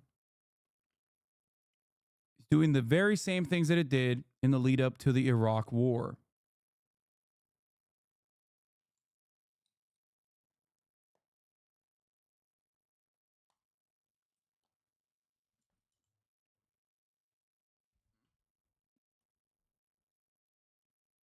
I don't know. It's pretty believable. Sorry, man.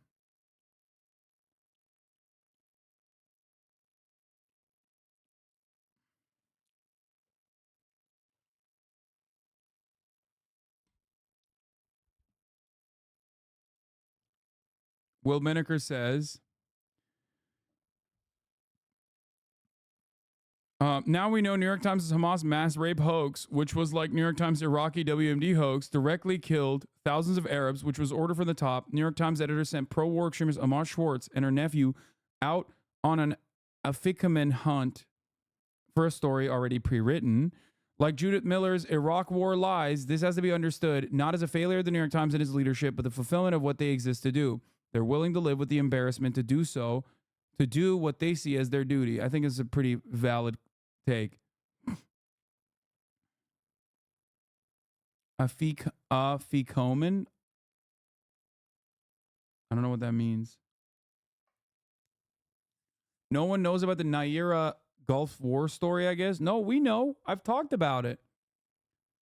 The lengths that they went to. You're talking about the baby incubator story, famously, right? That's the one. I've covered it. Yeah. In the lead up to the Gulf War. Yeah. The baby incubator, afikaman, is a piece of matzah you hide during Passover. Oh, okay. Yeah.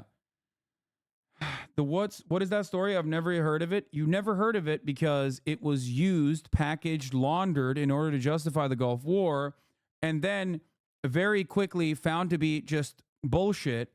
But what is really interesting about it is that they even fucking went to the lengths of like having, the Kuwaiti diplomat's daughter saying that Iraqi forces were throwing babies that were in incubators, ripping them out of their incubators and throwing them out of windows.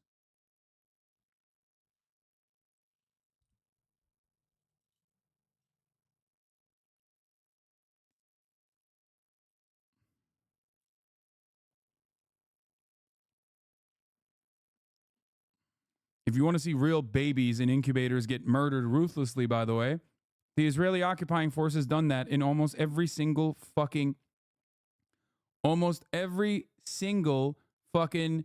hospital in Gaza, by the way.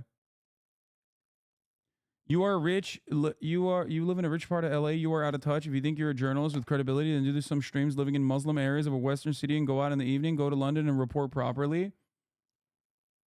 I think this guy's pretty funny and doesn't know that I am a Muslim and grew up in a Muslim country for longer than I have lived in the United States of America. But yeah. Londonistan, mate. Fucking hell. Londonistan, they've got halal meats, lad. I don't like it. I don't fucking like it, mate. Go out at fucking night, yeah, and see Islamic law and the Islamic ray guns directly with your own fucking eyes, mate. Londonistan has turned into a fucking no-go zone. Halal meat for all the eyes to fucking see, yeah? How many years were you in Turkey in comparison to the U.S.? 18. First 18 years of my life.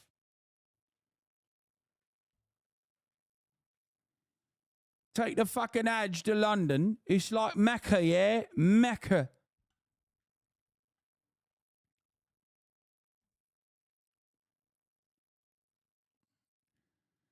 Anyway, Times reporters and guests who are concerned with Middle East affairs coming from all kinds of places in the world, they ask you questions that challenge you.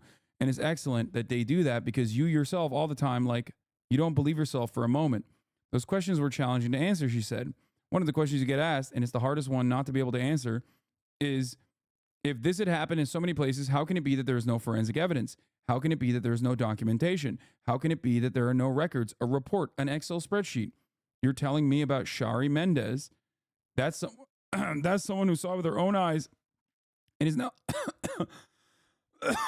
and is now speaking to you. Is there no written report to make what she's saying authoritative? The host interjected, and you went at that stage to those official Israeli authorities and they gave you something, anything. How did you respond? There is nothing, Schwartz said she was told. There was no collection of evidence from the scene. But broadly, she said, the editors were fully behind the project.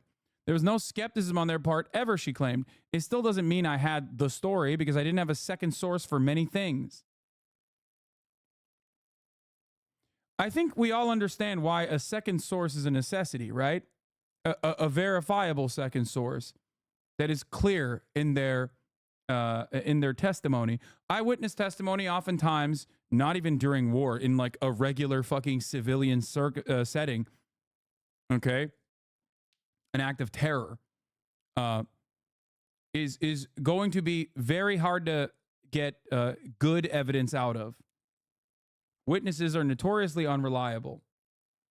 But you definitely need to have at least a second witness to corroborate. You need forensic evidence. You need actual evidence. You're basically at that point operating like a judge, jury, and executioner.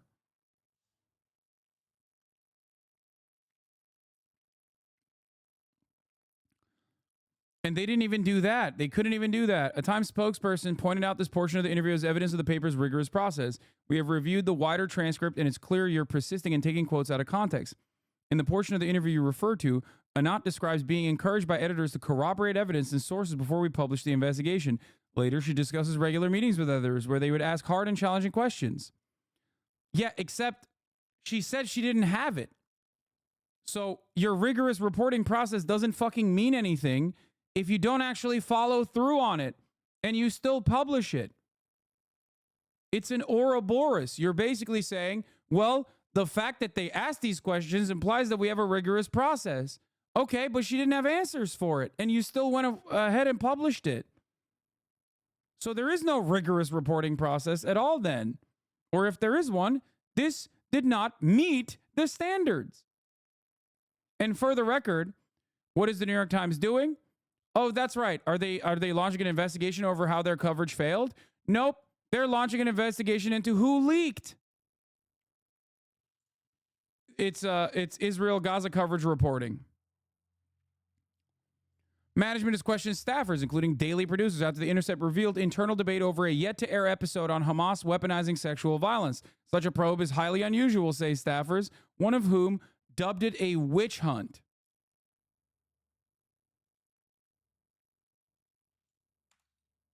That's great.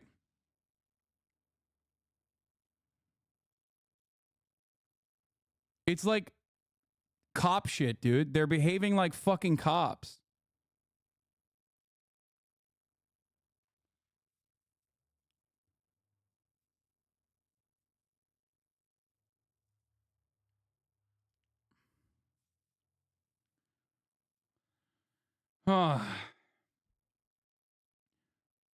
Wait, so you're saying that the New York Times is propaganda? The New York Times is an incredibly important outlet for journalism in this country. It is the paper of record. It is how we archive American history. Therefore, a rigorous standard must be applied, and unfortunately, in matters that pertain to American foreign policy, in key events like the lead up to the Iraq War, and in this circumstance, laundering the narrative of systematic rapes that were conducted by Hamas on October 7, the New York Times has absolutely made up their minds ahead of time before the story ever published and refused to do their journalistic due diligence. So yes, I am saying that they do engage in State Department propaganda notoriously and historically. All media is propaganda, of course, but there can be propaganda for the truth and there can be falsehoods. The problem in this circumstance is that the New York Times engaged in spreading falsehoods. In her interview with Channel 12, Schwartz says she began working with Gettleman soon after October 7. My job was to help him. After the article was published, Gettleman was invited to speak on a panel about sexual violence at Columbia University School of International and Public Affairs. His efforts were lauded by the panel and its host, Sandberg, the former Facebook executive. Wouldn't both sides think they're telling the truth, though? Sure. But, that's why you have to do the work to ensure that you are rigorously applying the same standards to your stories to ensure that you are not caught with your dick out in the fucking wind. The New York Times was, in this circumstance and in many other very important historical moments, caught with their dicks out in the wind.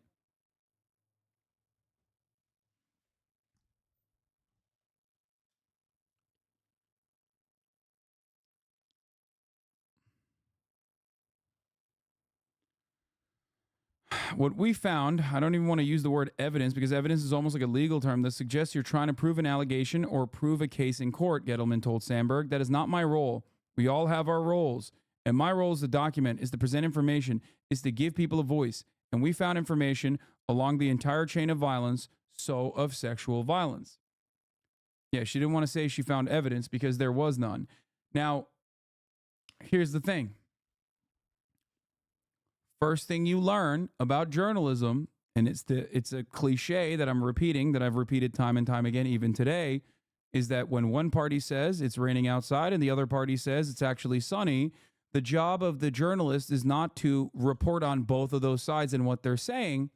The job of the journalist is to open the fucking window and see for themselves and report on that.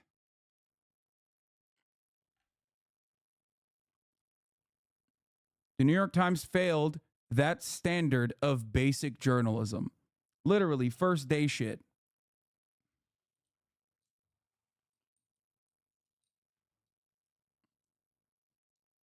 They literally opened a window, saw that it was sunny, and still said, well, a lot of people are saying it's actually rainy, so I'm going to say it's rainy anyway.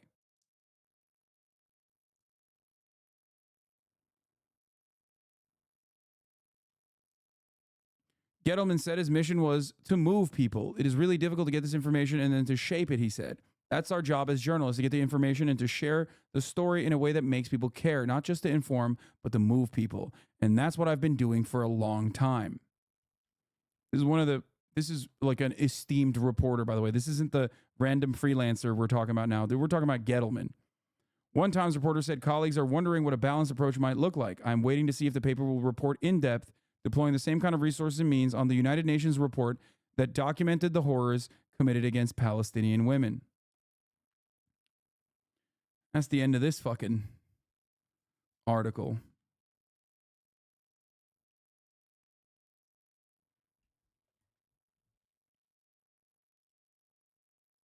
Yeah, Sheryl Sandberg is the one doing the documentary. Sheryl Sandberg fronting Israeli documented by sexual atrocities committed by Hamas on October 7.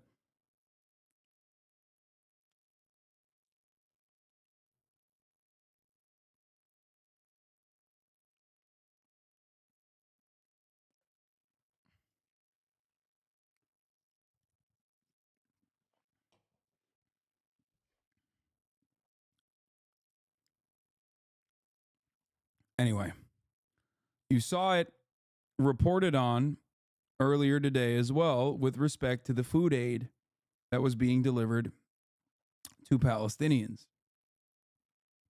By the way, Anat Schwartz, we covered it in the article, but like openly came out and tweeted that like they're standing by her.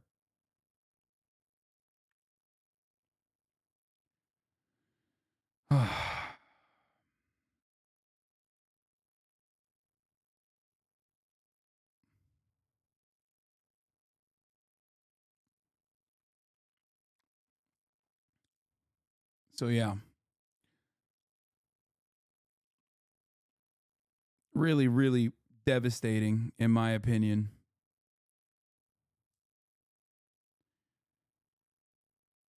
Really bad.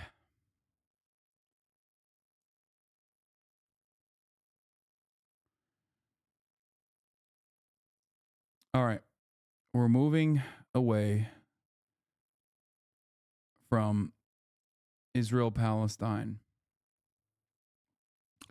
Are people just unaware that Biden has dedicated his entire State Department to pursuing a ceasefire for many months? What do you think our Secretary of State, Anthony Blinken, is doing? Honestly, I've had this conversation with many friends who believe Biden wakes up in the morning, gleefully murders Palestinian babies. I've read, watched, listened to the admin's work since the beginning. They have worked tirelessly and continue to do so. That's so crazy that they've worked tirelessly to do so, but they're also tirelessly sending weapons to Israel. So tirelessly sending said weapons to Israel. Really, really, really interesting. Perhaps they should no longer send weapons to Israel and maintain a bit of leverage. There's an acronym used in Gaza. WCNSF.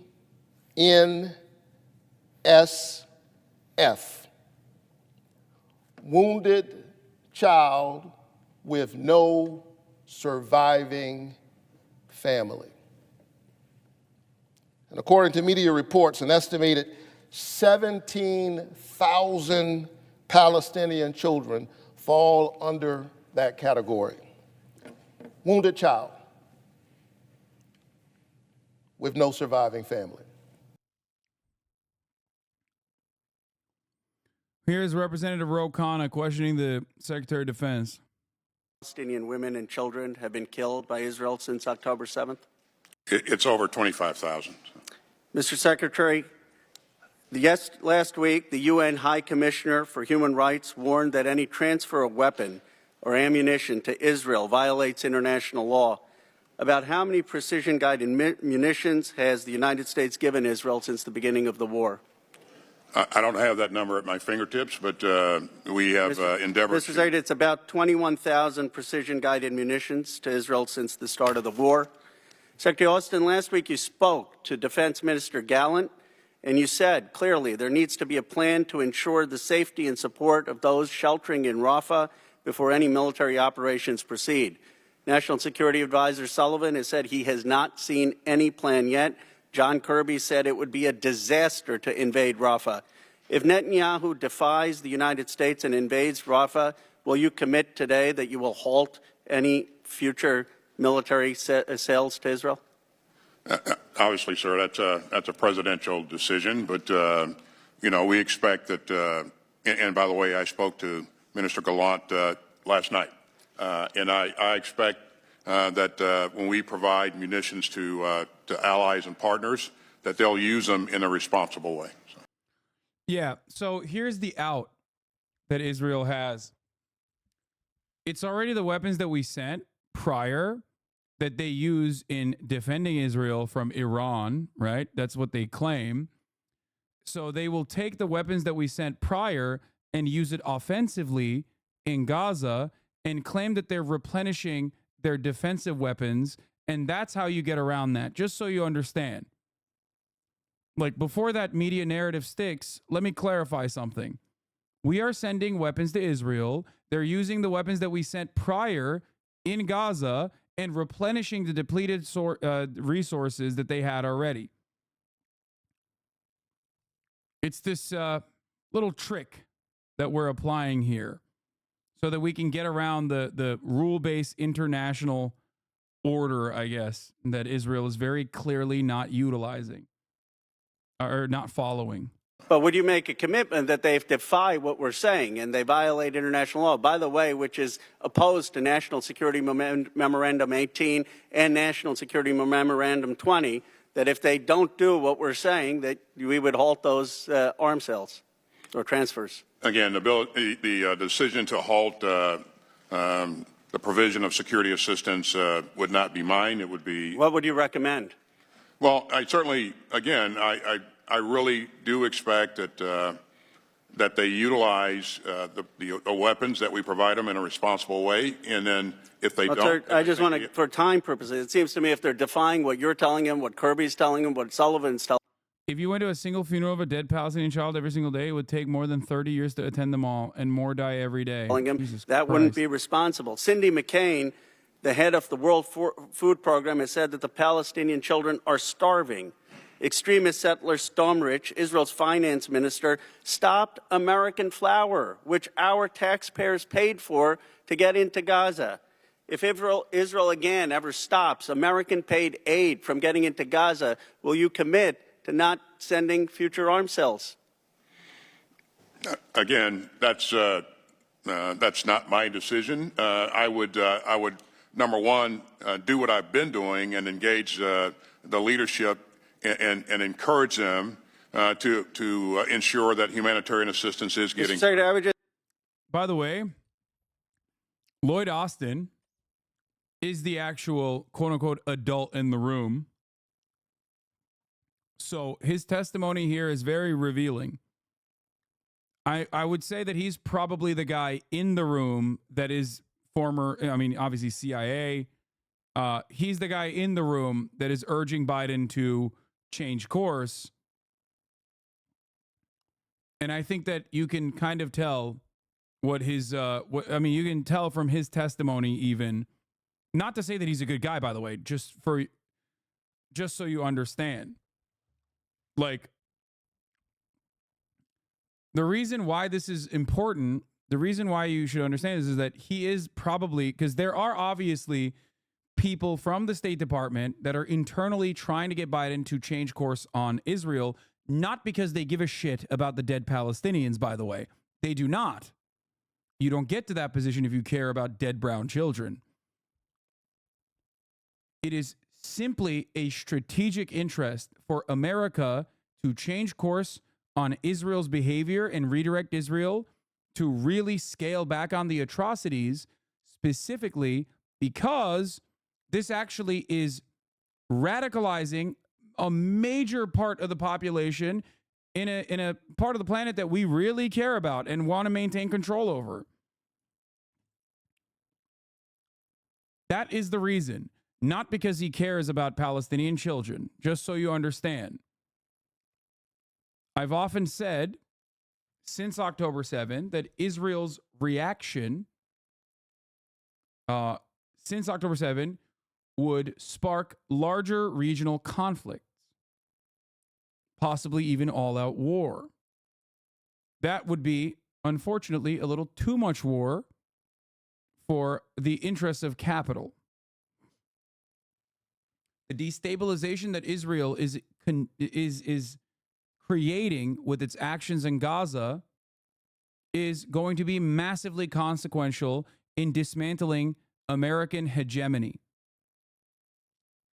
Lloyd Austin, as a longtime statesman, understands this reality.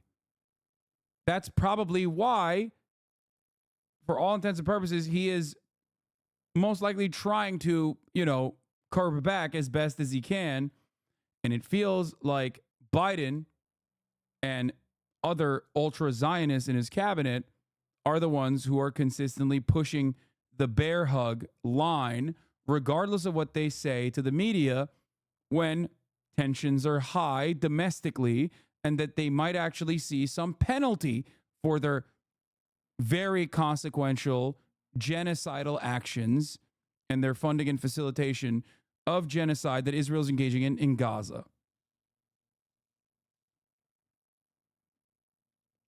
So, as I've said before, America's actions with respect to how they have allowed Israel to continue doing genocide, America's actions is harming America's soft power.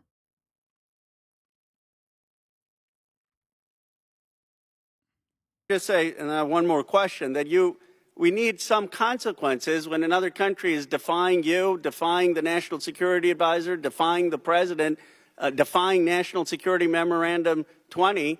There has to be some consequence. And then I was surprised John Kirby said that Israel is taking more precautions than the U.S. military would to protect civilian life. That was insane, dude. John Kirby's insane. Mr. Austin, Secretary Austin, isn't that statement inaccurate given Israel has used hundreds of 22,000-pound dumb bombs when there were no place for civilians to go? Would the U.S. government ever target terrorists with 2,000-pound bombs? Yeah, for the record, America's rules of engagement, on paper are supposed to be decent. Obviously, they don't abide by that standard at all. And even then, during siege operations that America has conducted in many different parts of the world, they are still, and this isn't saying much, but they are still better off than Israel's current rules of engagement. Holy, why do you hate America so much? What? What do you mean?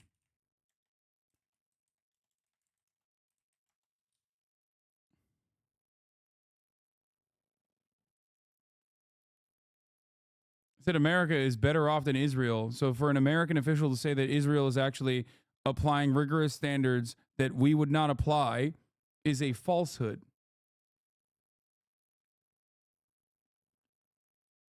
In a densely populated area? Well, it depends on the situation, and again. But have we done that? Use 45% of bombs that are unguided or a 2,000-pound bomb? Can you tell me what America's done that's good, chatter? Like quickly. Hopefully you guys didn't ban that guy, because I want to know.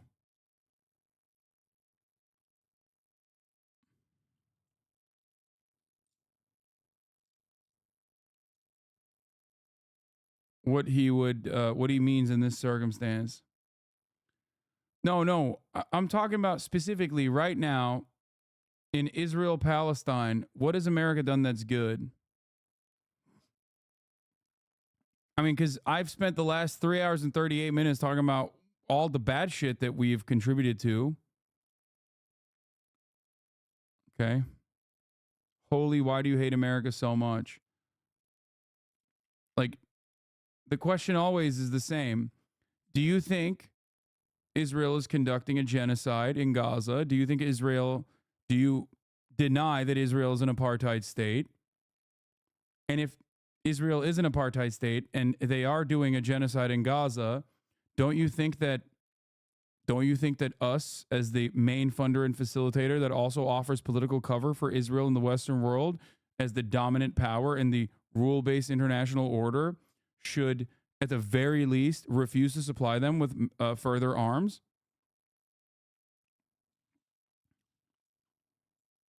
Because I personally think Bro, you talking riddles? I am not talking in riddles at all. I'm being very clear. La dumb bombs. Only country to put pressure on Bibi. Bro, you talking riddles. Really? Because I think Yemen has put more pressure on Israel than the United States of America has.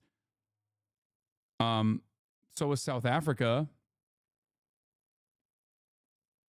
Do you guys have any interest in like actually are you even remotely intellectually curious, or is your goal just to come in here and like try to bait for drama? Genuinely, like, is there not a single part of you that's like even remotely intellectually curious? I unbanned this guy so we can talk. Top Keck, suck my balls, you fucking terrorist.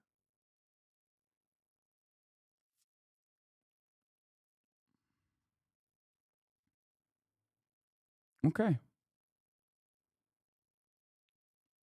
It's funny because, like, yeah, debate bros just genuinely don't have any arguments at all. They just come in here to be like, you're a fucking terrorist. Also say Top Keck, which is ridiculous. Like, I can see how fucking 45 years old you are by just this alone. Wishing that 4chan's halcyon days would come back so you could feel alive again.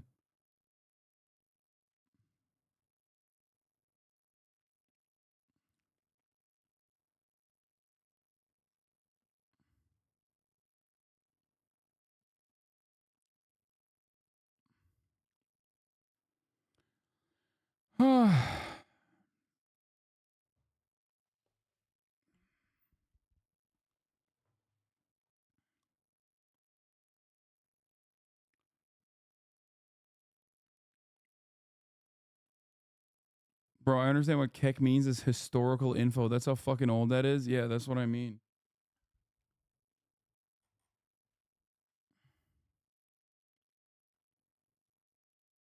Elon tweeted Top Keck the other day too, Lemafeo. Exactly. Yeah, you're like a WoW guy from early days of WoW. Lol, stun locked. Yeah, you got me.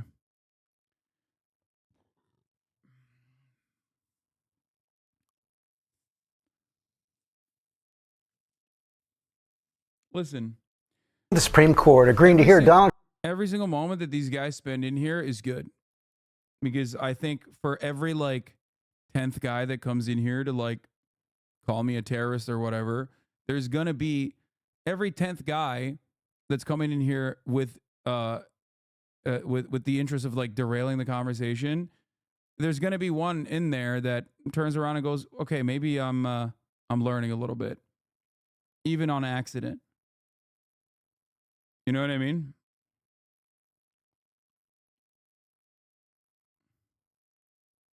For chatters that don't know, Keck is what lol looks like when Horde says it in front of Alliance. Yeah. That's too much copium, bro, even for you? No, there's definitely a lot of motherfuckers in here that originally came in here because they were like, yeah, this guy fucking sucks. I'm either going to A, investigate myself, or this guy fucking sucks. I'm actually going to go in there to shit on him. And then they arrive at an issue that we like unconditionally agree with. And then they go, wait, maybe he's not this evil deity that he was presented as to me. 100%. Also, I can't stop being optimistic on that front. So, because if I did, then I would just, I wouldn't do what I'm doing now.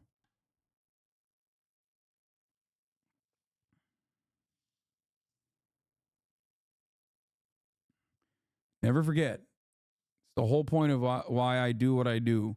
And it actually does work.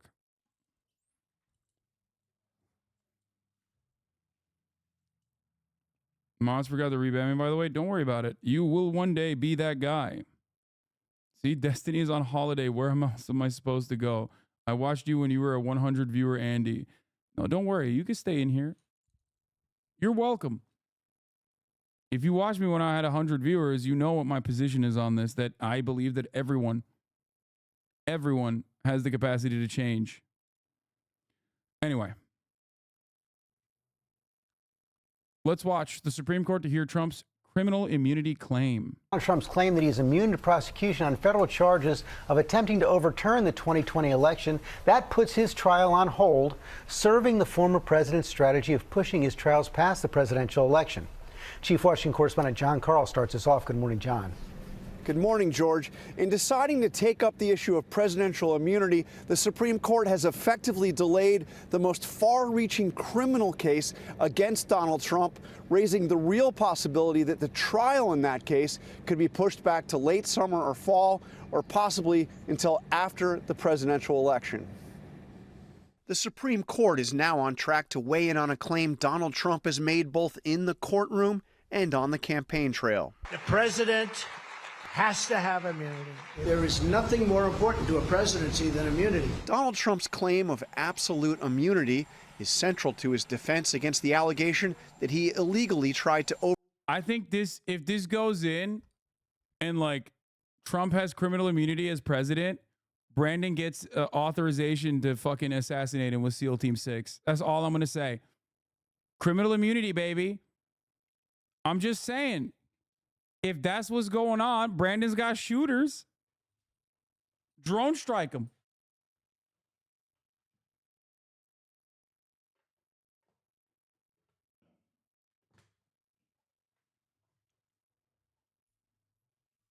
Yeah, send Commander after his ass, dude. overturn the 2020 election in an effort that culminated in the January 6th attack on the U.S. Capitol.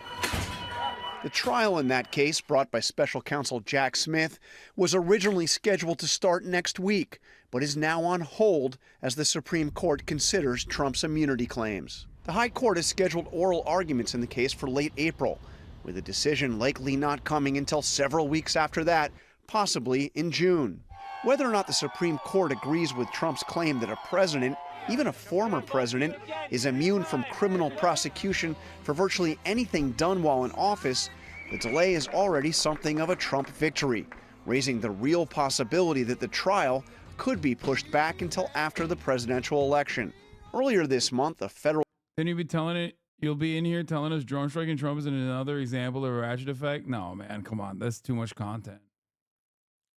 Listen, if Brandon gives me good content, I'll say it. Appeals court unanimously rejected Trump's immunity claims, ruling that his, quote, stance would collapse our system of separated powers, adding, "We cannot accept that the office of the presidency places its former occupants above the law for..." See, there's a lot of stories like this. Just so you know, I used to be a hater thanks to Reddit, but I started watching you to confirm my bias. Since then, you have motivated me to organize locally and touch grass.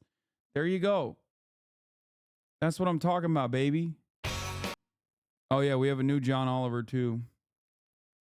All time thereafter. With this delay, even if the trial is able to happen before the election, it would likely take place against the backdrop of the political conventions later in the summer or in the heat of the fall campaign, possibly, George, after voters in several states have already started casting their ballots. And John, meantime, another judge in Illinois has thrown Donald Trump off the ballot, but that's not likely to hold for long.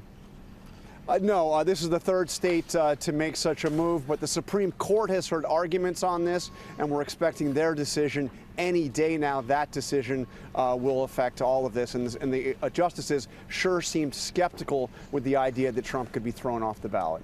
John Carl, thanks very much. This has been our chief legal analyst, Dan Abrams. Let's go to the Supreme Court. Ultimately, this question of immunity is not likely to be a close call. They're going to rule against Donald Trump there, so why take it? Because they want to put their stamp on it, because the U.S. Supreme Court wants to weigh in on an incredibly important question. But look, this really is all about the clock. I mean, this has always been about the clock. I think Donald Trump and his legal team know they're not going to win the argument that he is completely immune, that the president has complete and total immunity. The question is, when do they decide that? And now this is a really big win for Donald Trump if you look at his effort as an effort to delay. Well, that gets to my second question. Why take 16 days to decide this? Why schedule arguments 2 months from now? The 16 days, I think, shows that there was some dissent within the justices about what to do here. And yeah, they could have expedited it even more. Look, the easiest way to deal with moving it forward would have been to say, as they do in most cases, we're not going to hear it. right? The appellate court has ruled on this. We're going to simply say this is not a case that the Supreme Court is going to weigh in on, and the appellate court decision would have stood against Donald Trump. The court not saying that, and then also not moving it quite as quickly as they could have. And so I now think it's very unlikely that you're going to see this trial. Well, one final question, though. What could the judge, assume that he's not immune, schedule the trial for November 8th? And even if Donald Trump wins, he still has to face trial. That's like one of these questions professors ask in a class, right? It's like, well, then answer it. Yeah, it's like theoretically it's possible. Practically, there is absolutely no way the judge is going to schedule the trial for after the election. There's just no way. Because, by the way, I don't think the Department of Justice is going to allow the case to move forward even in the 60 days before the election. So I don't think any of that period becomes a realistic possibility, although theoretically it's possible. Dan Abrams, thanks very much. George, you've been covering politics for decades. You cannot underscore how unprecedented all of this is. Well, no, and the last time we saw something like this where it had such a major impact on the presidential election was Bush v. Gore in 2000. Of course, they stopped the counting of the votes in Florida, which ended up helping George W. Bush. That's true. All right, George. Thank you. And Dan, appreciate it. Hi. The political battle. Let's get to the top news story of American domestic politics that I get incredibly angry about, and I will continue to get incredibly angry about. We're talking about the border. Trump and Biden are holding dueling events along the border. Both of them are anti-immigrant, white nativist pieces of shit.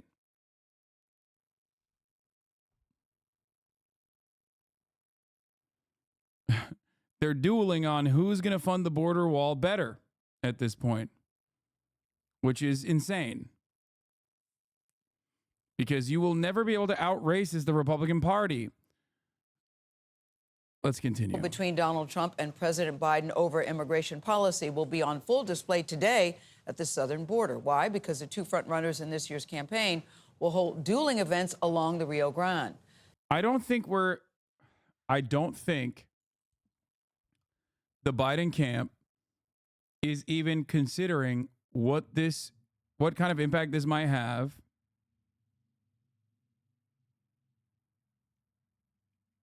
on states like Nevada, on states like New Mexico, maybe even Arizona, places where there are a lot of young Hispanic voters. You need young Hispanic voters to win the election as a Democratic Party. This kind of sentiment being expressed by a person who is already unpopular in said demographics is going to only further embolden people into not voting. Very important to consider. I understand the calculation the Democratic Party is doing, where they think that, the anti-immigrant sentiment has taken hold on the minds of many, many American liberals and right-wingers alike. And therefore, in an effort to pick off or maintain some of these moderates, the suburb whites that formerly voted for Donald Trump but think he's like ruining democracy, the Brandon regime has decided to take a right-wing heel turn.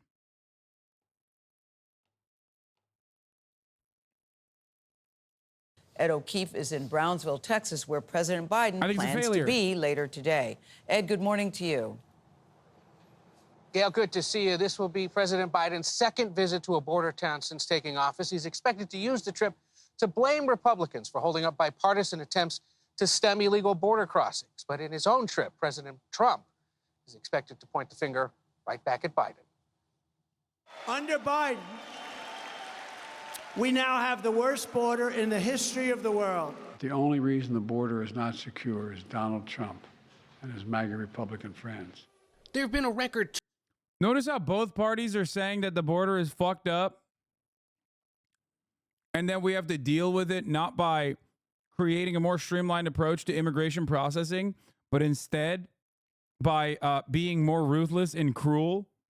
And Biden is saying that he's going to be even crueler than Trump. No one believes him. No one.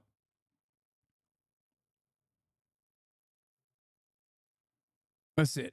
2.4 million migrants apprehended at the border in just the past fiscal year.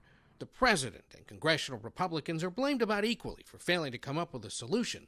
So as he continues pushing Republicans to act, the president is coming to Brownsville, where illegal border crossings are now down, says Chris Cabrera, who leads the It's fucking awesome, dude. local border patrol union. I'm glad he's finally here, but I think the timing's a little off. I mean, Just like the Democratic Party so consistently will just be like, yes, the Republicans are right, actually. But we're going to be better than them on the issue that they ran on every single year, that we ran against every single year. Why in the ever-loving fuck would anybody go, oh, okay, yeah, I'm voting for the Democratic Party because they're the real racist ones here. They're the real racists, I promise. I mean, if he would have come a year ago, 2 years ago, 3 years ago, I think it would have been a good thing to see that, hey, I have a problem area. Recent attempts to pass a bipartisan deal were blocked by Republicans at the urging of former President Donald Trump. I think we killed it. I think it's dead. Today, he'll be about 325 miles to the west of the president in Eagle Pass, the center of a standoff between the Republican Governor Greg Abbott and federal officials over how to police the border. It's overkill to me. Adam Rodriguez owns a business near the park and has lived in Eagle Pass for 30 years. We're known around town and through other small towns in the area as illegal pass.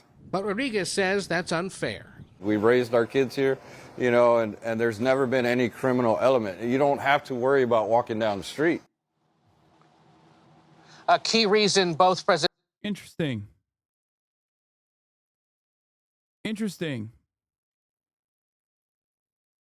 It's like, but yeah, but both of the president, both people running for president right now are like, no, but we have to like, you know, we have to kill some migrants, like, please. Why do you think the Dems have changed their position? I've told you this already. It's because they are spineless cowards and fucking losers and actually don't really care about anything and don't have any fucking firm commitments to any positions that they claim they care about every 4 years. This time around, they've decided they're not even going to advocate for the opposite part. Hasan only followed to say this. You're a prime example of a Nepo baby fraud. Thank you. You have owned me in the marketplace of ideas once again. Thank you for holding me accountable, chatter.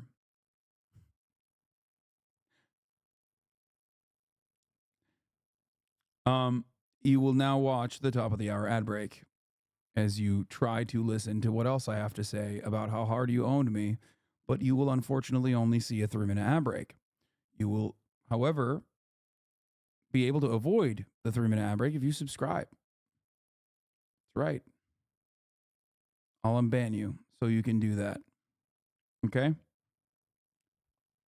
So you can subscribe and continue to hold me accountable.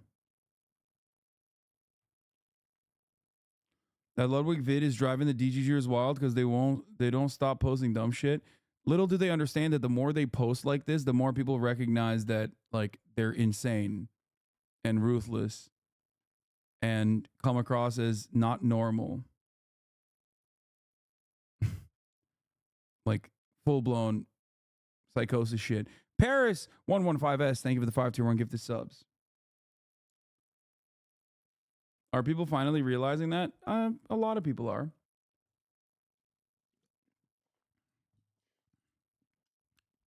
Problem is, many people already knew that. They're just like afraid. They don't want to say anything because they don't want to get the same fucking insanity.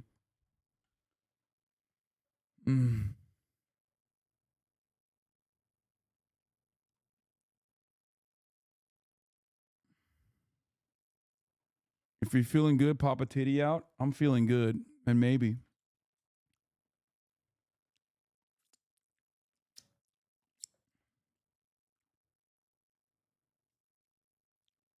I won't stop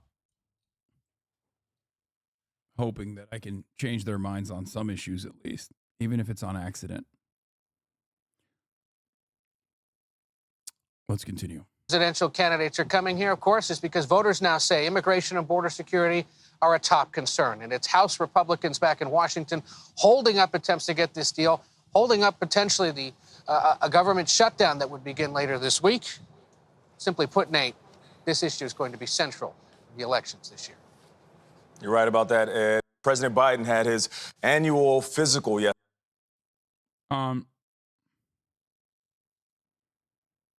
Anyway.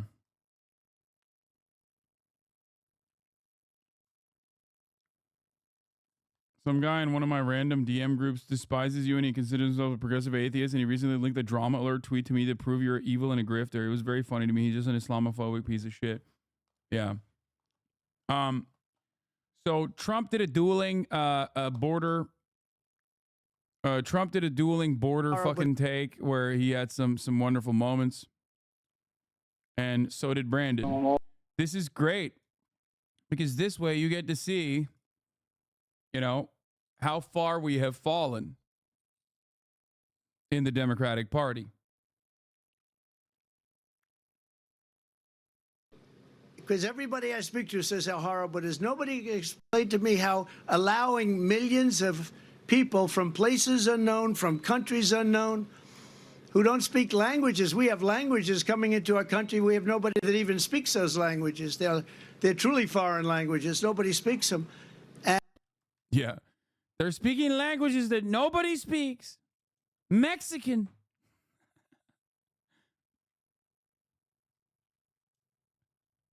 Folks, believe me when I say nobody speaks Mexican. Not even the Mexicans, folks.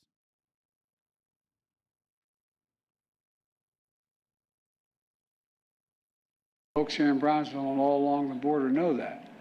We need to have their backs, your backs. I want the people to. This is so funny to me, dude. I don't know.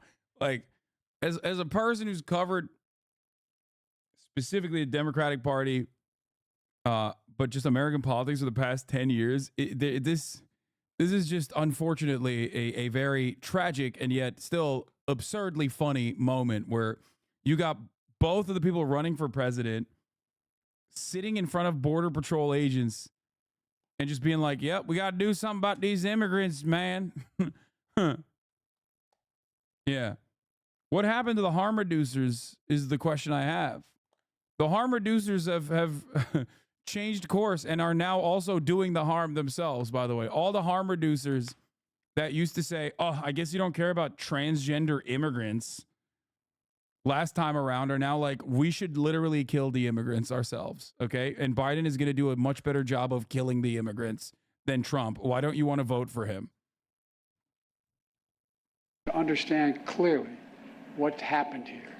This bill was in the United States Senate, was on its way to being passed. Then it was derailed by rank and file politics, partisan politics. The U.S. Senate needs to reconsider this bill, and those senators who oppose it need to set politics aside and pass it on merits, not on whether it's going to benefit one party or benefit the other party. It's about whether it benefits the American people. Didn't Obama have a bad track record on this too? Yes, he was the deporter in chief. However, the Democratic Party in the past would at least get concessions. So one thing Obama did was a classic Democratic Party proposition where he basically facilitated a DACA bill while simultaneously becoming even more cruel on border apprehensions. So this time around, however, because of the ratchet effect, there is no concession that the Democratic Party is even trying to get out of this. They just full-blown made a Trump bill and are desperately trying to pass it for some fucking weird reason. I would, in fact, make sure that we immediately surge to the border. All those people are seeking asylum.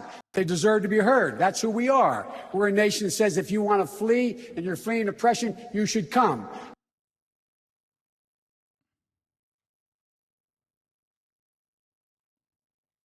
That was an executive order. The Republicans gave him nothing after he went super harsh on immigrants.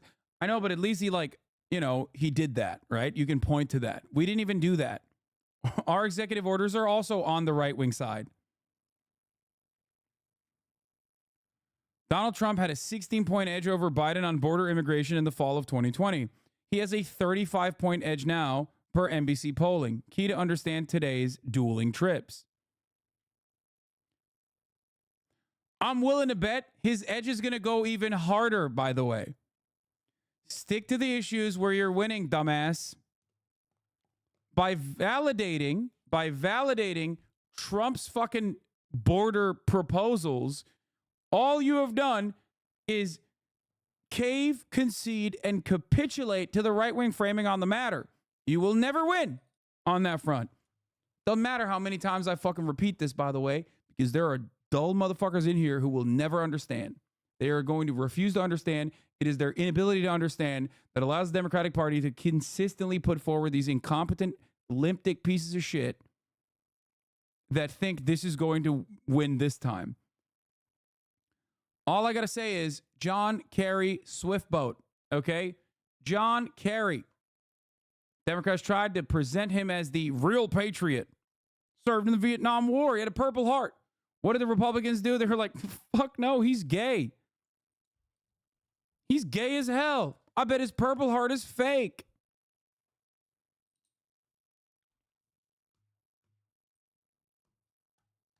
That's what they fucking said. They were like, oh, George W. Bush didn't serve. John Kerry did. We're the real party of patriotism. No one fucking believed it. Yet that still hasn't stopped the Democratic Party from trying to, relitigate that same exact argument and reinforce that same exact narrative. So dumb.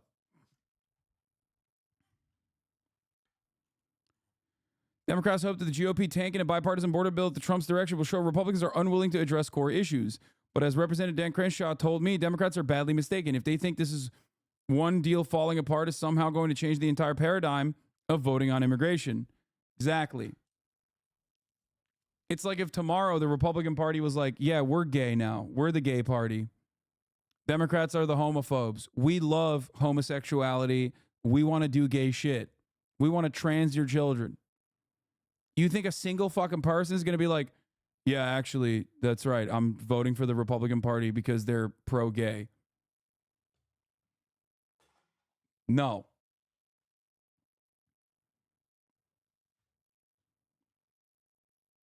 For Dems, fighting immigration to something closer to a draw, like in New York 3, is a goal, and the package's failure provides at least one opening.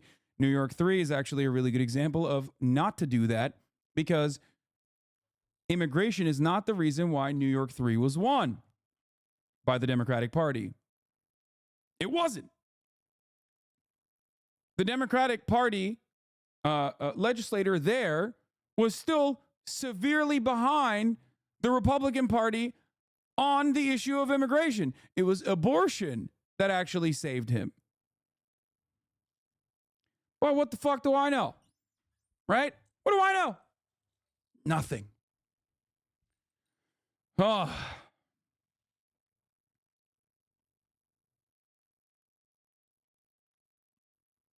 But immigration is kind of like the most important issue for moderate voters, so we have to talk about it. Oh my God. All right. You don't lean into the opposing side's argument. You do not lead. You do not try to lead the conversation on an issue that you're losing. You will never be able to win that conversation. Yeah, I need a wiki education.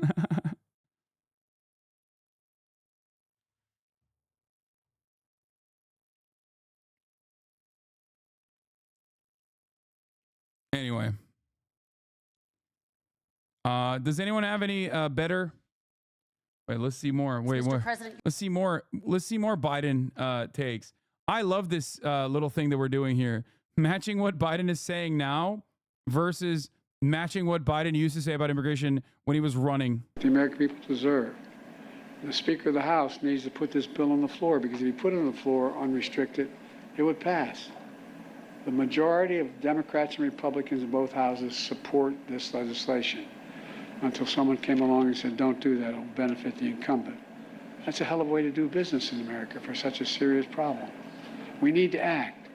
It's time for the speakers and some of my Republican friends in Congress who are blocking this bill to show a little spine. Pass a bipartisan board, bipartisan, remember, bipartisan. Conservative leaders supported this. Border security bill. Let's remember who we work for God's sake. We work for the American people. Let me folks here in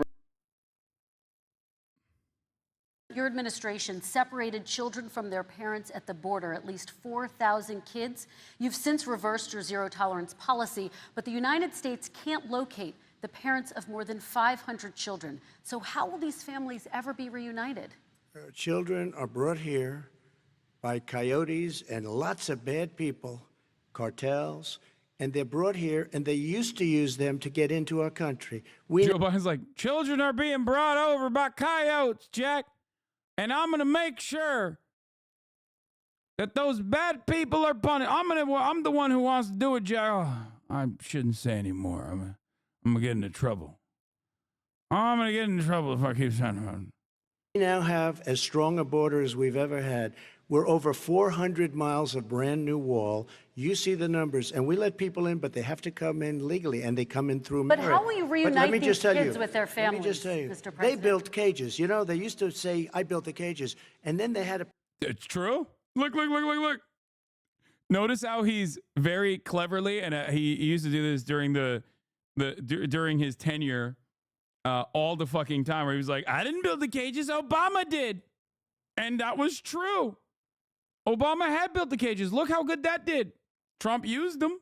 So did Obama. But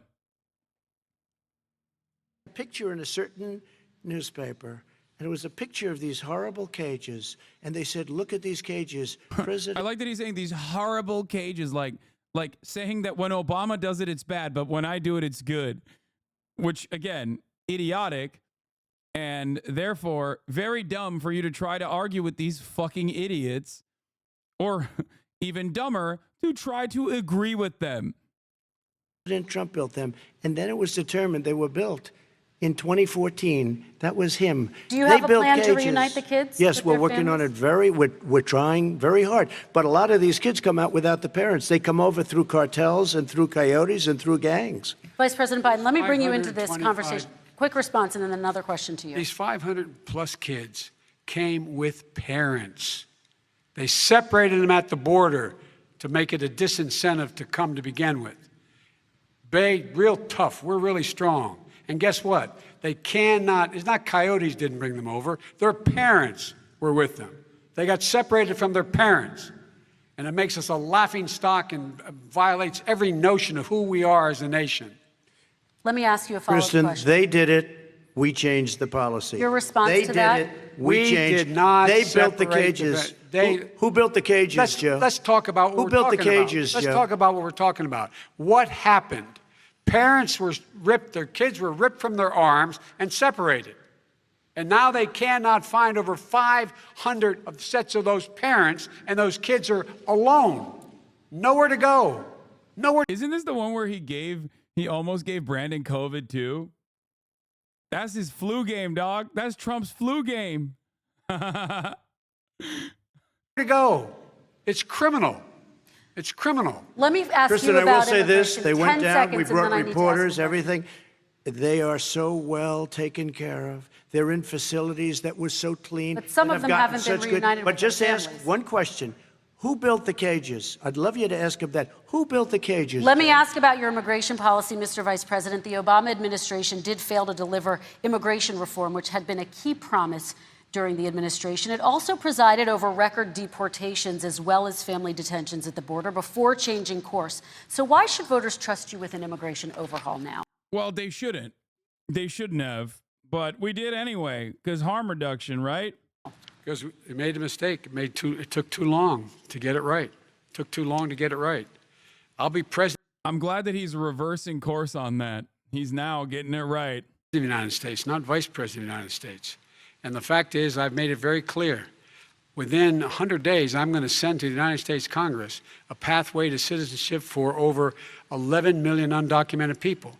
And damn, dude, wasn't that sick when we did that mass amnesty for 11 million undocumented immigrants living on inside of U.S. borders? It was pretty fire when he did that. Honestly, I do love a guy who, you know, what is this? Oh, dude, we're going way back in time now. I do love an honest leader that follows through on his campaign promises. You know what I mean? all of those so-called dreamers, those DACA kids, they're going to be immediately certified again to be able to stay in this country and put on a path to citizenship. The idea that they are being sent home by this guy and they want to do that is they've gone to a country they've never seen before. I can imagine you're 5 years old, your parents are taking you across the Rio Grande River and it's illegal. And you say, oh no, Mom, leave me here. I'm not going to go with you. They've been here. Many of them are model citizens. Over 20,000 of them are first responders out there taking care of people during this crisis. 95% approval for what he's saying, by the way. 95%. So much so that even fucking Donald Trump was like, I don't know about this DACA stuff, guys. Like, I don't know. President Obama was known as the deporter-in-chief, removing more than 3 million people. Hold on, let's finish this. We owe them. We owe them. Kristen, he had 8 years to do what he said he was going to do. And I've changed without having a specific. We got rid of catch and release. We got rid of a lot of horrible things that they put in and that they lived with. But he had 8 years he was vice president. He did nothing except build cages to keep children in. Vice President Wrong. Biden, your response. The catch and release, you know what he's talking about there? If in fact you had a family came across and they were arrested, they in fact were given a date to show up for their hearing. They were released. And guess what? They showed up for a hearing. And this is the first president in the history of the United States of America that anybody seeking asylum has to do it in another country. That's never happened before in America.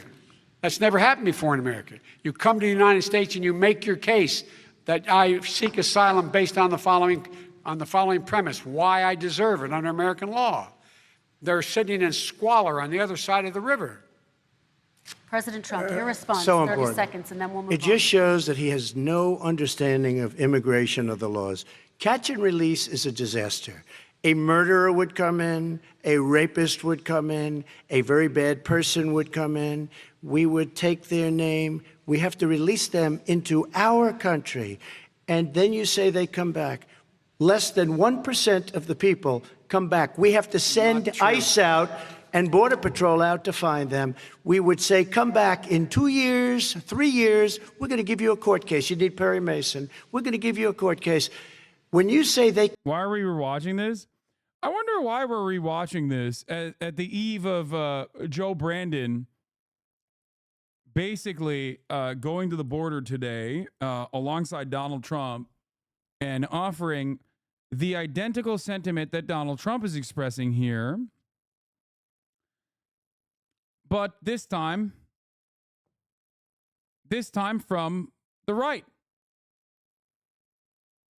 Not only did he obviously never follow through on his promises on fixing immigration, he then turned around and has now completely taken the position that Donald Trump had 4 years prior when he was running against him. There is no better indication that the harm reduction argument is just a fucking ridiculous thing to claim when you are the one who is trying to do the fucking harm yourself. come back? They don't come back, Joe. They never come back. Only the really, I hate to say this, but those with the lowest IQ, they might come back. Okay, President Trump. Yeah, he keeps saying that, except like 90% of them do actually attend their court proceedings. So he's a piece of shit. So that's why he actually started adding that, like, only the dumbest ones come back. Single most important thing we can do for our economy, for America's future, is pass immigration reform now. It's the single most significant thing we can do. I heard for too damn long about how this was going to bankrupt us, that Social Security was going to take a nosedive and so on. You heard it all the last 6, 7 years. Well, guess what? Guess what? It's a game changer financially for the country.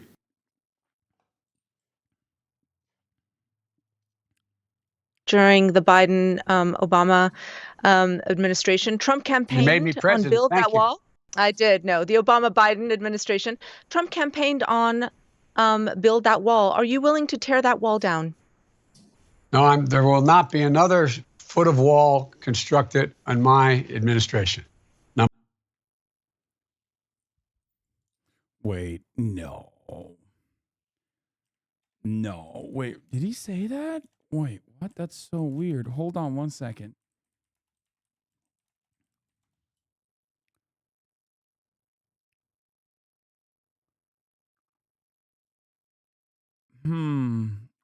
Wait a minute. When is this one? Wait, what? Since 2021? Wait, I'm sorry. What? Wait, hold on. What? What is happening? What? Does Biden know this?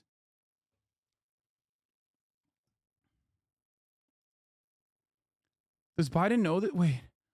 Biden says he had to use Trump-era funds for the border wall. Asked if Barry's work, he says no. Wait a minute. Okay. Hold on. Wait, what? I don't understand. October 6, 2023, Biden resumes border wall construction. Thank you so much. I'll answer one question on the border wall. The border wall, the money was appropriated for the border wall. I tried to get them to reappropriate, to redirect that money. They didn't. They wouldn't. And in the meantime, there's nothing under the law other than they have to use the money for what it was appropriate. I don't get it. I don't understand. But right here he's saying we're not going to put another inch on the wall. Wait, what? Number two, what I'm going to focus on, the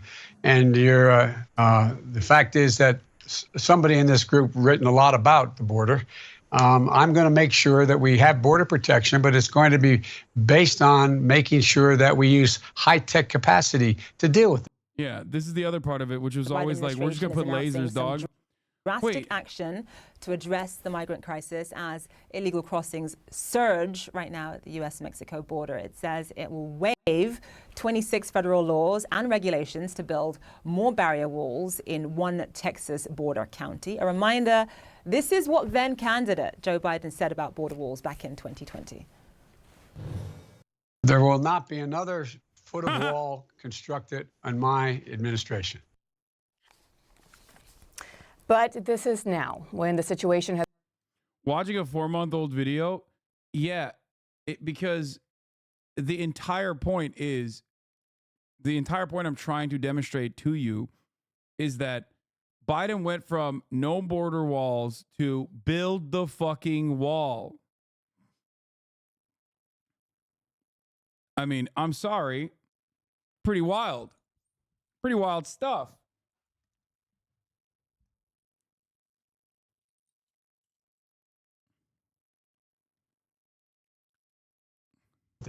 And at the ports of entry, that's where all the bad stuff is happening.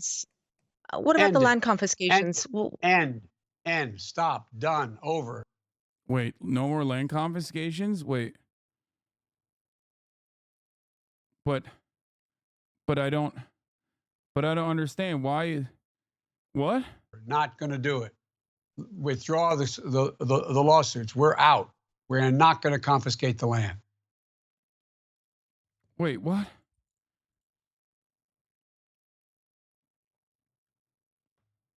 What do you say to the silent majority who see you as an extension of President Obama, representing a time when many felt like they weren't heard, they weren't seen, people who feel like this country is trending too far left? And I have one more part to this question I want to ask you. In your first 100 days, as president, what will you do to create a pathway to citizenship for many undocumented immigrants? That is a big issue for the AAPI community. So for the record, I just want to point to something here. The 118, what is it, million, billion, whatever the fucking, what is the proposal? How big is the proposal?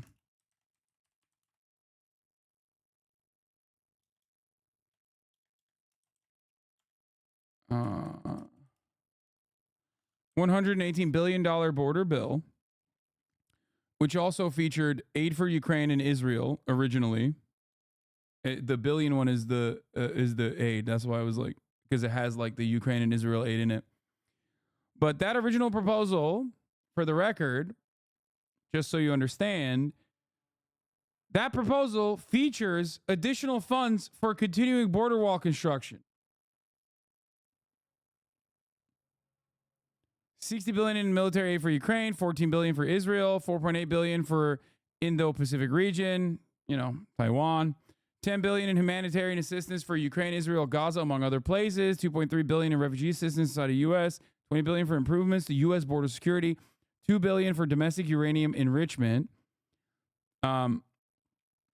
There's also, wait, hold on, not the emergency authority, but there is also funding in this, which the PBS article is not detailing, but there is funding in this, in the, I guess, this part, the $20 billion for border security part, that directly has border wall funding in it.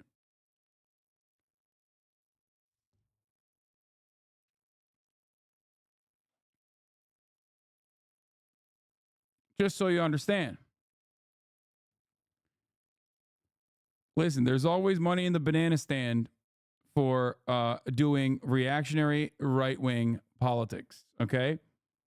More war, more borders, more nonsense. Just saying. Community. As you know, 1.7 million face deportation threats. Another 100,000 are young people who are affected by the DACA program. So 2 parts for you. What are you going to do to be more visible? And what do you say to the folks that think you're just going to be President Obama 2.0? And what? Wait, what? He only built half an inch? Fake news media? Somehow Trump will lose to this guy again. Lamont, politicians have to compromise. Can you believe it? Dude, you went through, you are no different than a Trump supporter, okay? You literally said fake news media. He only built half an inch. Then said Trump is going to lose to this guy again, which he very well might, okay? But that doesn't actually address any of the things that we're talking about currently. Politicians have to compromise. Can you believe it? You offered cover to Biden, basically going against all of his promises.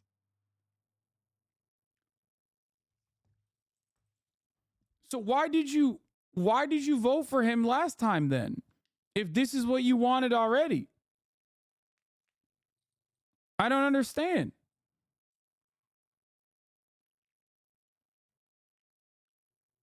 This is not compromise at all. This is just pure hypocrisy in display.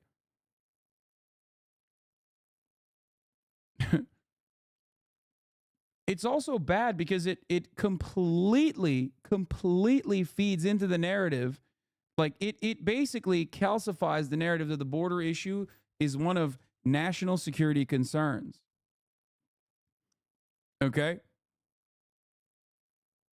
It's Jover on that front. You have completely caved to the right. It's a manufactured narrative built on lies. And now the Democratic Party and all the mainstream organs are basically repeating it. What are you going to do about immigration right when you get in office? Look, I am very proud to serve with Barack, and it's one of the great honors of my life. I thought he was a great president. But even he acknowledges we can't go back to what it was. We have to go back and build back better. And so I have a program that is significantly different and builds upon where we left off and tries to undo the damage that Trump has done, number one. Number two, good thing he did that. I campaigned from home about Biden hiding in his cellar. Well, the truth of the matter is over 200 million people have watched me on television. And they've watched, and the more that Donald Trump is out, the worse he does. I think it's wonderful he goes out. He goes, I'm being a bit facetious because it's dangerous what he's doing with these rallies. But look at his numbers have dropped through the floor. They've dropped through the floor, number one. Number two, I've gone out responsibly. I go out and I wear this mask when I go out.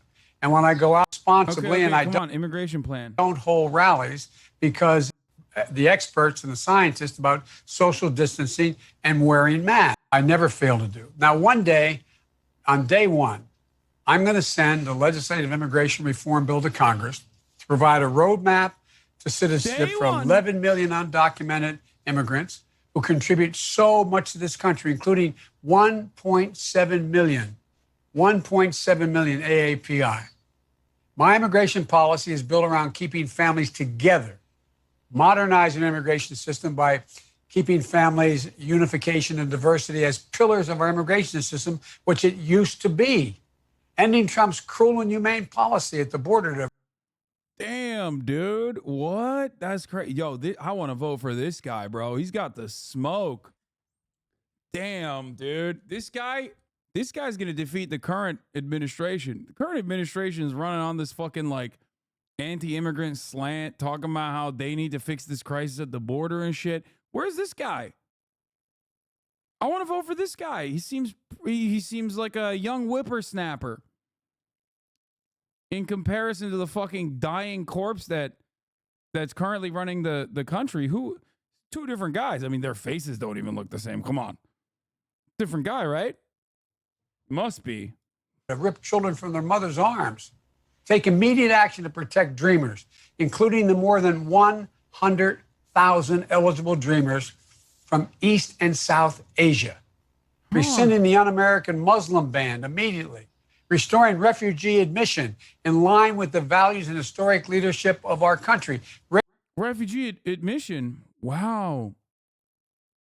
This guy certainly didn't fucking continue the incredibly cruel Title 42 provisions and also simultaneously used it and is now planning on using a separate executive order to basically not even to do away with Title 42 and just simply ban asylum seekers from coming into the country. That's not the guy, right? Raising the target to a minimum of 125,000 people a year in my first year. He's cut it down to 15. The average has been 95,000 a year. Working with Congress to establish a bipartisan legislation to ensure a minimum admission of 95,000 refugees. That's who we are. That's how my great-great-grandfather, four greats back got here. He got in a coffin ship on the Irish Sea, never knowing whether he was going to make it. And he made it to the United States of America in 1848 when the British were anyway. So streamlining naturalization process, make it easier for qualified green card holders to move through his backlog. And by the He's really spitting here, dude. This is an objectively pro-immigration agenda. Objectively. What happened? What happened to that guy? Is he running for president? Like to hear from him. By the way, he just indicated he ended H-1B visas the rest of this year. That will not be in my administration. Hey, NBC News. We're going to talk about immigration now, gentlemen, and we're going to talk about family. We already covered this. As someone who works in political analysis for the left Dems, I promise the current narrative isn't even proven to work to persuade people. I don't know how it became their strat. I know it is not persuasive and it's not working and it's not going to work. And I'm telling you, this is wee-woo speculation alert, okay? But this number, the 35-point edge, is going to increase. Okay? Trump currently has a 35-point edge on Biden on immigration. 35 points. I'm willing to bet that number is going to increase. I could be wrong, but I believe that number is going to get even higher. Why? Because the Trump administration, the Trump campaign, the Trump campaign is going to use this against them and be like, see, even he recognizes it. And you can't trust these guys to fix the problem like I fixed it when I was president. That's what he's going to say. And why shouldn't he? Why shouldn't he say that? You'd be a fucking idiot not to. So dumb. So fucking dumb. And there's even somehow dumber people in this chat that come in here to fucking defend Biden's right-wing anti-immigrant sentiment, thinking that this is actually a brilliant 5D chess move. Masterful gambit, sir. This decaying corpse is actually doing white boy swag. By adopting the right-wing position on immigration, he will surely win over more voters and not alienate those who are already iffy on voting for him. You know, younger demographics of voters who do care about this sort of thing, who do want a progressive immigration policy, completely going against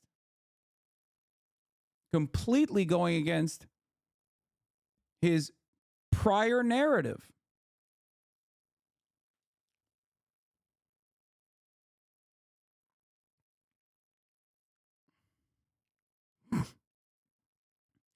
The worst part about it is that he doesn't need to do this on immigration. He needs to shut the fuck up and not talk about immigration at all. And if asked about immigration, he needs to say, the process is cruel and unusual. We are a nation of immigrants, just like he has said before. Okay? That's what he needs to keep saying. Virtual meal, thank you for the 521 gift to subs. But he ain't doing that. He needs to be talking about abortion every goddamn day of the fucking week.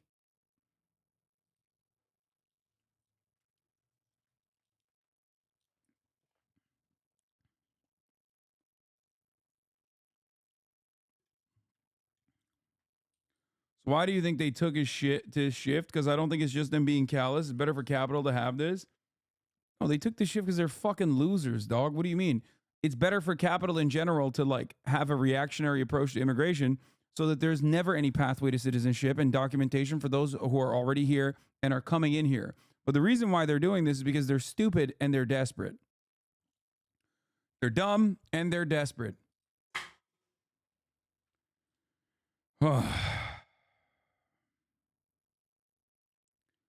They're doing it because they want to maintain the suburbs. Okay? They have a lot of white voters who swapped over or consider themselves moderate who are incredibly reactionary on the issue of immigration. But what they fail to consider is that those guys are voting for Brandon because he outperforms Biden on maintaining democracy. Maintaining democracy. It's a key issue for a lot of these guys, okay? For older white men who think Donald Trump's behavior is unacceptable. But what he doesn't realize is the more he hammers on the narrative that he's going to actually fucking protect the borders or whatever, the more those guys go, wait a minute, but Trump is the protector of the borders. Maybe I don't care about the Trump being a... Maybe I don't care about Trump refusing to be... maybe I don't care about Trump being a fascist after all, actually. Because if you don't talk about that, if you don't consistently hammer on the narrative that you will defend democracy, Trump is going to destroy democracy, and you start talking about an issue that Trump will always defeat you on, well, you're going to lose. So I think that it's going to backfire and cause those moderate voters to shift rightward again, directly feeding them back into the hands of Trump.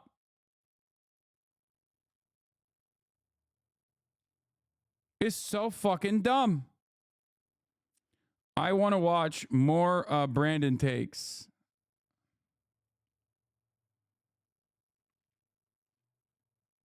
I understand my predecessor's legal past today.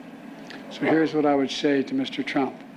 Instead of playing politics with this issue, instead of telling members of Congress to block this legislation, join me, or I'll join you.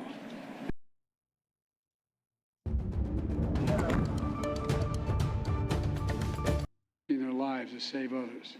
And we urge folks to listen to the warnings from the local officials. Listen to them. He's talking about the fires My here. Neanderthal friends who stand on the Climate ground. change. You'll see in the midst of 20 homes that are just totally destroyed, in Texas alone, over $13 billion. $13 billion in 3 years in disaster relief after fires and winter storms across the state. When disasters strike, there's no red state or but he's been a great partner. I also want to thank Mayor Cowan for his partnership by 7 mayors and cities and towns across South Texas. 4 county judges here from across the state. I told the county judge that I used to be a county official. It's the hardest job in American politics. You know why? They think you can do everything, you don't have the budget. So, Carol Alvadero. Time to act. It's long past time to act. And all the other local officials that are here today, I want to say thanks. Folks, it's real simple. It's time to act. It's long past time to act. He's talking about immigration now. Let's hear what he has to I say. just received a briefing from the Border Patrol at the border, as well as immigration and enforcement, asylum officers, and they're all doing incredible work under really tough conditions. Really tough conditions. They told me what you already know, and we already know. They desperately need more resources. Say it again, they desperately need more resources, need more agents, more officers, more judges, more equipment in order to secure our border. Folks, it's time for us to move on this. We can't wait any longer. Folks, on my first day as president, I introduced a bill I sent to Congress, a comprehensive plan to fix the broken immigration system and to secure the border. But no action was taken. Then months ago, my team began a serious negotiation in a bipartisan group of senators, leading conservative Republicans and progressive Democrats. And it resulted in a compromise. Nope, no progressive Democrats. That's fucking bullshit. That bill that he's talking about, the second bill that he's talking about, the recent one, the funding bill for Israel and Ukraine, that one is just pure right wing. Nothing left wing here on that front. That's the reason why I showed you what Brandon was saying when he was running for president last time. Just so you understand how different his approach to this immigration stuff is now. Motherfucker was like, day one, we're fixing this. America is a nation of immigrants. Hitting all the old school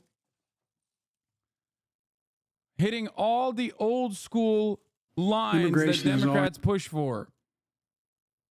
Here. It's been essential to America. Let's end our immigration has always been essential to America. Let's end our exhausting war over immigration. For more than 30 years, politicians have talked about immigration reform, and we've done nothing about it. It's time to fix it. On day one of my presidency, I kept my commitment and sent a comprehensive immigration bill to the United States Congress. If you believe we need to secure the border, pass it because it has a lot of money for high-tech. Yes, dude, we'll watch the new Aamon Animations video so you don't have to click away, okay? Yes, we will watch it. Remember this classic Sean pose? I'm all for people enjoying Trump leaving, but enjoying Biden coming in is a worrisome sign to me. Enjoying knowing that America will have a $15 minimum wage, a much more robust Medicare system, an actual plan for climate change, etc. is worrisome to you? Thinking that is. Dude, listen. This is why I tell you to be a leftist if you just want to be right.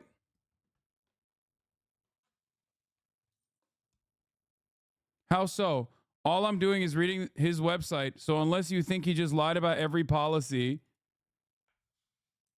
on there.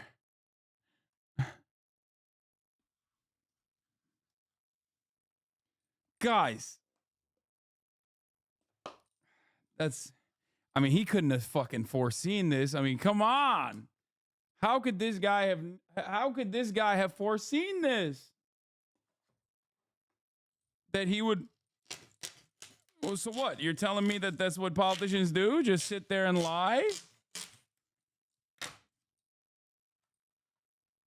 That's crazy.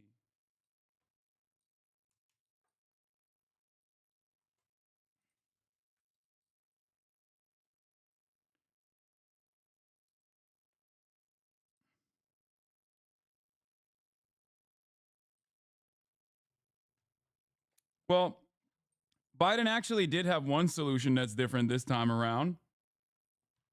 As far as I understand, he decided not to even have an issues page this time.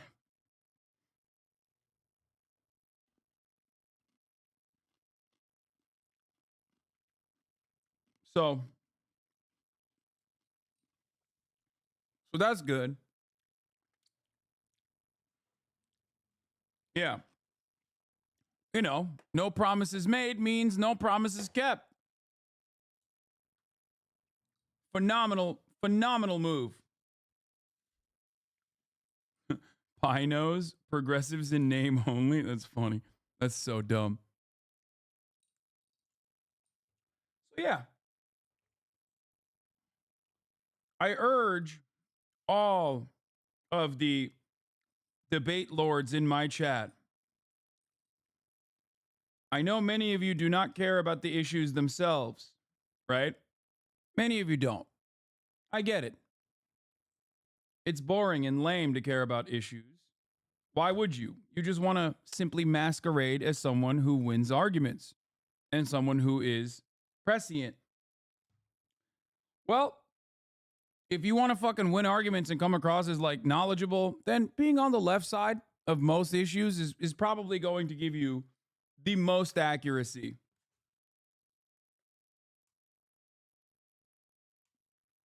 So even if you only care about coming across like you're right all the time,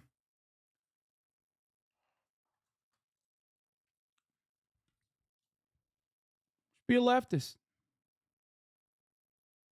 Border security. If you believe in a pathway to citizenship, pass it. There's over 11 million undocumented folks, the vast majority of here overstaying visas. Pass it. We can actually, if you actually want to solve a problem, I've sent a bill to take a close look at it.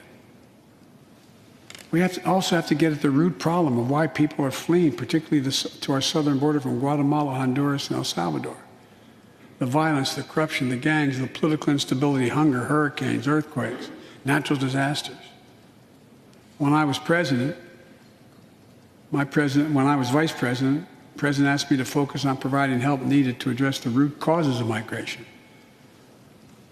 And to help keep people in their own countries instead of being forced to leave. The plan was working, but the last administration decided it was not worth it. I'm restoring the program and asked Vice President Harris to lead our diplomatic effort to take care of this. I have absolute confidence she'll get the job done. Now look, if you don't like my plan, let's at least pass what we all agree on. Congress needs to pass legislation this year to finally secure protection for dreamers. The young people have only known America as their home. And permanent protection for immigrants who are here on temporary protective status who came from countries beset by man-made and natural-made violence and disaster. As well as a pathway to citizenship for foreign workers who put food on our tables. Look, immigrants have done so much for America during this pandemic and throughout our history. The country supports immigration reform. We should act. Shepard Smith here. Thanks for watching CNBC. Damn, dog. What's happening here, bro? Fuck's going on here? I don't get it. Stark difference. Do you see the clear-cut difference, by the way, the contrast in the rhetoric back then? Compromise bill. It's the toughest set of border security reforms we've ever seen in this country.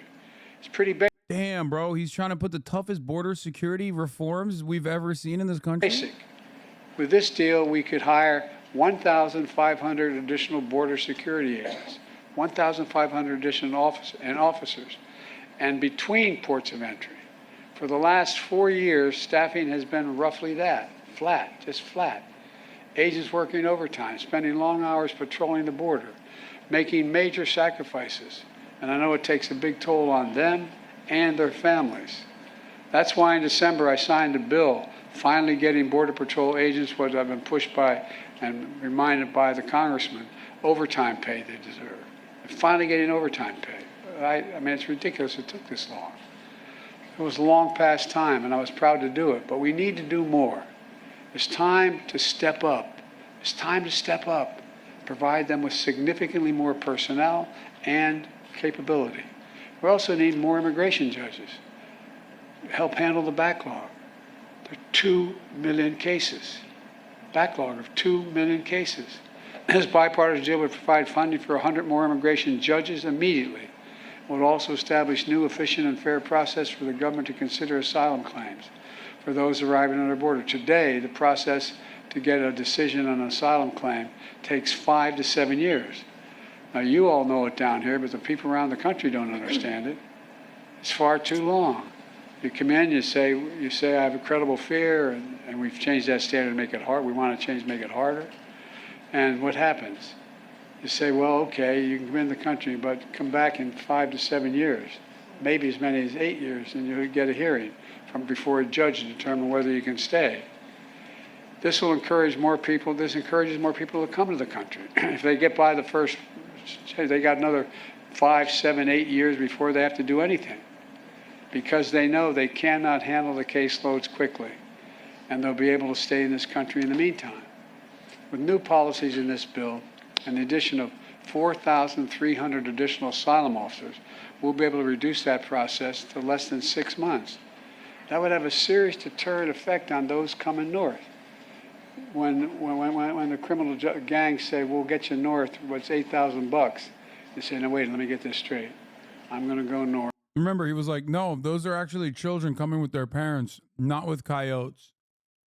Not with coyotes. Now he's like, them coyotes are bringing the Mexicans over the border wall. It's going to cost me $6, $8, probably closer to $8, I guess, $1,000 equivalent. And I'm going to get there, and in 6 months they may be able to get rid of me. I don't know, man. 6 months, 7 years, 2 different things. The person who's thinking about entering the United States understands that cases to be decided in a few weeks or months instead of 5 to 7 years. They're less likely to come in the first place. They're not going to pay the cartels thousands of dollars to make that journey. Knowing that, it will be turned around quickly. Look, then we also need more cutting-edge inspection machines to detect and stop fentanyl from entering the United States of America. A year ago, I stood at the border in El Paso, and I watched these machines at work. They were able to detect everything from fentanyl to weapons to people being smuggled in cargo containers. This compromise bill would provide an additional $424 million Notice for how 100 more of these machines. Notice how any of the fucking compromise, like on the side of the Democratic Party, is still about apprehension and detention. The only aspect of this that is like even somewhat progressive is like hiring more judges for immigration processing. But the entire argument revolves around, the entire argument itself revolves around immigration being a matter of national security, a national security issue. And could save lives in the process. This compromise legislation will also give me as president, or the next president, emergency authority to temporarily shut down the border between ports of entry when the numbers of immigrants and migrants, overwhelm the border, straining the Border Patrol's ability to process them.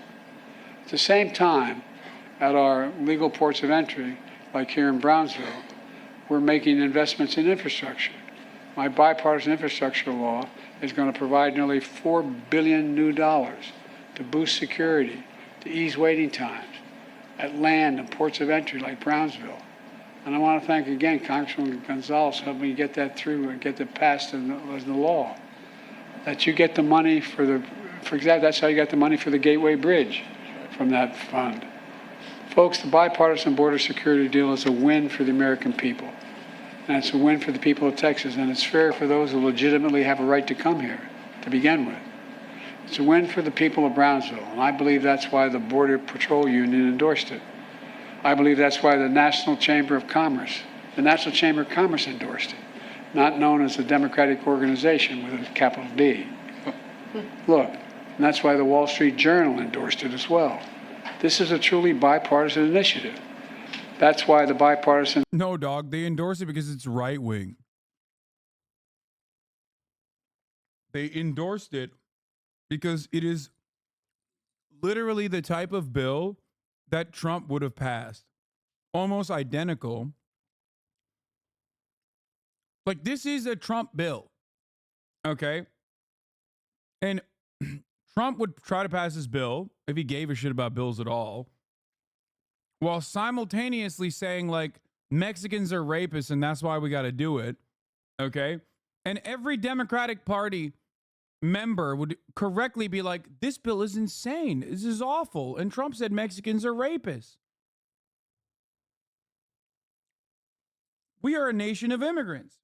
But when Brandon is in charge, everyone shuts the fuck up. Bipartisanship is meaningless if you are going to literally pass a right-wing bill, dog. What the fuck do you mean? And the only saving grace of this is the fucking Tea Party caucus. That's like, nah, we're way more racist, and also Trump doesn't want us to pass this.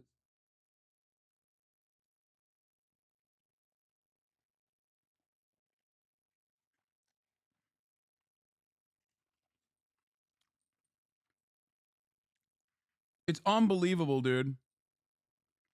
Must watch Lip Talk Copium, Gaslight. Uncommitted for what? For why?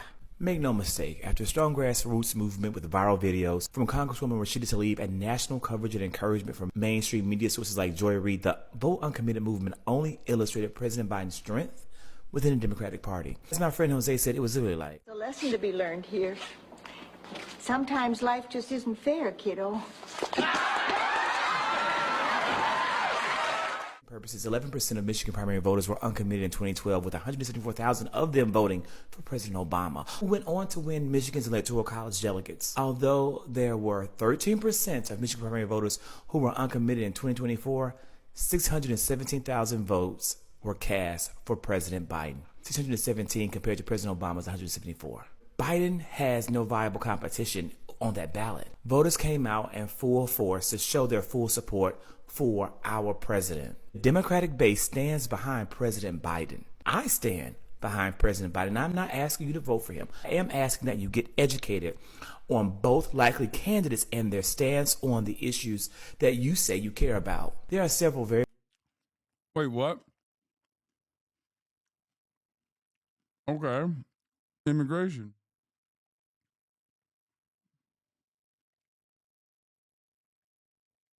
Yeah, Obama won Michigan by almost 500,000 votes.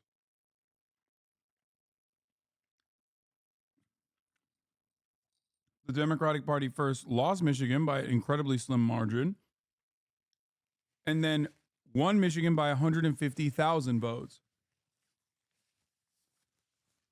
The fact that 100,000 people in the fucking Democratic primary were like, we're Democratic Party voters. We're not voting for you if you don't fucking fix this shit. The fact that that's something to just write off is so insane. Anyway, Chad hates Biden more than r/conservative. Yeah, why the fuck would r/conservative hate Biden? He's literally trying to pass a right-wing immigration bill, and he's conducting a genocide in Israel. Both are incredibly right-wing conservative positions. You are basically telling on yourself. If you think that is like any testament whatsoever, you're making my argument for me.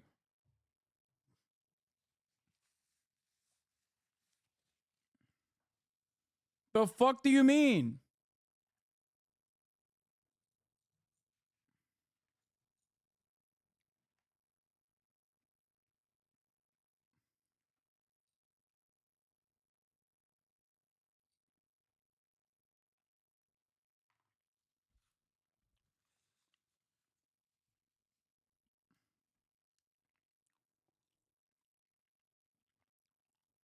And South Texas Alliance of Cities endorsed it. Folks, I didn't get everything I wanted in that compromise bipartisan bill, but neither did anybody else. The compromise is part of the process. That's how democracy works. That's how it's supposed to work. Compromise is a very positive step on a critical issue for the country, all those issues for the country. And folks here in Brownsville and all along the border know that. We need to have their backs, your backs. I want the people to understand clearly what happened here. This bill was in the United States Senate, was on its way to being passed. Then it was derailed by rank-and-file politics, partisan politics. The U.S. Senate needs to reconsider this bill, and those senators who oppose it need to set politics aside and pass it on merits, not on whether it's going to benefit one party or benefit the other party. It's about whether it benefits the American people. It's what the American people deserve. And the Speaker of the House needs to put this bill on the floor, because if he put it on the floor unrestricted, it would pass. The majority of Democrats and Republicans in both houses support this legislation, until someone came along and said, don't do that, it'll benefit the incumbent. That's a hell of a way to do business in America for such a serious problem. We need to act. Why do you act like you don't understand what that person is saying? You sound like a center-right conservative commentator. I sound like a center-right conservative commentator.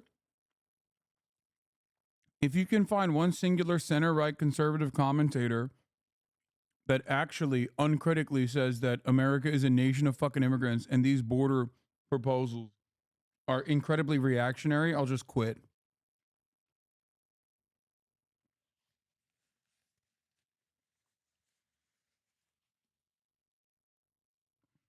You have to be delusional. We're not talking about party politics here. We're just talking about actual issues. I don't know why people are so fucking predisposed to only doing team sports when we're talking about politics, that you just like lose sight of that. But the fact that you're losing sight of the issues themselves just because a fucking Democratic ghoul is advocating for it is the reason why nothing good will ever happen in this motherfucking country. Completely missing the point. I'm literally talking to my mother. What? Then fucking leave and get your mother to come watch the show instead. You're telling me that your mother is literally fucking saying the Democratic Party's reactionary position on immigration is actually causing her to second guess whether she should vote for the Democratic Party or not? Is that what your mother is saying? Maybe your mother is saying that at the top of the hour there's a 3-minute ad break. She sounds a lot like a HasanAbi head.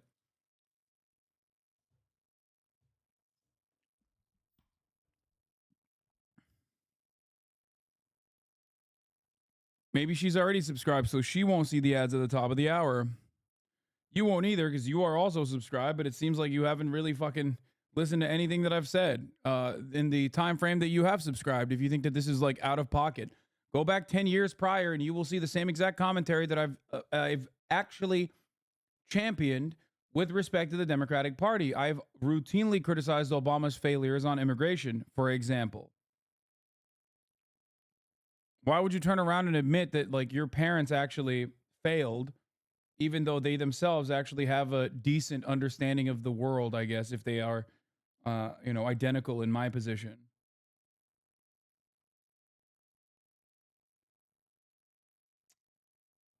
Keep going, champ. You're doing an amazing job.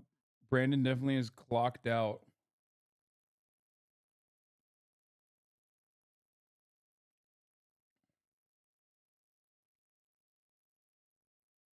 Yeah, Politico. Biden will stop the border wall and loosen immigration again.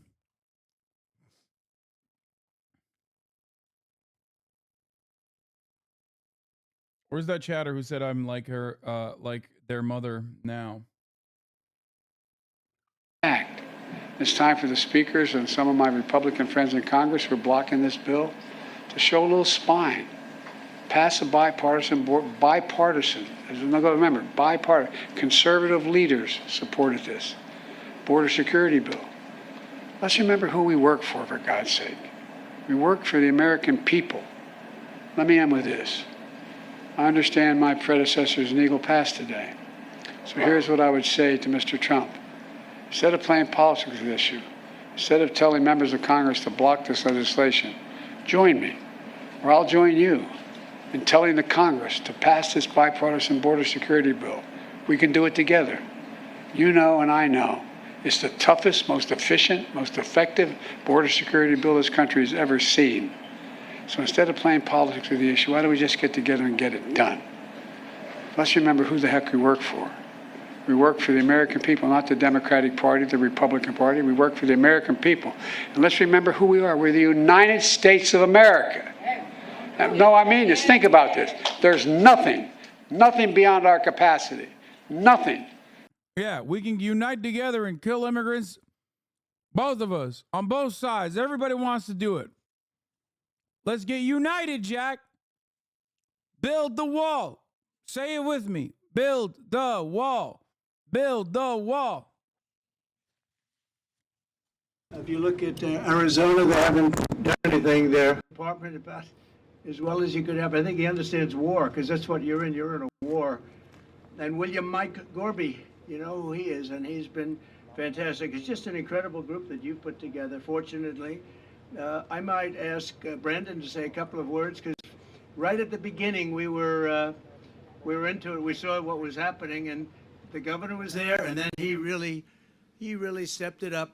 It's been amazing. I came when I was lucky enough to receive his endorsement. I endorsed him also, and very proudly endorsed him. And a lot of things have happened in the last little while, but this is an incredible operation. Brandon, would you like to say a couple of words, please? Absolutely. Thank you, sir. President, thank you. Thank you. Sir, I want you to know, your agents, my agents, they're mad as hell. Absolutely Your mad agents. that President Biden went to Brownsville, Texas, rather than going to Arizona, rather than going to San Diego, California, rather than coming to Eagle Pass, Texas, which has been the epicenter. What President Trump has seen right here is he's seen how his policies have worked, but he's also seen how he can expand upon those policies once he goes back into the White House. He has seen how Governor Abbott has been able to use his policies to secure this specific area, the epicenter of the last 2 years of the illegal border crisis that we have had to endure. And your agents, President, they are pissed. Border Patrol agents are upset that we cannot get the proper policy that is necessary to protect human life, to protect American citizens, to protect the people that are crossing the border illegally. We want to protect them as well. And we can't do that because President Biden's policies continue to invite people to cross here. Thank goodness we have a governor like Governor Abbott. Thank goodness we have somebody that's willing to run for President of the United States, forgo everything else that he's been doing to serve the American people. President, thank you. God damn, bro. Johnny Sins does Reports have come out, and we've been covering them, and everybody's been. And I gay porn as well. Spoke to the parents of an incredible young lady, and you saw her the other day. You saw what happened the other day in Georgia, and the parents are devastated. They're incredible people. But this is a Joe Biden invasion. This is a Biden invasion over the past 3 years. I call him Crooked Joe because he's crooked. He's a terrible president, the worst president our country's ever had, probably the most incompetent president we've ever had. But it's allowing thousands and thousands of people to come in from China, Iran, Yemen, the Congo, Syria, and a lot of other nations. Many nations are not very friendly to us. He's transported the entire columns of fighting-aged men, and they're all at a certain age, and you look at them and say, they look like warriors to me. Something's going on that's bad. Now the United States is being... They look like warriors. Oh my God, he's so fucking racist.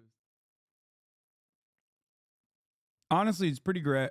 It's pretty great that Biden is like agreeing with Trump on the underlying premise that like immigration is a genuine problem that only he can solve, you know, with a bipartisan bill that's just right wing. It's pretty sick.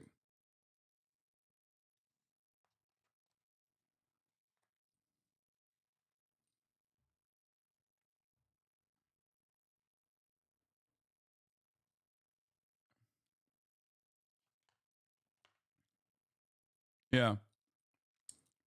It's pretty cool that Joe Biden asked this guy's party to basically sign the bill. Begged him.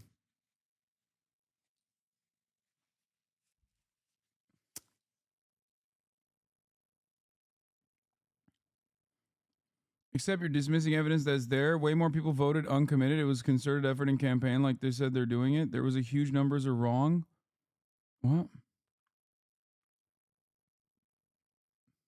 Overrun by the Biden migrant crime. It's a new form of vicious violation to our country. It's migrant crime. We call it Biden migrant crime, but that's a little bit long. So we'll just leave it. But every time you hear the term migrant crime, you know where that comes from. Allowing thousands and thousands and actually millions and millions of people to come. Could be 15 million, could be 18 million by the time he gets out of office, because hopefully the biggest risk we have is 9 months. That's a long time. Right. A lot of bad things can happen. I always say in speeches and rallies, it's if you take the 10 worst presidents in the history of our country and you added them all up, all of the problems, all of the lousy jobs they've done, you can add them all up. It's not as bad as this one man has done for our country. What he's done to our country is he's destroying our country. We were just talking before. The general was saying, he can't believe what's happening. He can't believe it. It's so sad. Last year, almost half of all ICE arrests were criminal aliens charged for more than... It's so funny to be a part of the Border Patrol Union and, like, be a part of the Border Patrol Agent Union and literally cuck yourself so hard to Donald Trump that you go up there and say, yeah, fuck this guy Biden. He's, like, ruining the country. Meanwhile, Biden is like, please, can we pass a bill that gives you $20 billion extra dollars, including overtime pay, including more money to hire more Border Patrol agents and more fucking sick ass cars that you can kill migrants with, like you can run over migrants with. Like, it's crazy. This country is so dumb, dude. We are the dumbest nation on the fucking planet. I swear to God. It's nutty. 33,000 assaults, 3,000 robberies, 6,900 burglaries, 7,500 weapons crimes. This is all migrant crime. 4,300 sex crimes, 1,600 kidnappings, and 1,700 homicides and murders. These are the people that are coming into our country. And they're coming from jails, and they're coming from prisons, and they're coming from mental institutions, and they're coming from insane asylums, and they're terrorists. They're being let into our country. And it's horrible. It's horrible. And, you know, I know many of the leaders of these other countries that are doing it. And it's not just South America. It's all over the world. The Congo, a very big population coming in from jails from the Congo. You look at the jails now. You take a look at the jails throughout the region, but more importantly, throughout the world. They're emptying out because they're dumping them into the United States. And these guys try and make like, oh, isn't it wonderful? They don't have a clue. I think they're looking for votes. They're looking for something. Nobody's really been able to tell me how anybody could want it. You know, you're always in business. You always want to understand the other side. It's pretty cool that Biden 100% agrees with him, I think. It's pretty cool. And before people say, no, he doesn't, yes, he does. He absolutely does.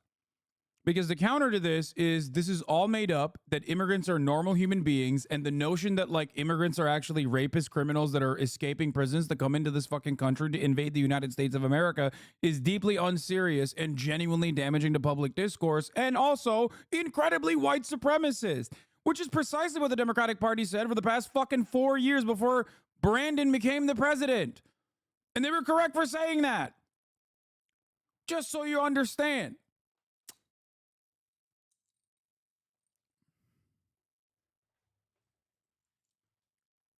So, yeah, when Trump turns around and says this and Biden's like, yeah, that's why we need to build the wall together, Jack.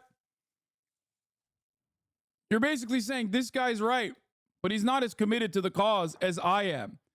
And if you cannot comprehend how fucking unimaginably damaging that is, how unimaginably stupid that is, as far as like cooking your re-election chances, I don't know what to tell you. You want to figure it out so you can do something that's good or bad, depending on what you're looking for. But nobody can explain to me, because everybody I speak to says how horrible it is. Nobody can explain to me how allowing millions of people from places unknown, from countries unknown, who don't speak languages. We have languages coming into our country. We have nobody that even speaks those languages. They're truly foreign languages. Nobody speaks them. Nobody speaks these languages. They're coming in, they're speaking Mexican, they're speaking pig Latin. Latin but for pigs, folks. Nobody knows how to speak this language.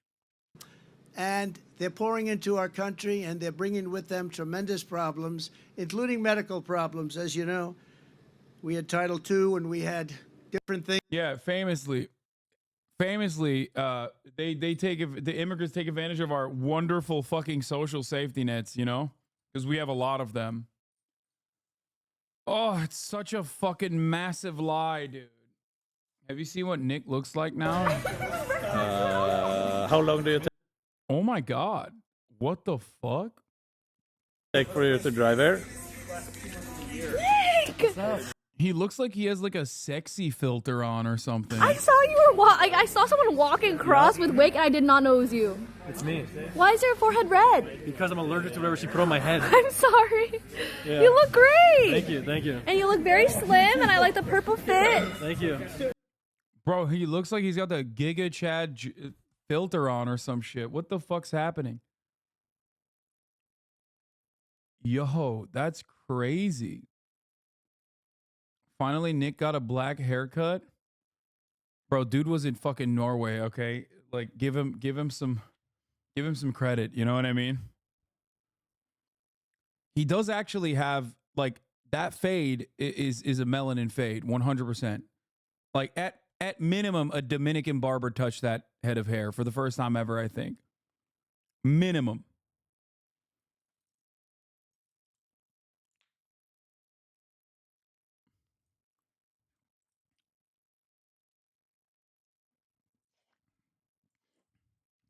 For sure. Thank you. Oh, Nick! Look who decided to show up. How you doing, man? Good to see you. What about you? Getting ready to get back into shape and work out, you know? Yay! I can see it. You look sexy as hell, bro. What the hell? When you saw you on stream last time coming back from Norway, your beard was in every direction. Just got a haircut. Now it's I look clean. He feels uncomfortable because of how hot he looks. That's so funny. My man. All right, let's get back to this racist piece of shit. Things to solve that problem, but they've terminated all of that. Even the judge couldn't believe it. The judge said, no, you can't do that. It would be horrible to do him right that. now. And he let it go. But he said in 6 months it expires. And it expired, and that's it. So I just think you're doing an incredible job. Just 1 week ago, a beautiful 22-year-old nursing student from Georgia was barbarically attacked, almost unrecognizable, while she was out on her morning run. She was a morning run. She was doing keep herself in shape. She was a beautiful young woman. She was a great person, best nursing student there was. I spoke to her parents yesterday. They're incredible people. They're devastated beyond belief. But she was beautiful, just so beautiful in so many ways, and brutally assaulted, horrifically beaten, kidnapped, and savagely murdered. The monster that charged in the death is an illegal alien migrant who was led into our country and released into our communities by crooked Joe Biden. He's crooked. I took the name away from Hillary because she's no longer relevant, I guess. That's insane to make a joke while you're literally talking about like a horrific murder. Oh my God.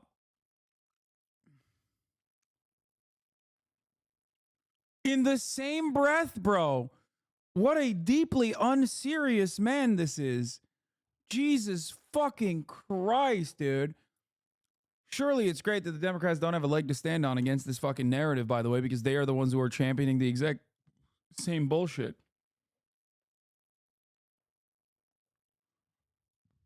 She was terrible, but what he is doing is just unbelievable. Joe Biden will never say Laken Riley's name, but we will say it and we will remember it. We're not going to forget her. It's been just a horrible story that we've had to live with for the last few days. It's hard to believe. And her parents are just, they can never be the same. Great people. Is he more unhinged than before? Bro, he literally started off his fucking presidential announcement by saying Mexicans are rapists and drug dealers. No, this is just very much in line with the same fucking rhetoric. Like, there are areas where Trump has gotten... There are areas where Trump has gotten worse, But as far as like this stuff, like he's always been the biggest racist. 4 days ago, an illegal alien in Louisiana was arrested for brutally raping a 14-year-old girl while holding a knife to her throat. And he then allegedly robbed a man who was getting out of his car in front of his home and repeatedly stabbed him in the face, in the back, in the face many, many times before police found this. It's lame as fuck, dude. It's just like cowardly Nothing liberals. about fucking. What is this? New Cody, you cringe, you lose, super Karens? Maybe. I'll be honest with you, like cowardly fucking liberals don't know how to address this kind of stuff because the talking points are not coming down from the Brandon camp. So I will.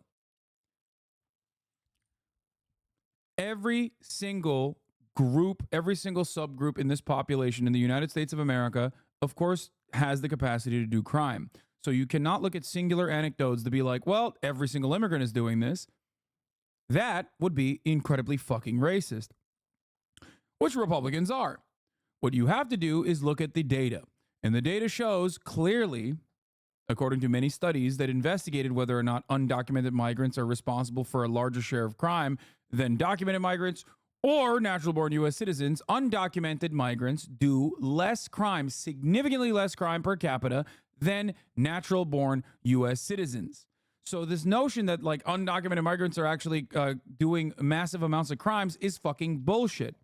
But singular anecdotes, of course, are infinitely more easy to digest than actual data, especially when people aren't routinely talking about the actual data.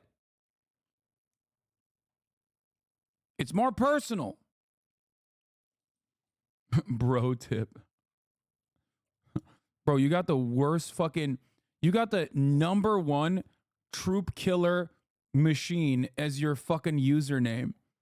Like, if you're going to be autistic about military equipment, please, like... You literally... You are hamming on the greatest troop killer of all time. That's crazy. Motherfucker came in here and said, bro tip. Do you hate the troops, dog? What's going on? Might as well fucking change your name to Troop Exploder.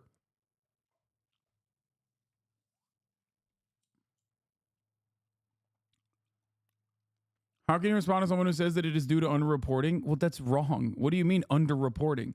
What do you think is going on? You think like people are dying in the hands of undocumented immigrants and then someone turns around and goes, yeah, I guess it's an undocumented immigrant. We can't find him or something? Like, are they just more evasive than the average person? We're just keeping it a secret?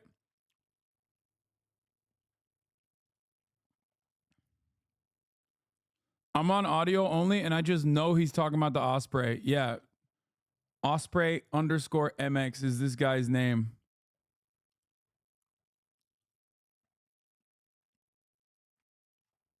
Person standing in the middle of a street, all covered with blood, standing over the blood of the man he was attacking. Last year, a sadistic illegal alien criminal who was released into our country by Joe Biden was arrested for raping an 11-year-old girl and strangling her to death in Pasadena, Texas. And shortly before she was murdered, she texted her father that... No, I'm undocumented. Immigrants don't turn themselves in. That's the whole difference. Yes, rapists that are documented immigrants very famously always turn themselves in to the law enforcement authorities as opposed to the undocumented ones. No, he was making a joke, but there are people who unironically believe dumb shit like that, so I don't know. I can't even fucking tell if this dude is being serious or not right now. My brain is broken. Oh.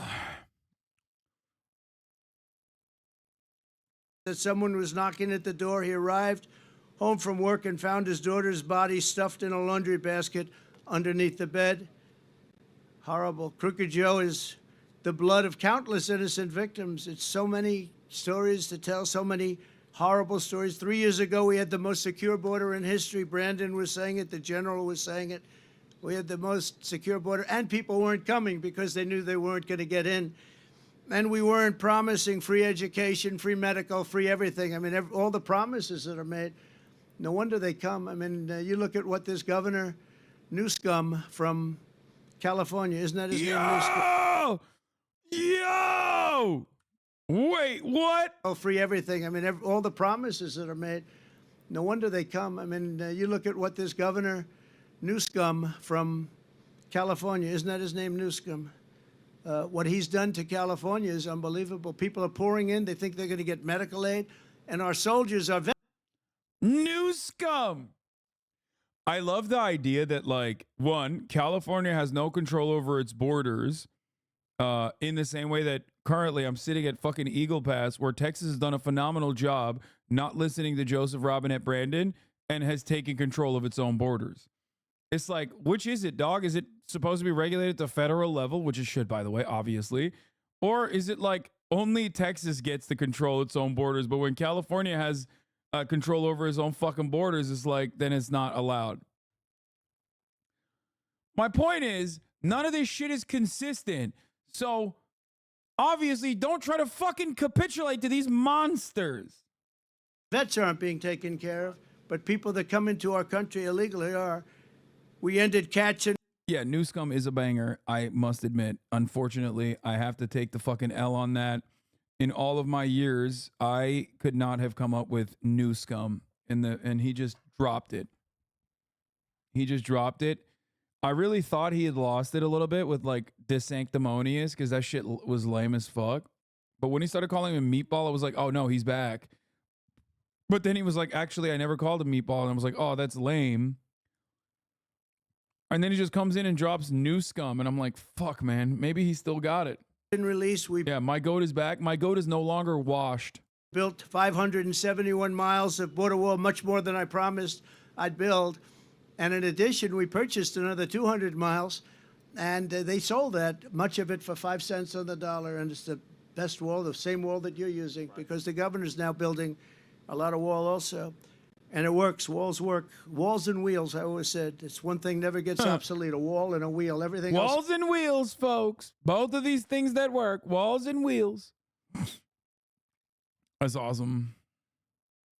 My goat. It was obsolete about 2 weeks after you come up with it. And we got Mexico to give us 28,000 soldiers to take care of our border. We had the safest border in the history of our country. And now, outside of this area where Texas has done an amazing job, and in a pretty short period of time, they're going to have it all covered. They have just been incredible. What the operation that they showed me is nothing less than incredible. And I'll say this, it's a military operation. I mean, we have this is like a war. It's a military operation. So we had remain in Mexico. Remember that? You can't come into our country, and Mexico agreed to it. And I'll tell you someday, I'll tell you why. Sir, bro, you're dividing with your divisive rhetoric. I'm not. I'm uniting the country under our holy Lord, Donald Trump. Safe third agreements, asylum bans, Title 42. Advice for dealing with Trumpies at this point that you have to interact with regularly, coworkers, family. Dude, I don't fucking know, really. Like, what do you say? Because for me, and I mean this in all sincerity, like, just vote for Joe Biden if you're a conservative. Like, he's just as fucking racist. Like, if you're voting for Trump over Joe Biden, you're just basically openly admitting, like, oh no, I like that he says the things that are racist. Like, it's not about the policy for me, it's about the energy. And he's just saying really awful shit, and I love that. Just don't talk to him about politics. I don't know.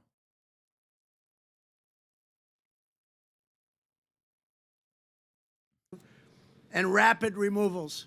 But Title 42 was so important. Rapid removal so important. But honestly, like, my favorite thing to do, I love talking to Trump supporters, as you guys know. My favorite thing to do is just LARP. Technically, it can get wrong. Like, because they might say some really out-of-pocket shit if you LARP too hard. Like, they will feel comfortable, and then they'll start saying stuff that will make you want to throw up. So you just have to, like, LARP a little bit and then just, like, move the conversation quickly away to something where they can't just start talking about how they want to drown, like, Guatemalan babies in the Rio Grande River or something.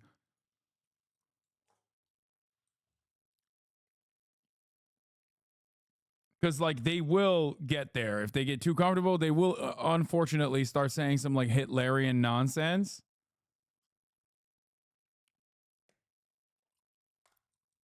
So don't go full hog, obviously.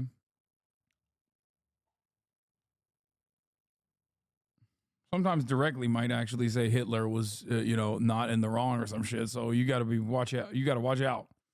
The best was remain in Mexico. You stay in Mexico. We had catch and release in Mexico. We had catch before that. It was catch and release a criminal, and they released him in the United States. We had no more catch and release or catch and release. I avoid policies if I have to, because a lot of older family members will not be around forever, and I don't want to have someone hold a grudge against me for even seemingly defending Joe Biden or something else they would perceive in this politics or sports world we live in. Sometimes I lay into them enough to make them never want to argue with me again. Yeah, I don't really have this problem, I'll be honest with you, because like my family is foreign, and the ones that live here are not Trump supporters, as you guys know, jank.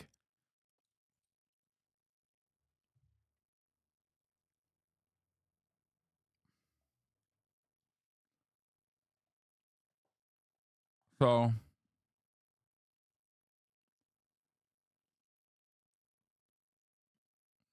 I get to engage with people who are hogs recreationally on my own volition. It's a little different if you're stuck.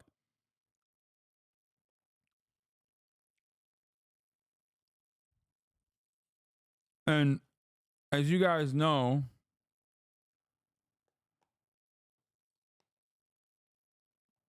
I've duked it out with Jank before in the marketplace of ideas. We released him in Mexico, and if you broke the law, we caught you, we deported you, or we did something else.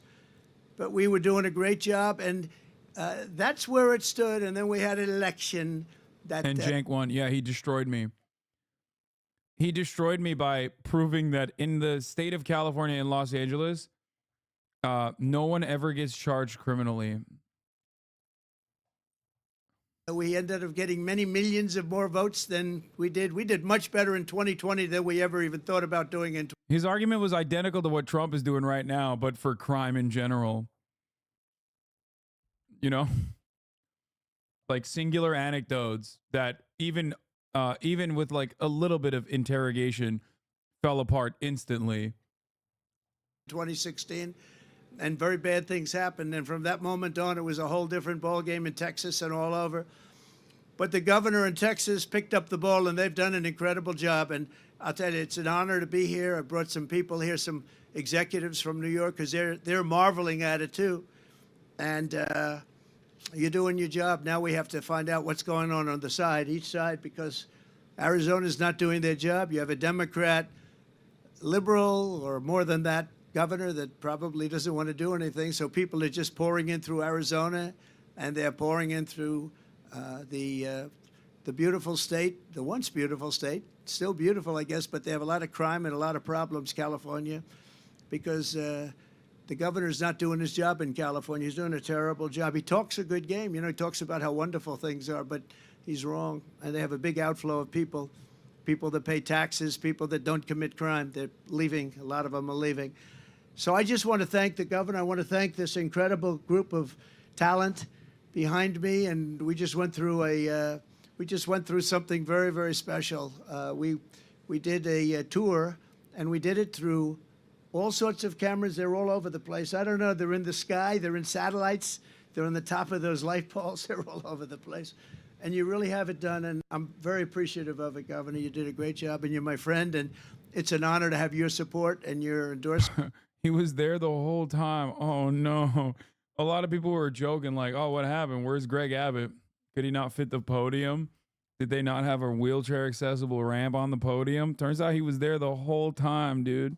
And likewise, me to you. Thank you very much. Great to be here. Thank you. Well, first of all, thank you, President Trump, for being back in Texas. You being here. Damn, walls and wheels, baby. They always work.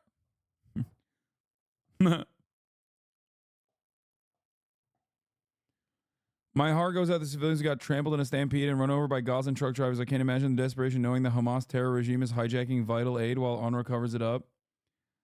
I don't want to look at anything else Israel related. I am going to lose my I've lost my mind already. I'm not going to lose my mind. I've already lost my mind.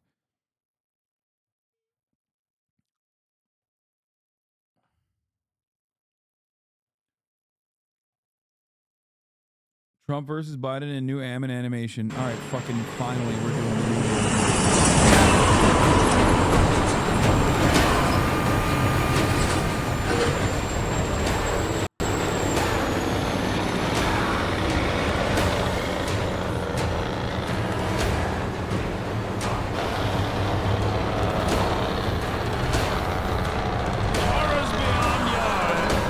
horrors beyond your imagination.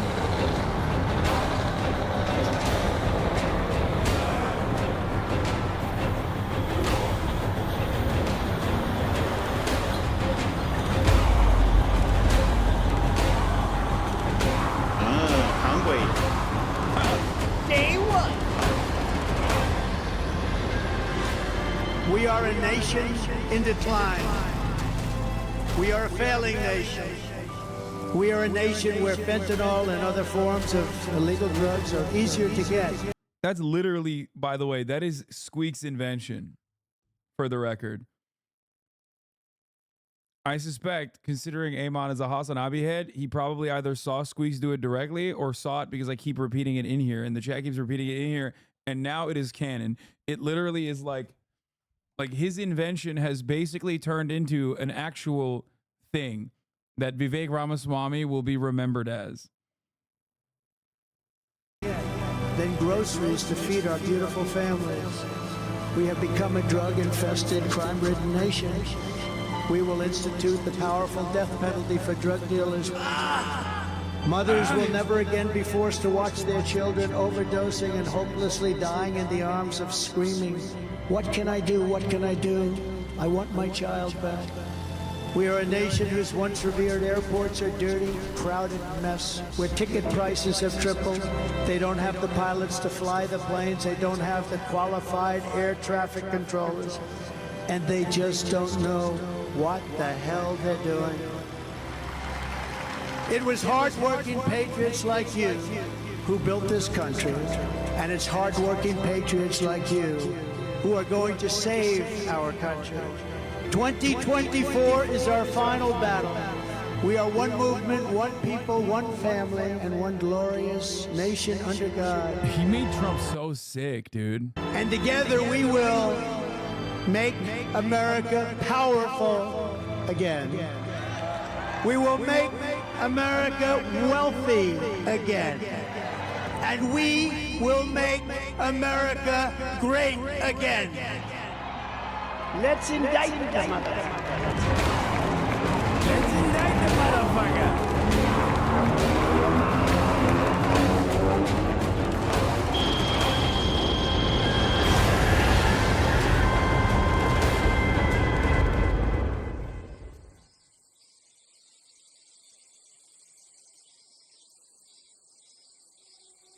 Death Stranding.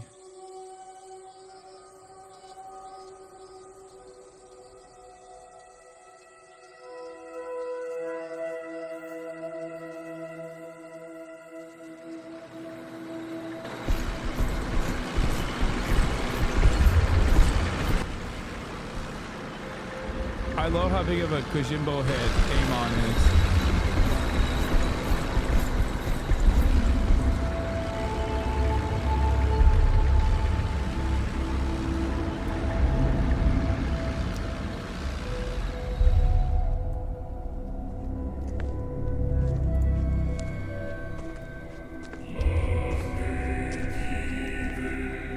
The bear hugged the Netanyahu.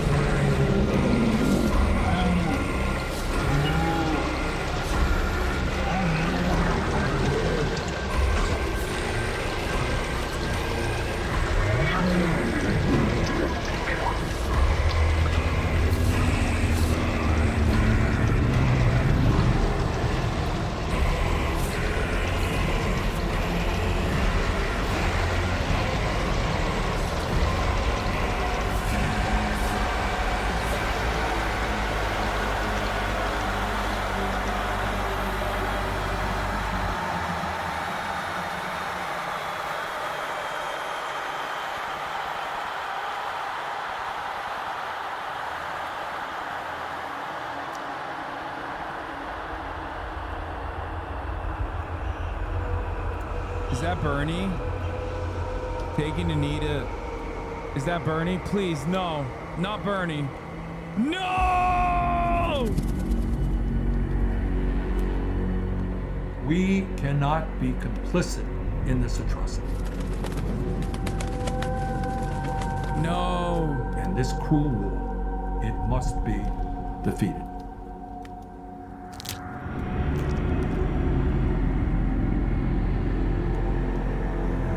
He's right, though.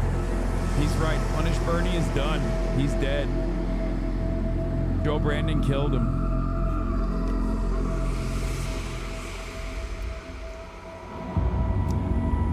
Dark Brandon reigns supreme. Genocide era Brandon.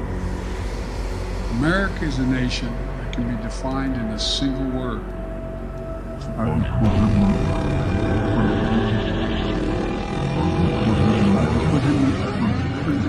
Genocide Joe.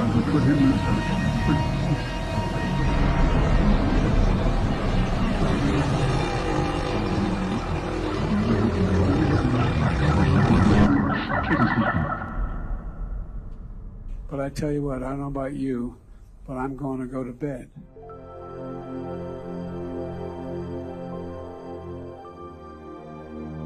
Will Haas show up to save, punish Bernie? I can't anymore. It's Jover.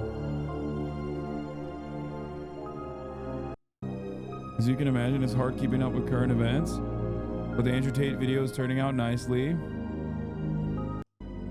I'd like to thank Will Van de Kromert for his wonderful song Mirrors in the first part of the video. Please be sure to check out the song in the link below.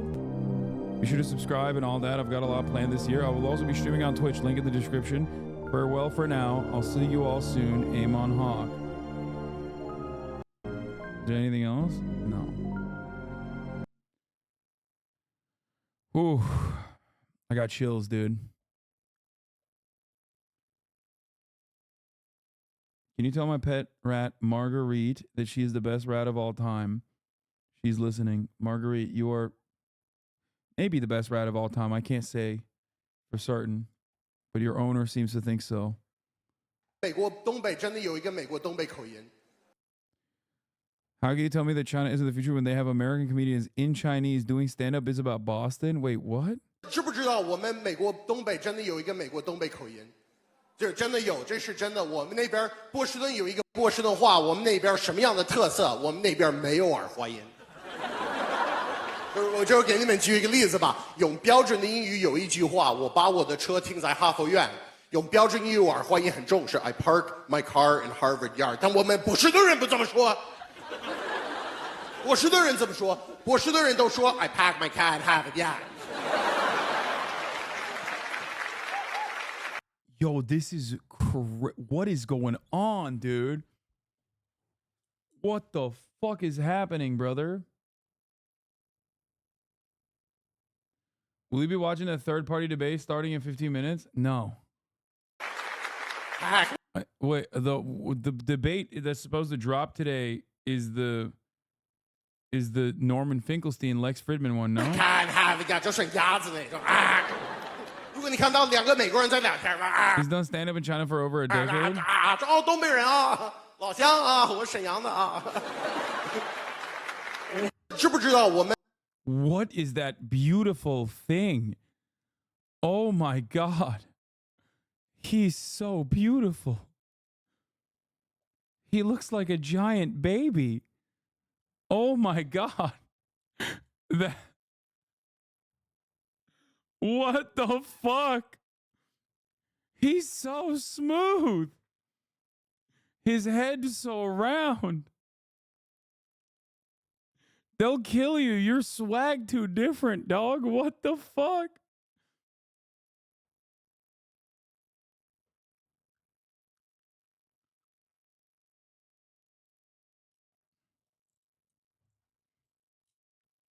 He looks like every Buddha statue I've ever seen. He's incredible. Dude, China's even got better balds than us, dude. It's crazy. They're lapping us. They're lapping us in the bald category. I love smooth Eggman. 雪花飘飘，北风萧萧，天地一片苍茫。 I mean, this song is a banger. I can't get over this man. He is so rotund. He's so perfectly rotund. How about domestic husbands? They're winning. Husband is going viral on Chinese social media. 教夫 in Mandarin. They are tender husbands who take care of the household while their wives earn money to provide for the family. A female netizen captioned this photo. The big bowl is mine and the small bowl is my husband. He didn't eat enough and tried to steal from my bowl, so I hit his hand. In China, men from Sichuan and Chongqing regions are famous for pampering their wives. Right before Chinese New Year, they form a line going to the markets, and all were wearing the cute bear apron cooking for the New Year's Eve feast. There's a saying in this region, the more colorful their apron, the more savage their cooking skills. The most misogynistic thing is, cooking skill is only passed down to men and not to women. Men from northeastern China are known for being respectful and fearful of their wives. Dongbei Yujie is a Douyin influencer with more than 15 million followers. She kills pig, chops fire. Bro, they got, oh my God, they cracked the code. They got butch ladies out there. What is happening? Firewood and carries her husband on her bicycle. Northeastern men's freedom comes from picking which chore they want to do. In an apartment, the husband on the top floor is cooking, the one in the middle is mopping, and the one at the bottom is washing dishes. If there's anything he doesn't want to do outside, he just needs to say, my wife won't agree, and his guy friends will know to shut up. Netizens joked, please give me a northeastern man. I'll trade you 2 Chaoshan men who are known in the entire country for their toxic masculinity. What the fuck?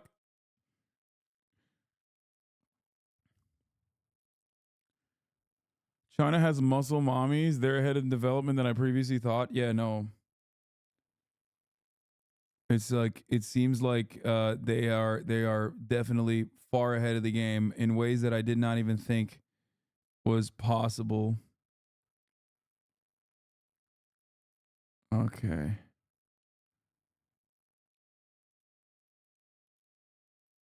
I'm not doing the Lex Friedman Tucker Carlson one. Where is it? Oh, here. How capitalism changed the face of war, and then we're going to move on to fun shit. War used to be simpler. Violent, yes, always violent, but more straightforward. It used to be about large groups of men fighting with their muscles, their spears, and eventually their swords and their crossbows, and then their guns and their cannons. But then we hit a point where it just started to change so quickly, faster and faster, until eventually we got this. Private corporations who make unfathomably powerful. Why does bro look like he's doing better help? Full death machines, and then ship those weapons to every corner of the globe. I once heard about these guys who would make weapons and sell them 150 years ago, sell them to anyone who would buy them. These were industrial weapons, and sometimes they were sold to the opposite sides of really big rivalries, conflicts. I heard these guys started World War I, though I'm skeptical of that. This is something I've wanted to understand forever, the arms trade. As a student of conflict, it's something. As a student of conflict, oh my God, he's such a fucking cornball, dude. I can't stand it when he says stuff like this. I love it so much. I can't stand it, but I love it at the same time. I feel like I have to understand. And I recently found a way to better understand it. In an old bookstore in Portland, Oregon, I found a book that has changed my perspective on this. Bro, you cannot do track shots. That's crazy. It's called Merchants of Death.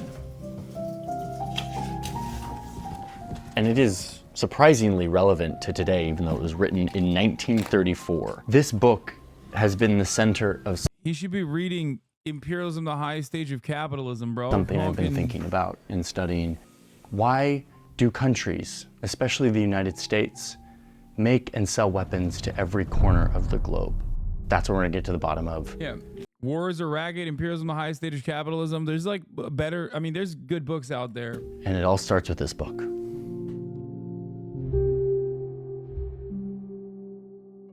He needs to read the room. So I'll start with planting seeds. Just emailing experts. We're trying to map arms trade. Data is a huge part of this. Like, I want to make a map. I want to see it visually, and there's not a lot of clear maps out there. Fucking So loves we're going to maps. make our own, but that's not easy. Look at my beautiful art here. Talk to the team, loop them in, let them know what we're up to. Testing 1, 2, 3, 4, 5. Big lines coming out of either side. How big is this motherfucker's team now? What the fuck? Oh God, I don't know what I'm doing here.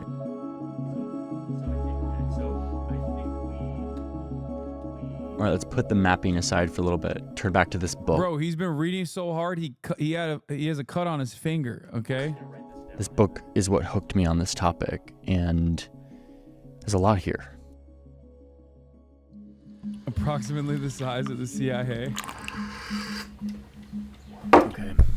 Videos like this take a really long time to make, and there's a lot of really creative, amazing, talented people who work on them. He's gonna hit us with the an ability ad, for us to obviously. do this deep dive data journalism is made possible because of sponsors. Media is always made possible because of sponsors, and this is the part of the video where I'm going to thank today's sponsor, who is BetterHelp. Longtime viewers of this channel know that in addition to talking about international relations, I am also a big fan of therapy. I got into therapy a few years ago, and it really sort of changed my whole outlook on life. I didn't go to therapy because I had some clinical diagnosis like depression or anxiety. I went because I was struggling just in my mind with a lot of different things. And therapy turned into this like place where I could learn how my mind works, what is This video is sponsored by the CIA, bro. happening in my mind, why it's happening. BetterHelp is a platform that makes therapy more accessible. It's online, you sign up, you tell the app a little bit about yourself and what you're struggling with, and then it matches you with somebody in their network, a licensed therapist. They've got like tens of thousands of licensed therapists in their network. They match you with the best one. You can choose to communicate with your therapist over the phone. I love when people go, BetterHelp is a Zionist op. It's like, I know, yes, but also it's like bad even if it wasn't. Like, it could have been a fucking it literally could have been something else and it still would be bad. Which is what I do. I do my therapy while I'm like walking around in the forest. Or you can do it just as messages if you don't want to talk to anyone, or you can do it as a video call. If your therapist isn't a good fit, you can use the app to find a new one. Ultimately, BetterHelp's goal is to make therapy more accessible to all of us. I believe that in 20, 30 years, therapy will be seen as the same way that we see exercise today, something that we used to think was not necessary, but now we realize is actually incredibly necessary for our mental health. If you want to check this out, there's a link in my description. It's betterhelp.com/JohnnyHarris. You get 10% off your first month. Clicking the link helps support the channel. What did you say, Zionist op? How long? They literally worked with the IDF after October 7. And not only that, but also I think, wasn't it like created? One of the founders is like a IDF guy, I think. BetterHelp was like, yeah, we're helping we're helping Israelis for free or something.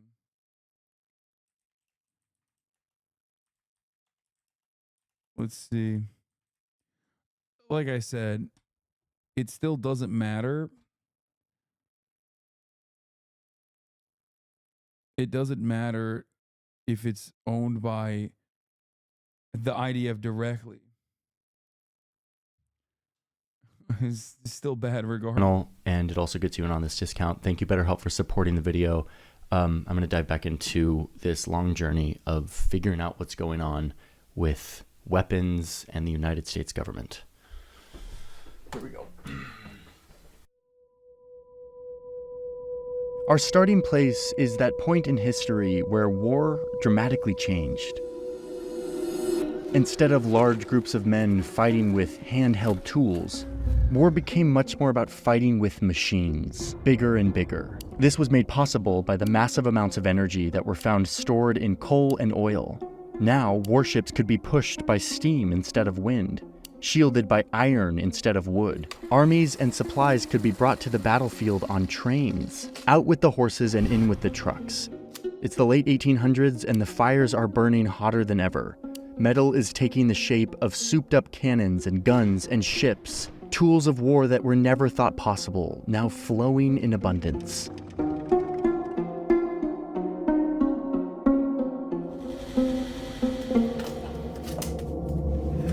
Arms makers engineer war scares. They excite There ain't no way he actually highlights like this. Come on, bro. governments and peoples to fear their neighbors and rivals so that they can sell more armaments. The simple, relatively inexpensive weapons of earlier ages were displaced by highly scientific death machines. And the cost of these, together with the upkeep of huge armies, brought a rapid increase in national war budgets. So that's when it happened. And overseeing all of this production of industrial weaponry, not governments, but businessmen.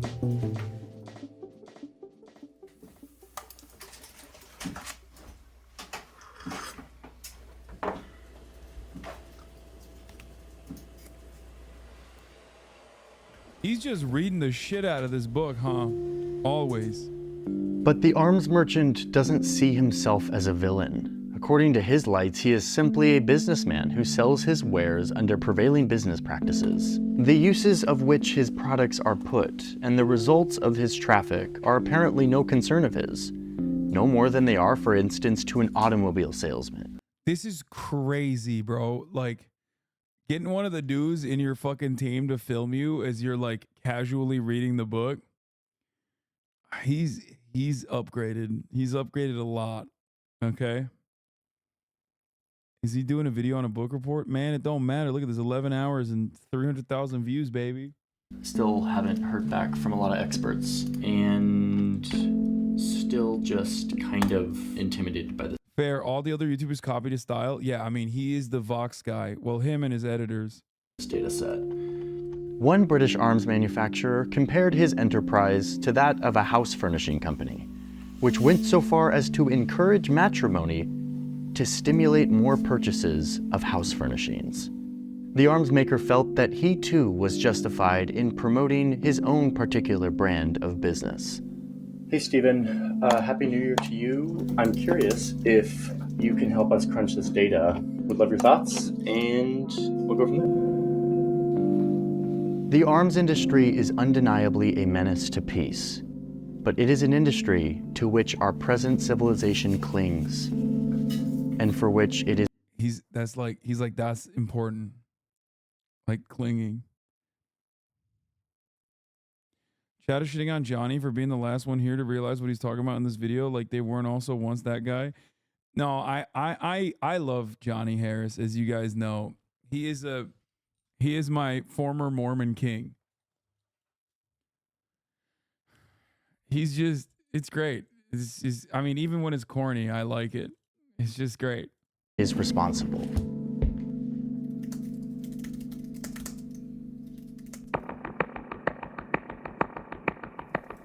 CIPRI is this organization that shows all of the weapons being transferred from every country to every other country. So here's ChatGPT's initial take on the data set.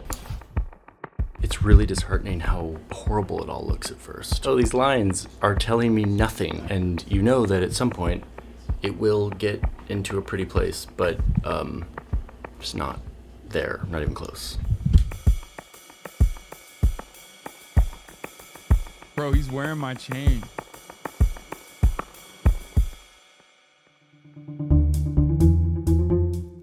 First up, Hiram Maxim, world famous as the inventor of the wholesale killing machine, a type of machine gun. Maxim invented this gun that could fire 660. This shit is like regarded as the reason why Africa was devastated and colonized. 6 rounds per minute. That was very fast. And crucially, it didn't jam like most machine guns. With his amazing invention, Maxim takes his gun out on the road all over the world to try to pitch it to different governments. He's in South Africa and France and Switzerland and Italy and Germany. His gun-selling missionary efforts eventually take him to Russia, where he was almost thrown out for looking like a foreign Jew. Man, that's like kind of aggressive. But then eventually he was able to stay and show them his gun, but they were skeptical. They're like, no gun can shoot 666 rounds a minute. Yo, Russia is crazy, dude. Remember, they wrote, bro, Russia is that's a certified Russia moment right there, Russian Empire moment. But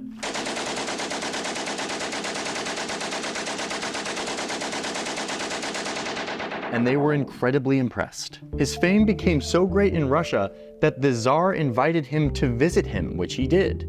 He was also decorated with other Russian orders.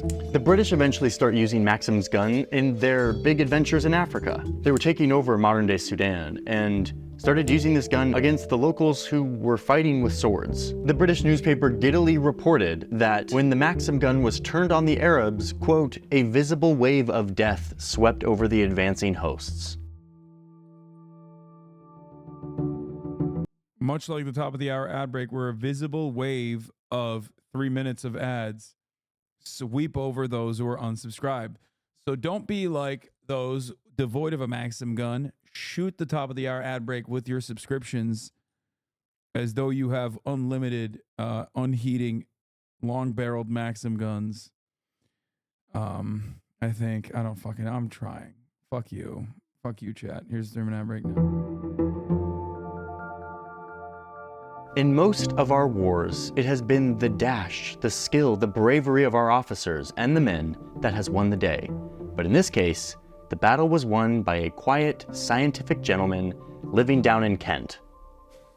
Yeah, this book is so good. War was changing, and Maxim was on the front lines of it, and he was making a ton of money in the process. China hears about the Maxim gun and immediately sends someone to go check it out. The Chinese representative gets to the UK, and the first words as he stepped off the ship on English soil were, "I should like to see Hiram Maxim."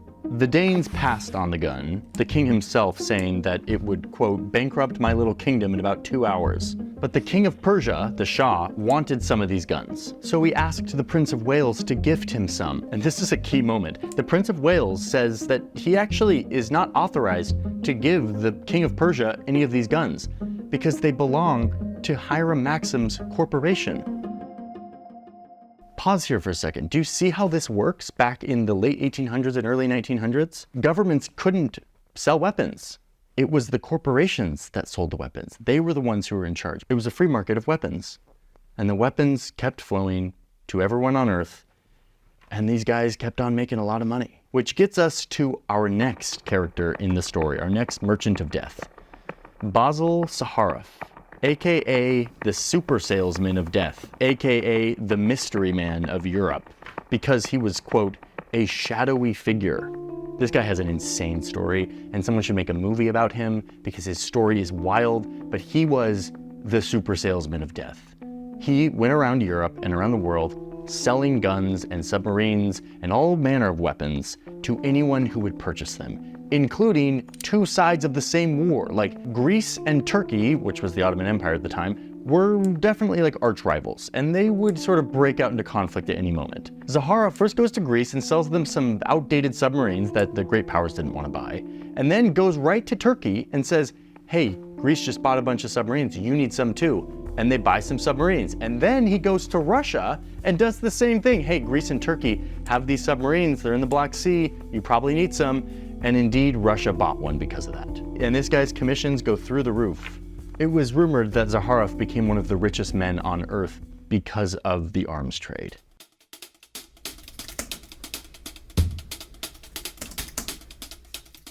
Luckily, I have very skilled map friends that are going to help me make this data look pretty, including Marcus. Hey Johnny, this is a multi-level problem, so I'm going to try to break it down. Who invented the mapping tool that we use called geolayers. So I've transformed your data and I have imported. Okay, so this is the guy who's responsible for every fucking YouTube page. This is we found it. We found the source of the problem. He's the number one map guy. He's the one who's been, he is basically the death dealer, dog, but for maps. That's crazy. It here, and right now we can create a data-driven style. Dude, everything I know about map porn says to me that this Dutch man on the other side of the line probably fucking despises me with every fiber of his being. I'm the most anti-map guy. I'm the most anti-map guy on the planet. Almost all the positions, with the exception of like urbanism, I am on the other side on. Dude, he is probably such a NATO guy. Oh my God. So you have all these international businessmen that were making lots of money off of this new demand for industrial weapons. The Krupp family and their steel, the DuPont family and their gunpowder, Remington making guns, and of course Alfred Nobel, the dynamite king, who did go on to repent for his sins by creating a peace prize in his name. Peace, brought to you by... You say this stuff and then end up being a fan? Well, if you are a fan, I'm sorry. What do you mean urbanists despise you? Urbanists despise me even though we agree. Like, I love walkable cities and public transit. I have the exact same public transit autism that they do. So, like, I don't really give a shit if they despise me or not. There's some urbanists who like me too, by the way. That's not true. Killing machines.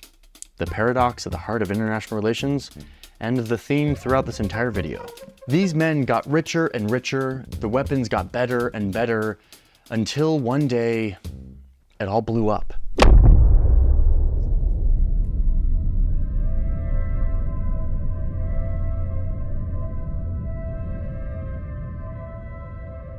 The number and variety of death machines had never been equaled. All of the sinister engines of war, invented and perfected in the previous half-century, were used in the fighting. And naturally enough, there was further development of these during the war itself. The machine gun was improved, artillery was motorized, and its range became longer. Sights and fire control apparatus became more scientific and more accurate. Many new implements of war were invented. The tank, a combined American and French invention, was first used by the British. Hand grenades were supplied in the trenches, and rifle grenades increased the range of these deadly missiles. The First World War took place between 1914 and 1918, and thanks to all these new deadly chemicals and weapons, it was easily the deadliest conflict that the world had ever seen. Tens of millions of people killed or wounded. It was after this war that the world woke up. Yeah, that's actually a funny take. Fed-haired Shank says, it only became a tragedy once Europeans started using it on themselves. It's kind of hard not to notice that when he glanced over some of the most devastating aspects of colonialism that could only happen due to the superiority of these like advanced murder machines. When he made it seem like that was just an adventure, only to turn around and be like the worst, most devastating tragedy of all time. You don't understand. Once they started doing to each other what they were doing to like people in Africa, oh man, shit was really fucked up. And realized that making weapons a free market to be sold to the highest bidder was probably a bad idea. And that's when this book came out in the 1930s. It was a part of a larger discussion and critique of the international arms trade. Some of these critiques went so far as to say that it was the arms makers themselves that exacerbated tensions between countries and caused the war. Though most historians just say that the arms trade actually just exacerbated the violence by putting more weapons into the system. But then in the conclusion of this book, you have this kind of prophecy moment. The future may very well bring fiercer and more destructive wars, and increased business for the arms makers. If war continues, it is not at all fantastic to predict that the arms merchants will grow increasingly important. Already the stage of national affairs has been reached where the largest item on national budgets is for past and future wars. Already war appears the greatest and most important activity of government. The economic consequences of this new nationalistic militarism will soon be apparent in the arms industry. This new nationalistic militarism. It was new back then. It's not new anymore. But this is where it started. So now it's time to fast forward and see how right they were. All right, this is for MJ. This is the pass off for you to make a beautiful map. Okay, so Johnny just sent me over the direction for the next map. This one is a bit complicated. I think I finally have a good map update to show you. Today, the United States is the global superpower and the country who exports more weapons than any other country, and by a long shot. And this is what we've been working to try to map. All this data hunting and trial and error is to try to see what this looks like. Today, private companies still make and sell the weapons, but unlike in the Merchants of Death era, weapons sales go through a government approval process, which means that weapons are no longer just a product that make money for businessmen. Instead, they are a currency that countries use to purchase influence. In this case, the United States being the top country. Thanks mostly to the Stockholm International Peace Research Institute, or SIPRI, we know where these weapons come from and where they go. This has been the bedrock of our data hunting, and I'm happy to say that after a fairly long process, we have mapped this. So, let me show you what it looks like when the global superpower uses weapons as a currency for influence around the globe.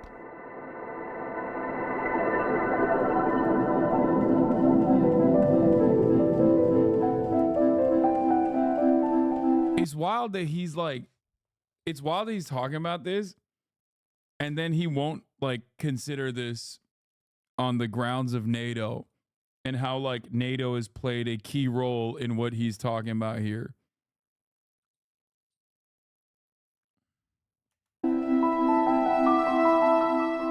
This map is pretty beautiful, and I'm really grateful for the team that helped me make it. I've got a great team, and it's helpful for seeing one really important thing, which is the expanse of U.S. arms trade, how far it goes, how wide it goes. The thicker the lines, the more weapons flow. But this map... What do U.S. weapons buy? Regional stability, alliance, friendship, counter an enemy, vital resource.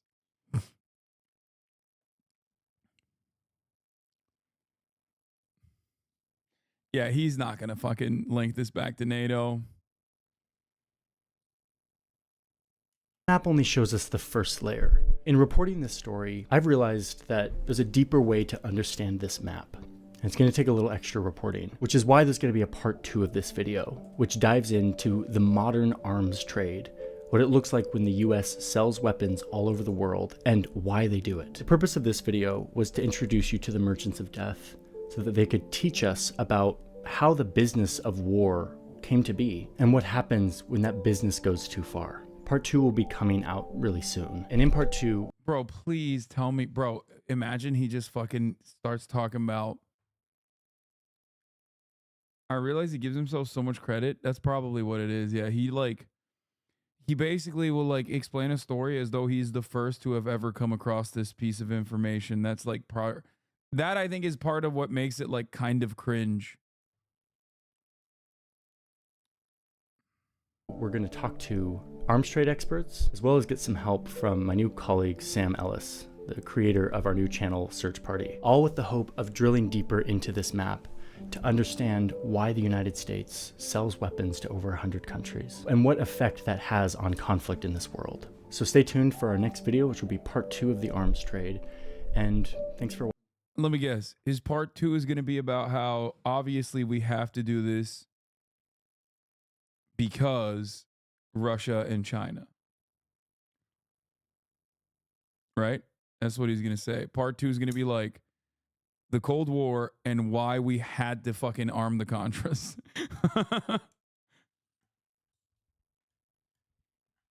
For watching today.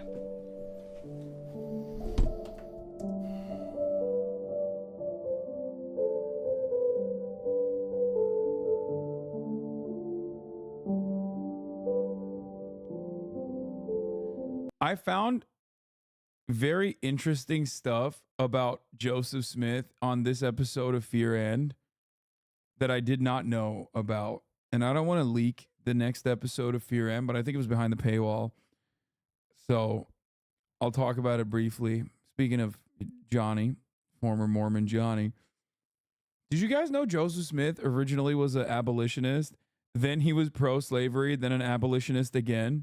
Or sorry, originally he was neutral on slavery. Then he was like, you should never tell the North that they have to have slaves, just like you should never tell the South that they can't.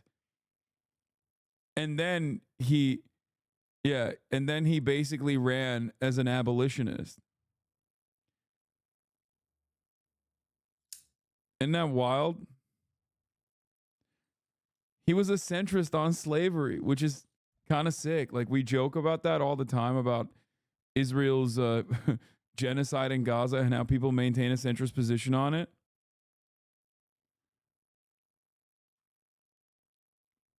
He did it. He did that shit. The white Muhammad. True. He had white boy swag. Bone Tanamo Gay. Not only can you take a load, you can take the ultimate load, and even better than that, that you find your true calling and destiny in your willingness to take the ultimate load. What the fuck is he doing, man? What is happening here?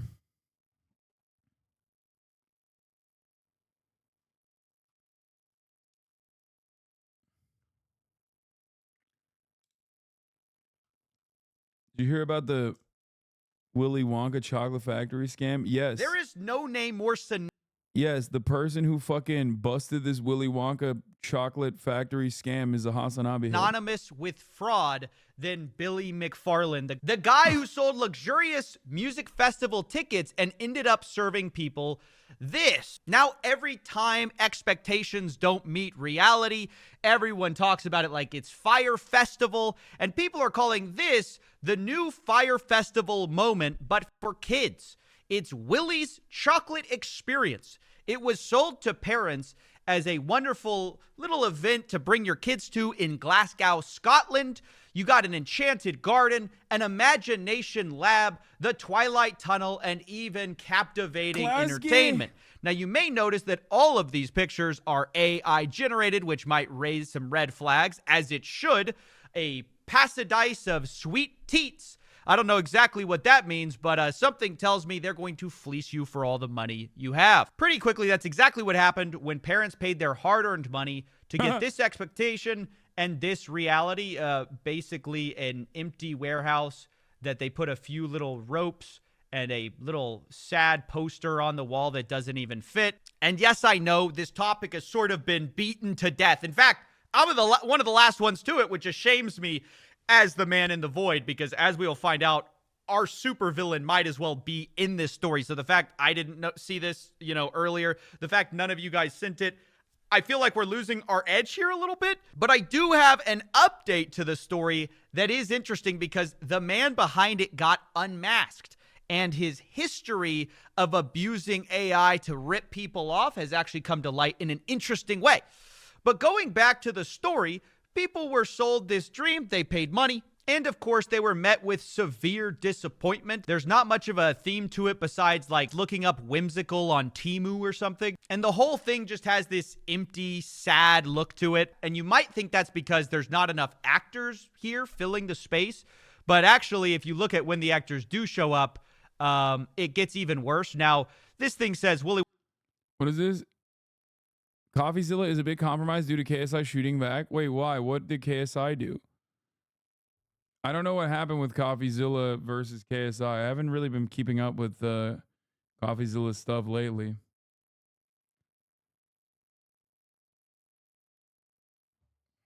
I remember your statement about AI bros not having any creativity, and I cannot think of more of a perfect example.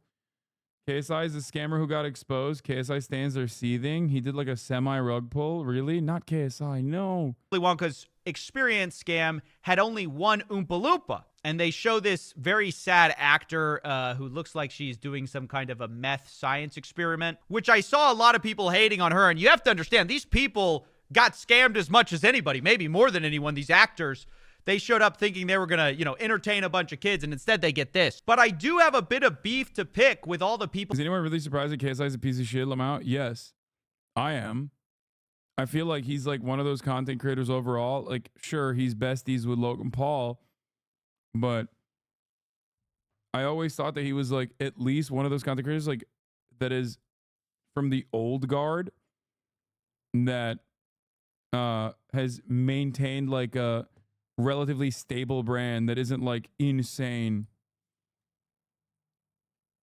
Wait, actually, I've always known that KSI has been a piece of shit. Honestly, my metric as a content creator myself for who's a piece of shit is probably distorted by the fact that for two reasons. One, because virtually every content creator can be made to be a piece of shit, especially if you've been a content creator for a long enough time.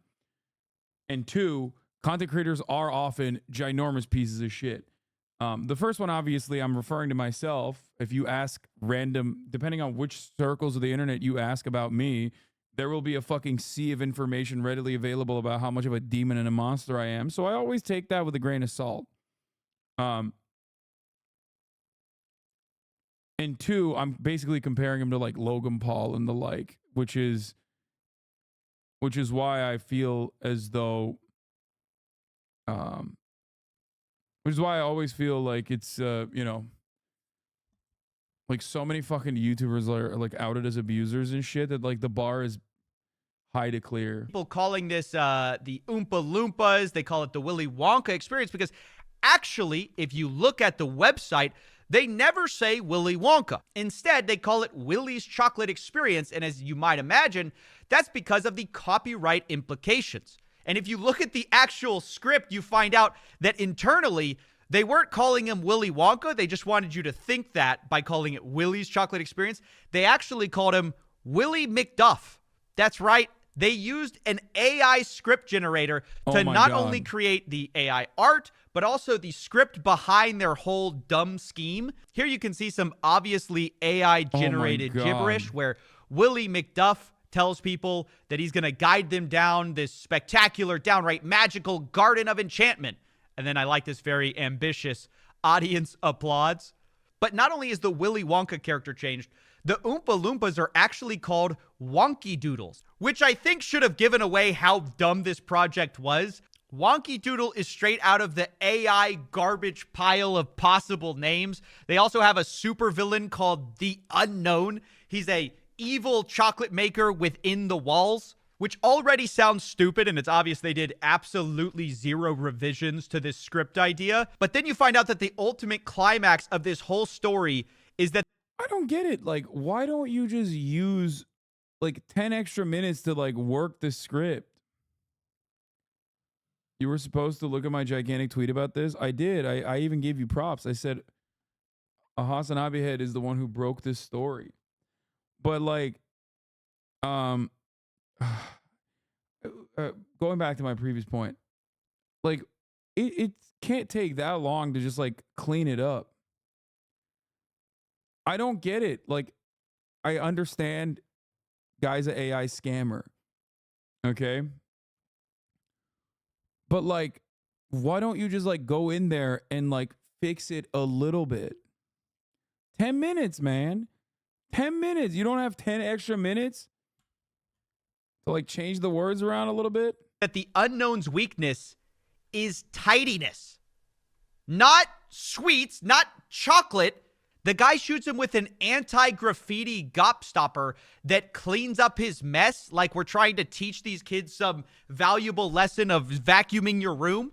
It's so unbelievably stupid that you'd be surprised to find out that the way they executed this is even worse than it was written in the AI script. Because they really didn't put too much attention to like how they were going to dress this guy up. Instead of having some grand reveal with this anti-graffiti gobstopper or whatever, instead they tell a guy with a little cloak and a mask on, just hide behind a mirror and let that work, which seemed to do nothing except traumatize the kids who were unfortunate enough to be there. What is that? It's the Unknown. No. You can see the kids crying in the background, traumatized from what really should be our supervillain. This guy looks like something straight out of the actual Void. Except, I guess, instead of tidiness, our guy's weakness would be pettiness. Nonetheless, who thought this would be appropriate for a Willy Wonka-themed, like, nice... Did you see the response to you and Asmon about streaming being draining? No, because I don't care. Also, take a fucking week off, you drama pervert. Time with like what caused motherfuckers to come in here and be like, seems like we're no longer talking about genocide. No, Asmon defended me. That's not what he's talking about. He's talking about XQC probably responding or some shit. I don't fucking know. with the kids. And that's their Make-A-Wish Willy Wonka right there. A guy who actually went public to say that he like regrets everything. He says this was an absolute mess. The guy even says that he should have been an Oompa Loompa. I mean, I think he means Wonky Doodle, but you know, we'll forgive him for that. But just hearing him describe it, it's clear that maybe he was the biggest person scammed of them all. The unknown is an evil chocolate maker who lives in the walls. What? What is an evil chocolate maker for a start? Does he make evil chocolate, or is he? No, he's allergic to tidiness. That's actually the true solution. Sorry to spoil it for you guys. The evil man who makes chocolate. And what do you mean he lives in the walls? Yeah, he actually lives behind a mirror. That's what he really does. We actually have this other view of the Willy Wonka experience, an extended cut, the Zack Snyder edition of this horror show. The great unknown. Wonderful. I love unknown. There, I think you can actually see that people thought it's actually like kind of amusing instead of just horrifying. Here you can also just see how empty this place is. I mean, the floors look like they haven't been washed in literally years. Funny enough, if any event ever needed the anti-graffiti gobstopper to clean up the whole mess, it's this one. This place looks absolutely disgusting. And this is probably one of the saddest parts. I mean, obviously, you're going to Willy's Chocolate Experience. The one thing you expect after paying $35, $40 as a parent is probably, you know, chocolate. But instead of giving that, they decide their bright idea was to give each child a single jelly bean and a quarter cup of lemonade. And if you think like that's got to be a joke, you can't even measure out one jelly bean. Like if you're pouring it out, you're going to end up with multiple. No, they had a test tube to make sure that no kid got more than one jelly bean. Look at this. What the fuck? Look how sad of a scene this is. You can see that this Wonky Doodle is probably disappointed in herself as it is. And the disappointments just continue. The chocolate river doesn't move at all. It's way overcrowded. And the actual refreshments, I think some of which you had to buy. Bro, is there nothing going on in Glasgow that they fucking... everybody congregated to this one area, it seems. Oompa Loompa Lady is mother. New mother pics just dropped. Oh no.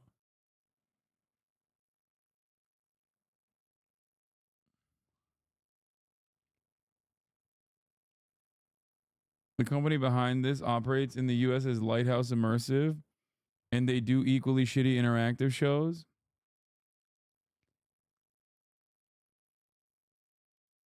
What is this? Apologies to anyone who attended my Dune experience. I was let down by suppliers at the last minute, and I'm very sorry.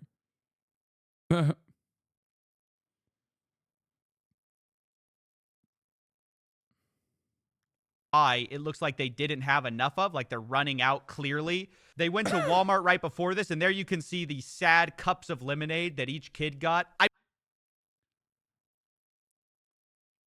Having the scary made-up character is hilarious to me. Willy Wonka and his factory was the scary thing in the original. They should just made the Tunnel of Terror instead. They would have had lines out the door. What did this guy say? Billy Cool, the organizer behind the widely criticized Willy's Chocolate Experience, speaks out. I'm really shocked that the event had fallen short of the expectations of people on paper. My vision of the artistic rendition of a well-known book didn't come to fruition. For that, I am absolutely, truly, and utterly sorry.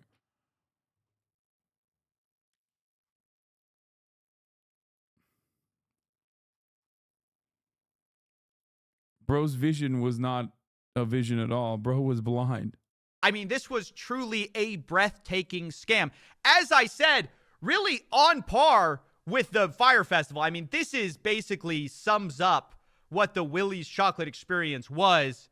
And obviously, this set the internet on fire. People were furious. Everyone wanted to know, like, who can we make pay for this? I think they claim that they're going to offer refunds for this. We'll see if they actually pay out. I don't think the actors have been paid a dime yet, and I don't think they will be. So they're probably the big...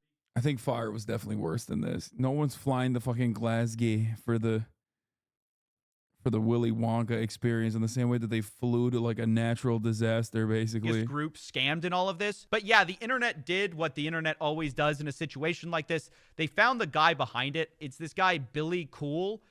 He's the guy who runs the company behind it, House of Illuminati Ltd.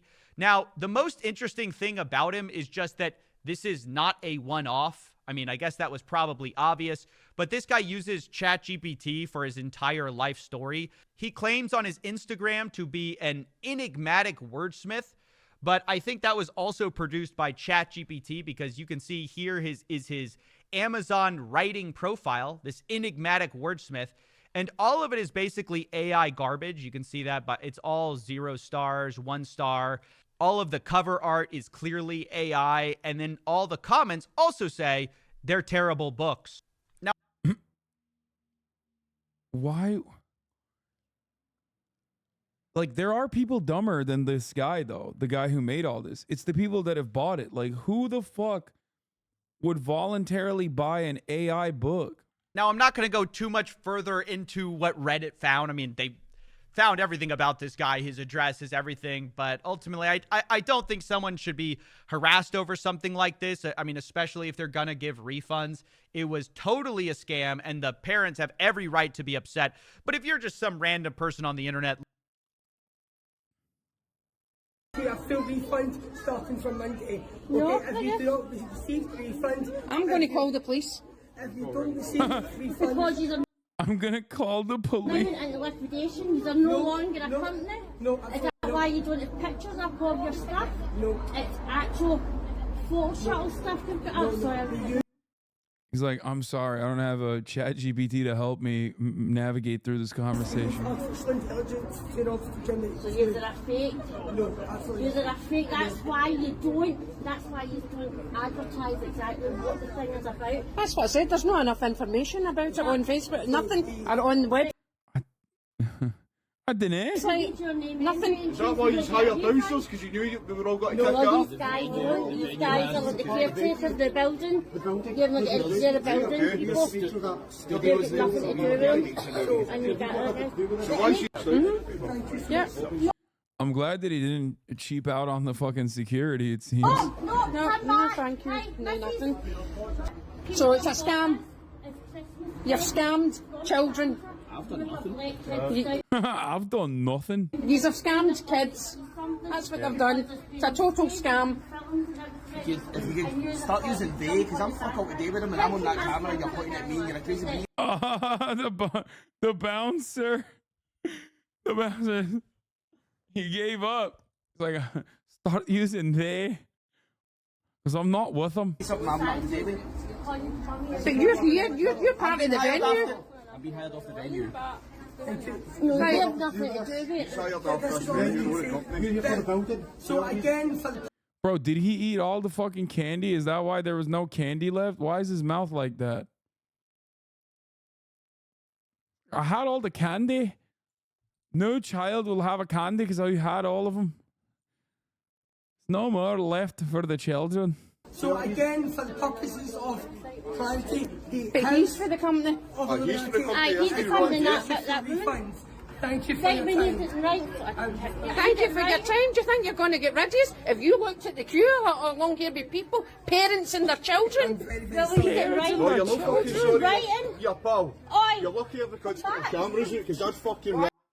Dude, Scottish people are so funny. I wish they were real. Oi! Can you translate, please? I can't because it's like an entirely different language. And if you think that the auto caption is going to understand what the fuck they're saying, you're wrong. Okay? You want me to do it? Here. Watch. Enough information about it on Facebook. Nothing. Or on the website. Nothing. Is that why you hired bouncers? Because you knew we were all going to kick off? These guys don't. These guys are like the caretakers of the building. AI's not even trying. Oh, here. They're the building people. They've got nothing to do with them. And you get it. Yeah. No, thank you. No, nothing. So it's a scam. You've scammed children. I've done nothing. These have scammed kids. That's what they've done. It's a total scam.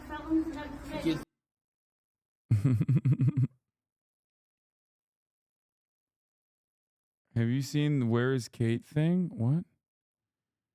Tomorrow marks the 60 days since Kate was last seen in public as a public figure funded by taxpayers. Her prolonged absence without any info, video, or photo is mind-boggling, particularly given her past quick returns to the public after giving birth. They don't really care about me. They just hate Megan.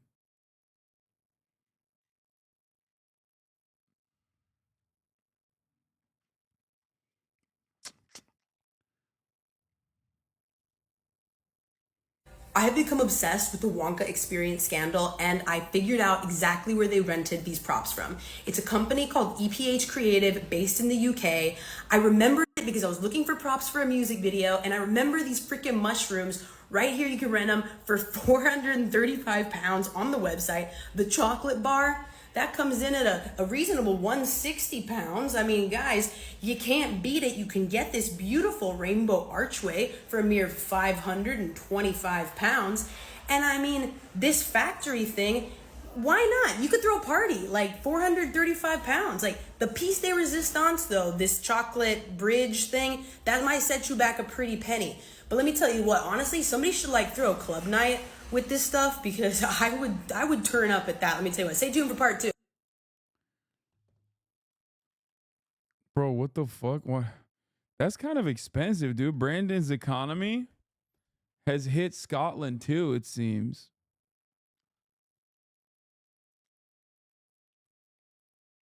This is what Mr. Beast in Glasgow looks like. Damn, they probably lost money, to be honest. Nah.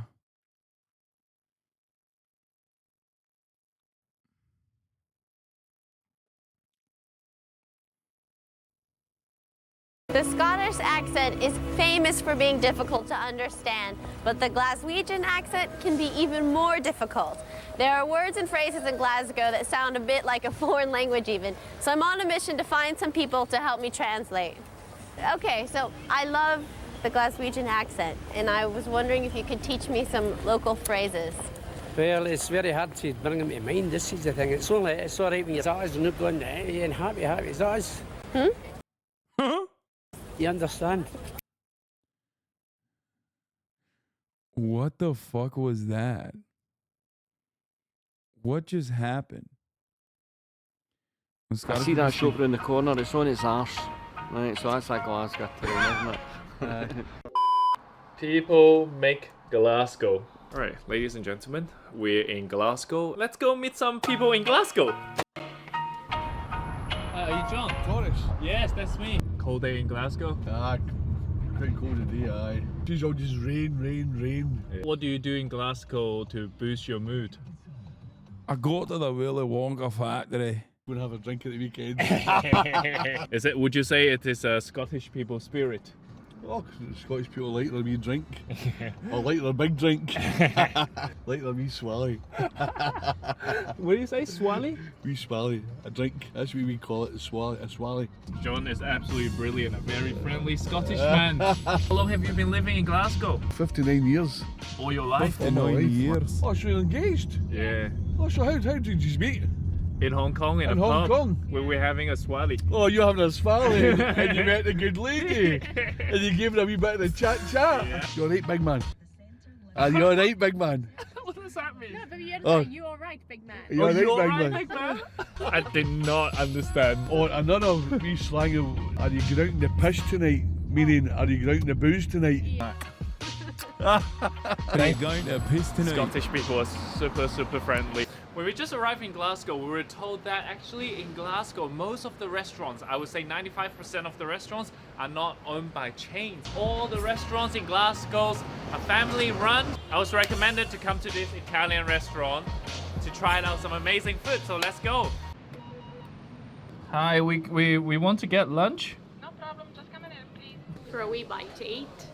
For what? A wee bite to I eat. didn't know your grandfather is from Scotland. Yeah. Really? My great grandpa. We're gonna go there tomorrow to go explore his origins. Oh, that would be in Georgia's channel. 52 years ago. This is the oldest Italian restaurant in all of the city. And did you open it? Why does he look like Jordan Peterson? What the fuck? The oldest Italian restaurant. Scottish Italian food? That seems rank. No disrespect. No disrespect to anybody, but that seems rank as fuck, dog. My father opened it. Oh, yeah. Where's your father from? He's from Italy, the very north of Italy, from Trentino. And then he came to Scotland. Yeah, and he opened this restaurant in 1970. And you grew up in Scotland? Yeah, born and brought up in Scotland. I've been running the restaurant 26 years. Can I have a wee swally now? You can have a wee swally now. So what time is acceptable? Anytime, anytime. Scottish, very sociable people, so you can have a whiskey whenever you like. One that we have is from Loch Lomond, which is very famous. They make their own whiskey brand.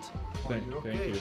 And is there a specific way you should appreciate whiskey in Scotland? As I say, straight is good. If some people they like a touch of water inside, they say it opens up and brings out the flavour. With Coke? No, you joking? No. Whiskey and Coke? No, not this whiskey. This is guys. Think of the guys that they've made the That's Loch crazy, bro. He's about to get fucking kicked out. Lomond whiskey. They've been working for years to make this, and then you put Coca-Cola inside. No. It's a crime. Yeah, they put you in jail for that. 完全冇刺鼻嘅感覺咯。有冇見過 whisky 可以咁樣喺個口度啷嚟啷去啊 ？No wonder Scottish people like to drink. If I have fine alcohol like this, I'll drink every day. Doesn't look that bad. Wow, your pasta looks great. The buildings in Glasgow, so well kept. You feel so cool walking around the streets here. God damn, that shit's beautiful. Never mind, I take it back. Glasgow's fucking nice. Holy shit, dude.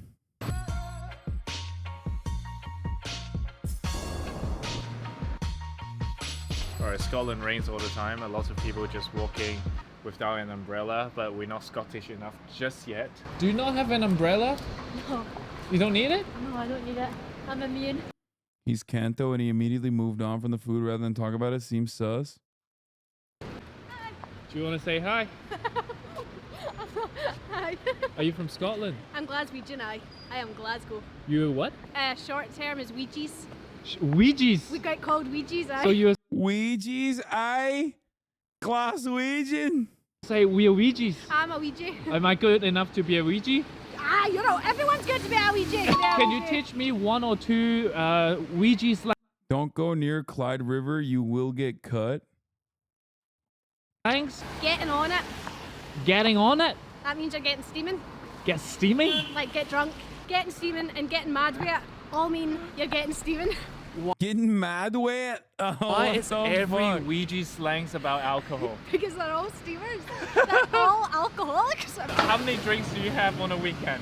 I don't really drink. Oh, okay. For a Ouija, I don't really drink that much. But if I went on a night out, it'd be a good, at least 30 drinks minimum. Fucking glass, yeah. 30 drinks on a night out? But that's including shots as well. One person? Crazy. Thank you Bro, so he started doing the accent. He's like, crazy. much. What's your name? Taylor. Lovely meeting What's you, your Taylor. Torres. Nice to meet you, Torres. Bro's accent changed. He's Glaswegian. He's proper Ouija now. He's a proper Ouija now. Lovely meeting you. I said, how much do you drink on a weekend then? 30 drinks. But I don't really drink, but That's just... not true. That's what she said. Subway in Glasgow is tiny. Look at this. 直接撞爆我個頭. What the fuck? That is weird. Ladies and gentlemen, welcome to Glasgow University, which is ranked 86 in the world. People obviously come to University of Glasgow to learn, but right now you don't have to come to university to learn. If you want to learn, you can actually use an online language school called Lingoda, like this lovely viewer of mine. 我成功了！哇！ Okay, this is a year old. So Ethical Reacts dictates that we'll show the end of the ad. Description box to sign up and my promo code to get €20 off your deposit. I apologize, every shot in the UK are kind of dull. It's not because of my filming skill. I have tried my best. It's just the weather. It's been a year, bro. The fucking link doesn't even work anymore, but I'm still showing it because Ethical Reacts. We just bumped into two very lovely Glaswegian gentlemen, and oh my god, his action is so strong. I'm not even gonna put any subtitles and see if you guys understand a word he says. So a shop that's no selling a lot of stuff. Somebody, my pal, said yesterday when I see that shop around the... There's something really funny about a dude from Hong Kong going to Scotland and like looking at these white dudes with this lens like I feel like this is a real role reversal, you know what I mean? The corner, it's on its arse. Right, so that's a Glasgow term, isn't it?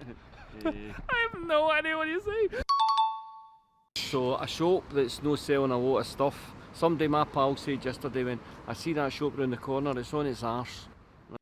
Okay, to be fair, when he tried to describe it, it was still impossible to understand if it wasn't for the fucking subtitles. Right, so that's a Glasgow term, isn't it? Yeah, he's doing reverse Orientalism, and I'm here for it. So I know how to speak Glaswegian now. What? You just take a sentence like, I like to eat cake, and you say, I like to eat cake. There is a lot of words for being alcoholically consumed. For example? Inebriated, pushed, steaming, full of it. Nah, Inebriated, pushed, steaming, full of it. Mad with it. Mad I with don't it. understand these words. Are these English words? The way pub at And the the chip. Scottish drink so much that there are laws here to prevent them from drinking too much. You can't drink in the street in Scotland, and after 10 o'clock you can't buy alcohol from a supermarket, and you can't buy alcohol before 10 a.m. as well. These rules, they don't exist in England. Where are you guys from in England? Right on the border of England and Scotland. So do you consider yourself as English or Scottish? Oh no, we're definitely English, So- unfortunately. Yeah, because English is boring, isn't it? You really hate England. As an English That is the most Scottish English person, dude. person, do you think the English drink more or the Scottish? Or the Scottish. Scottish. Really? They don't just drink more, they do it better. How to drink like a Scotsman or Scotswoman. Yeah, so when you get up in the morning, have something to drink, and then just keep on going. That's not what Like I'm in saying. Liverpool, like We're not saying they that, are try we? to be alcoholics, but in Scotland, like it's a life, it's a lifestyle choice. It's more of a religion than a, you know what I mean? I don't really drink. At least 30 drinks. So how many drinks do you have normally on a night out? Too many. Like, I'd say like 10. And how many times do you go out per week? 3. 3? Yeah. Your mom's watching. No, I hope she's not. How old are you? I'm 19. So you're in uni. Yeah. So you're enjoying the party life. Yeah, of course. Student life. You don't come across as having a very strong Scottish accent. Well, I guess not. I'm not from Glasgow. I moved here like a wee while ago, but I'm from Aberdeen. So people in Aberdeen, they have a less strong accent. Yeah. Are you guys old enough to drink, or in Scotland it's chill? Yeah, it's chill, it's pretty chill, yeah. They don't check the ID and stuff. No, they do, but like, you just... How old were you when you first got drunk? 15. So like last year. Lump of wood. Lump of wood? Lump of wood. Lump of wood. Right, lump of wood. Lump of wood. Right, a lump of wood. Oh, lump of wood. Aye, but the How way did you you say say it. Someone in the chat said people from Aberdeen are sheep shaggers. I thought that was the Welsh. I thought that everyone in the UK is sheep shaggers in general.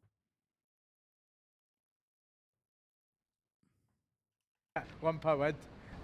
Lump of wood. And that means like the guy's no very bright. And this is my observation in the UK. The more north you go, the more passionate people are. I use the word passionate because I don't want to say the people in the south No, are cold. David Cameron is a pig fucker, not a You sheep see, fucker. like I'm vlogging, everyone's friendly. Hey, yeah, yo, what's up? Yeah, you can really feel the difference. Guys, I'm in Glasgow in my hotel. and this Glosky. room is playing JHL. I think we are 同道中人. Should I make friends with him or her? That's wild. 哎，我很喜欢你听的歌啊，我很喜欢你听的歌。您是那个 YouTube UP 主吧？啊，有看我影片？看啊，我 follow 你，哥。谢谢你。 That's crazy. Is it worse a camera fucked a dead pig's head than a live one? I think it's probably better. I feel like fucking a live pig is worse. Take a look at this USHER. Dumbasses don't understand the fascist parody of Helldivers 2. Clean streets, not a single piece of litter in sight. Crime almost non-existent. Large, beautiful 50s future retro-style suburban homes with large, well-kept lawns. Friendly neighbors. Cops just minding their own business rather than being dickheads and road pirates. Kick-ass looking cars. Racial harmony among humans. Booming economy that makes 50s America look like a joke in comparison. No matter what you do, if people are too fucking stupid to understand it, you will never be able to get people to recognize someone satirizing fascism.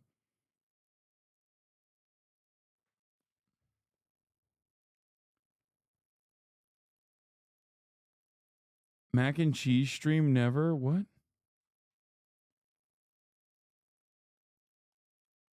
The devs of Helldivers put out tweet to tell people fash is bad.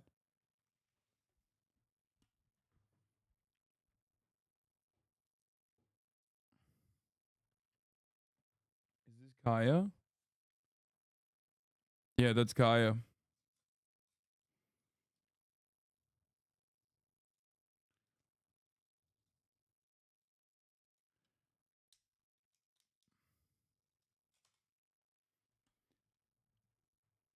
People were defending the movie Starship Troopers as pro-fascist. Yes, I know.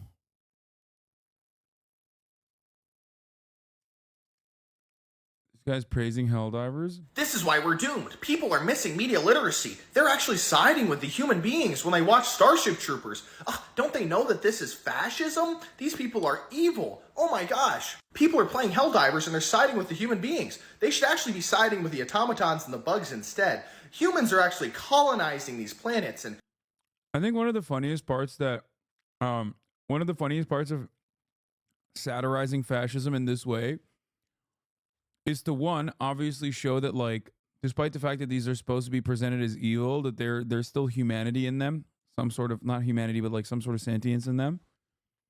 But also, both Starship Troopers and Helldivers, because it is the same fucking story, literally more so center around how fascist militarism unironically kills people.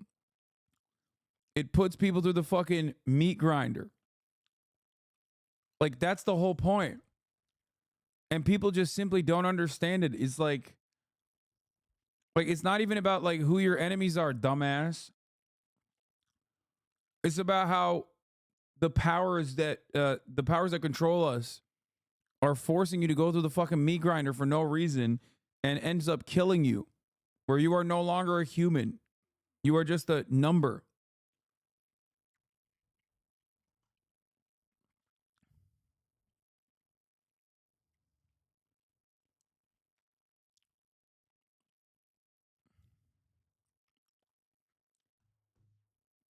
I don't really understand it.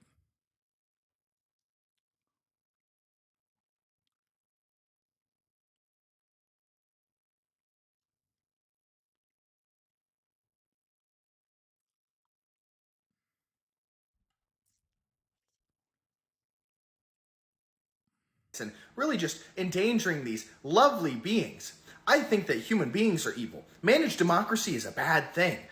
Clearly, it's taking away people's rights. It's forcing people to work. They're saying that every man, woman, and child over 7 has to work to help humans succeed in this fight. Clearly, that's a bad thing. Children doing some sort of work, that's a bad thing.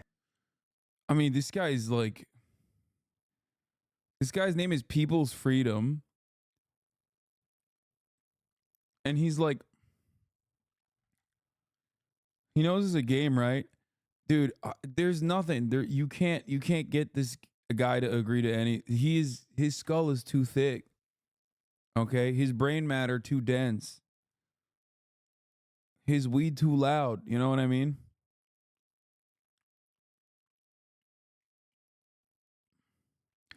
This is how you idiots sound in the comments. Like, bro, who cares if humans are semi-dystopian? In literacy, I'll take 1984 humanity over bugs.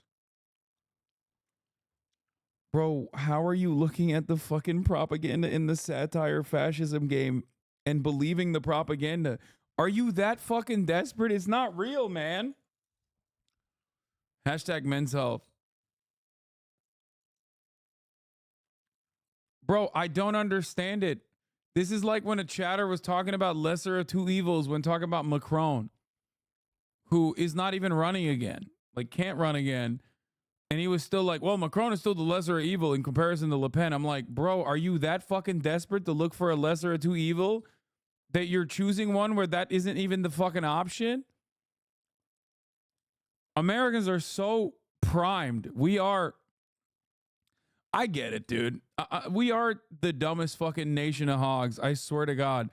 And the greatest trick of all is to convince the dumb hog nation that they're all individually smart.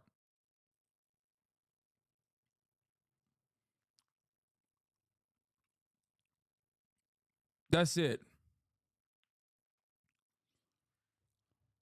There are real people with real families that are also proud of their baby joining the elite and invincible hero unit to do the right thing and fight for democracy, that they get in a freezer to be thawed and not disclosed, nor that their life expectancy is 2 minutes.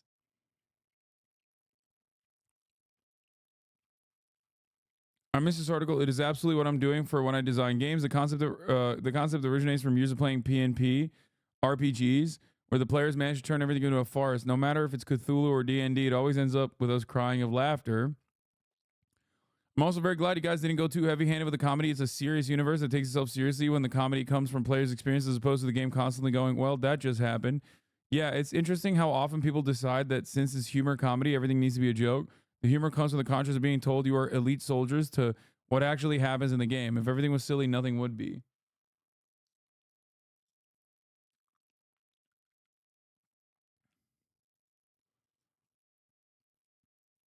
Helldivers isn't really fascism. Wait, what? Nice write-up. You did a shit job. Votes are literally cast for you. The soldiers are fed ads to buy guns in the theater of war. All children over 7 work for the war effort. No, they made...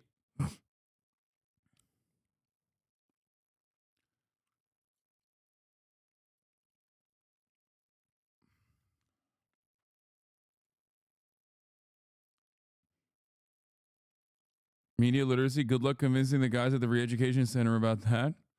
How I wake up knowing my enemies are ontologically evil and there's no act against them, which is wrong. They bullied a dude who said Helldivers isn't really fascism into deleting their post.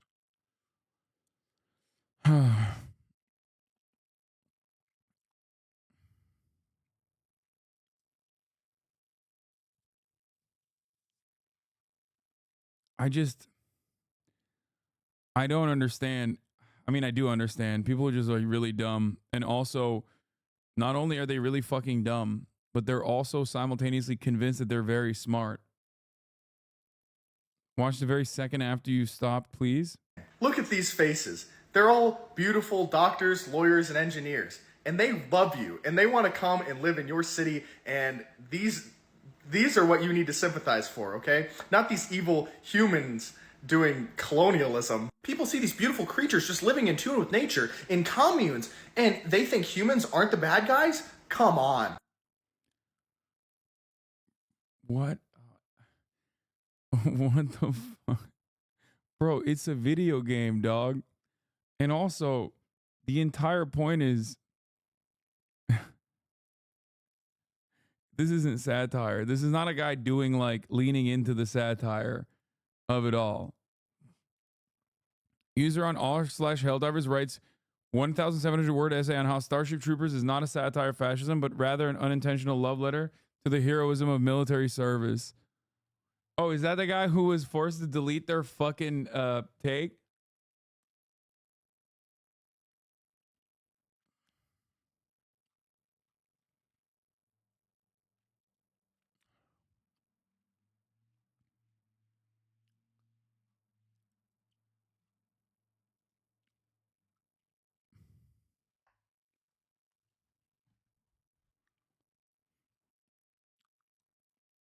Kind of based though. I just saw the complete uncensored video of Aaron Bushnell, the 20. Okay, I'm not gonna watch this guy's take on Aaron Bushnell, especially not so close after.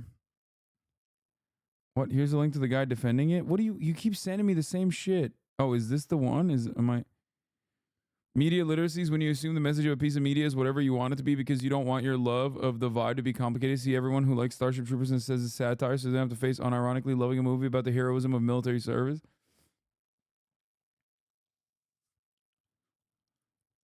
No, this is I think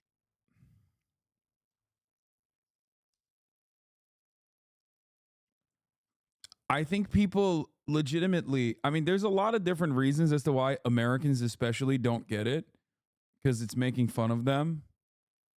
Like, it is making fun of America completely. So if your identity is that like all those shit that you just made fun of is good, then you're never going to understand it.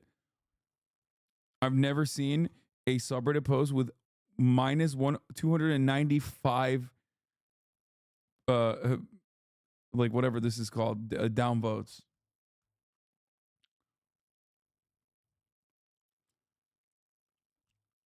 Some of these people have to be deliberately obtuse.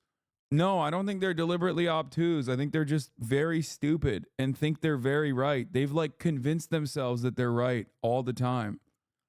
Remember, American individualism and American exceptionalism creates this environment where you think every unique idea that you've come up with on your own must be taken seriously because, after all, you came up with it and you're fucking special and you're brilliant and you're awesome. That's it.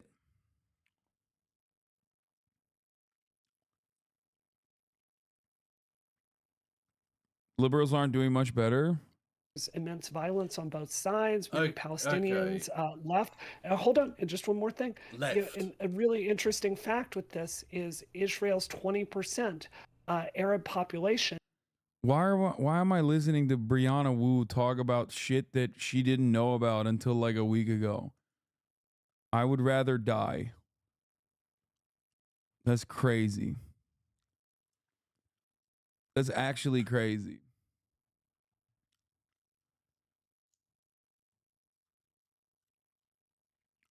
Look at this cool stuff.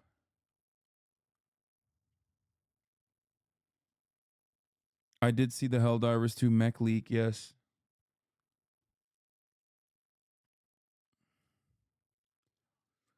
I want to play Helldivers with like with Connor and Selbit and Iron Mouse, but they always play so late in the fucking game.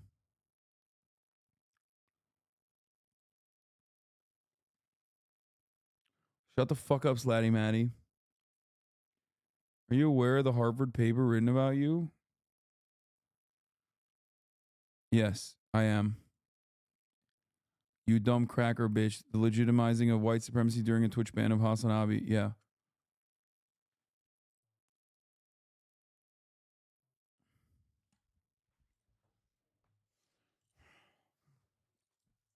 Yeah, that's old news.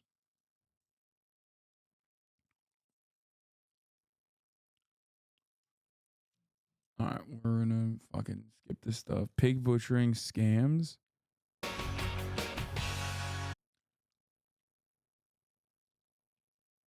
Classic. We play Comrade Police tonight? No, I'm tired. I'm gonna end it here. Half day. 7 hours and 50 minutes. This video made me super sad. Yeah, I kind of want to dive into it more, and I probably will tomorrow. We are cutting your pay always. Of course. Understandable. Understandable.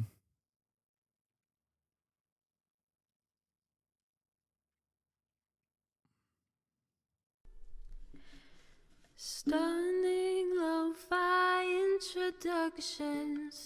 Anyway, love you guys, and I will see you tomorrow, okay? Hope the Porsche is paid off. The lease, we're good.